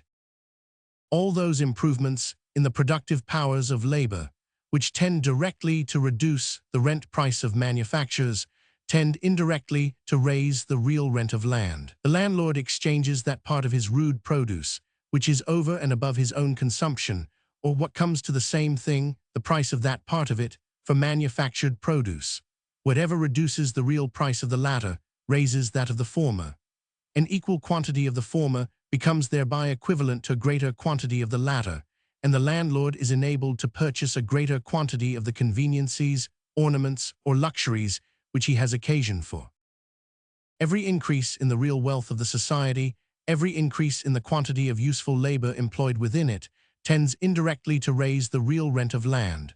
A certain proportion of this labor naturally goes to the land. A greater number of men and cattle are employed in its cultivation. The produce increases with the increase of the stock, which is thus employed in raising it, and the rent increases with the produce.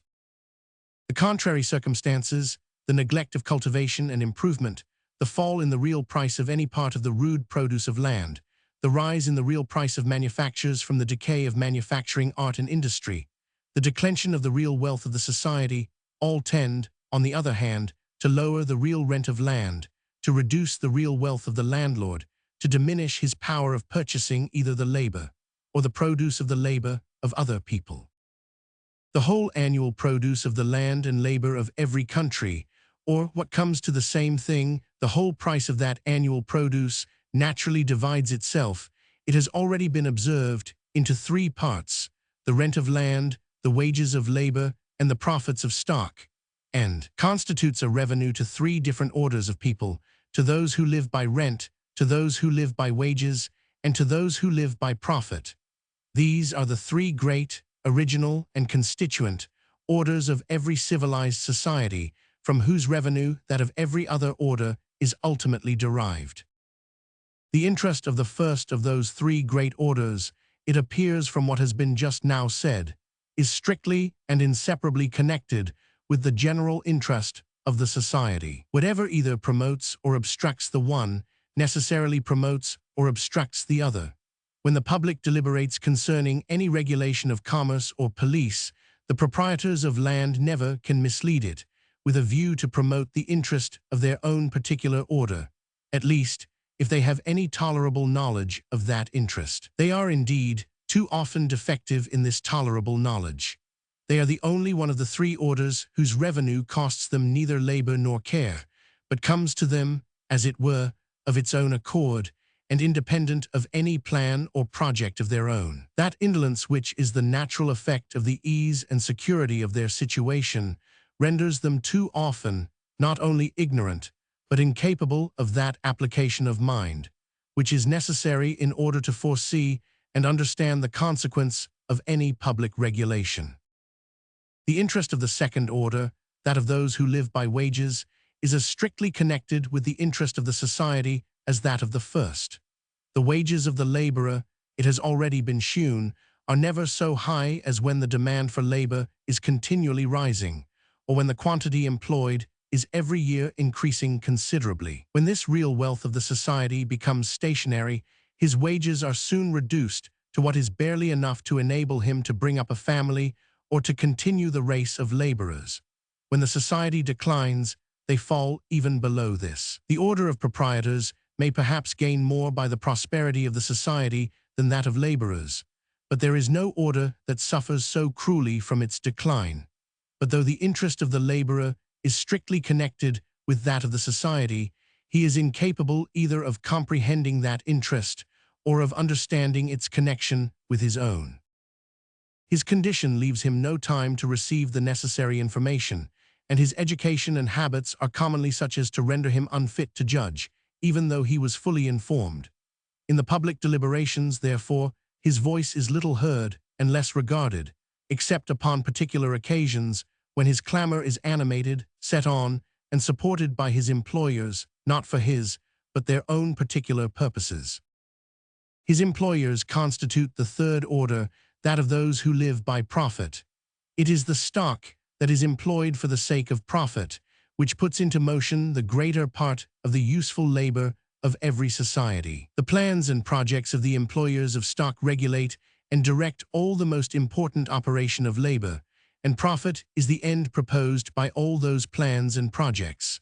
But the rate of profit does not, like rent and wages, rise with the prosperity and fall with the declension of the society. On the contrary, it is naturally low in rich and high in poor countries, and it is always highest in the countries which are going fastest to ruin. The interest of this third order, therefore, has not the same connection with the general interest of the society as that of the other two. Merchants and master manufacturers are in this order the two classes of people who commonly employ the largest capitals and who by their wealth draw to themselves the greatest share of the public consideration. As during their whole lives they are engaged in plans and projects, they have frequently more acuteness of understanding than the greater part of country gentlemen.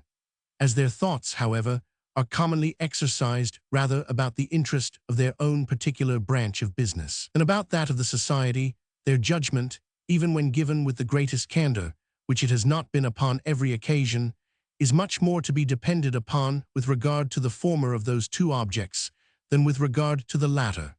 Their superiority over the country gentlemen is not so much in their knowledge of the public interest as in their having a better knowledge of their own interest than he has of his. It is by this superior knowledge of their own interest that they have frequently imposed upon his generosity and persuaded him to give up both his own interest and that of the public, from a very simple but honest conviction that their interest, and not his, was the interest of the public. The interest of the dealers, however, in any particular branch of trade or manufactures, is always in some respects different from, and even opposite to, that of the public. To widen the market and to narrow the competition is always the interest of the dealers. To widen the market may frequently be agreeable enough to the interest of the public, but to narrow the competition must always be against it, and can only serve to enable the dealers, by raising their profits above what they naturally would be, to levy, for their own benefit, an absurd tax upon the rest of their fellow citizens. The proposal of any new law or regulation of commerce which comes from this order ought always to be listened to with great precaution, and ought never to be adopted till after having been long and carefully examined, not only with the most scrupulous, but with the most suspicious attention. It comes from an order of men whose interest is never exactly the same with that of the public, who have generally an interest to deceive and even to oppress the public, and who accordingly have, upon many occasions, both deceived and oppressed it. Prices of wheat. Prices of the quarter of 9 bushels of the best or highest PRICD wheat at Windsor Market, on Lady Day and Michaelmas, fro to 1764, both inclusive, the price of each year being the medium between the highest prices of these two market days.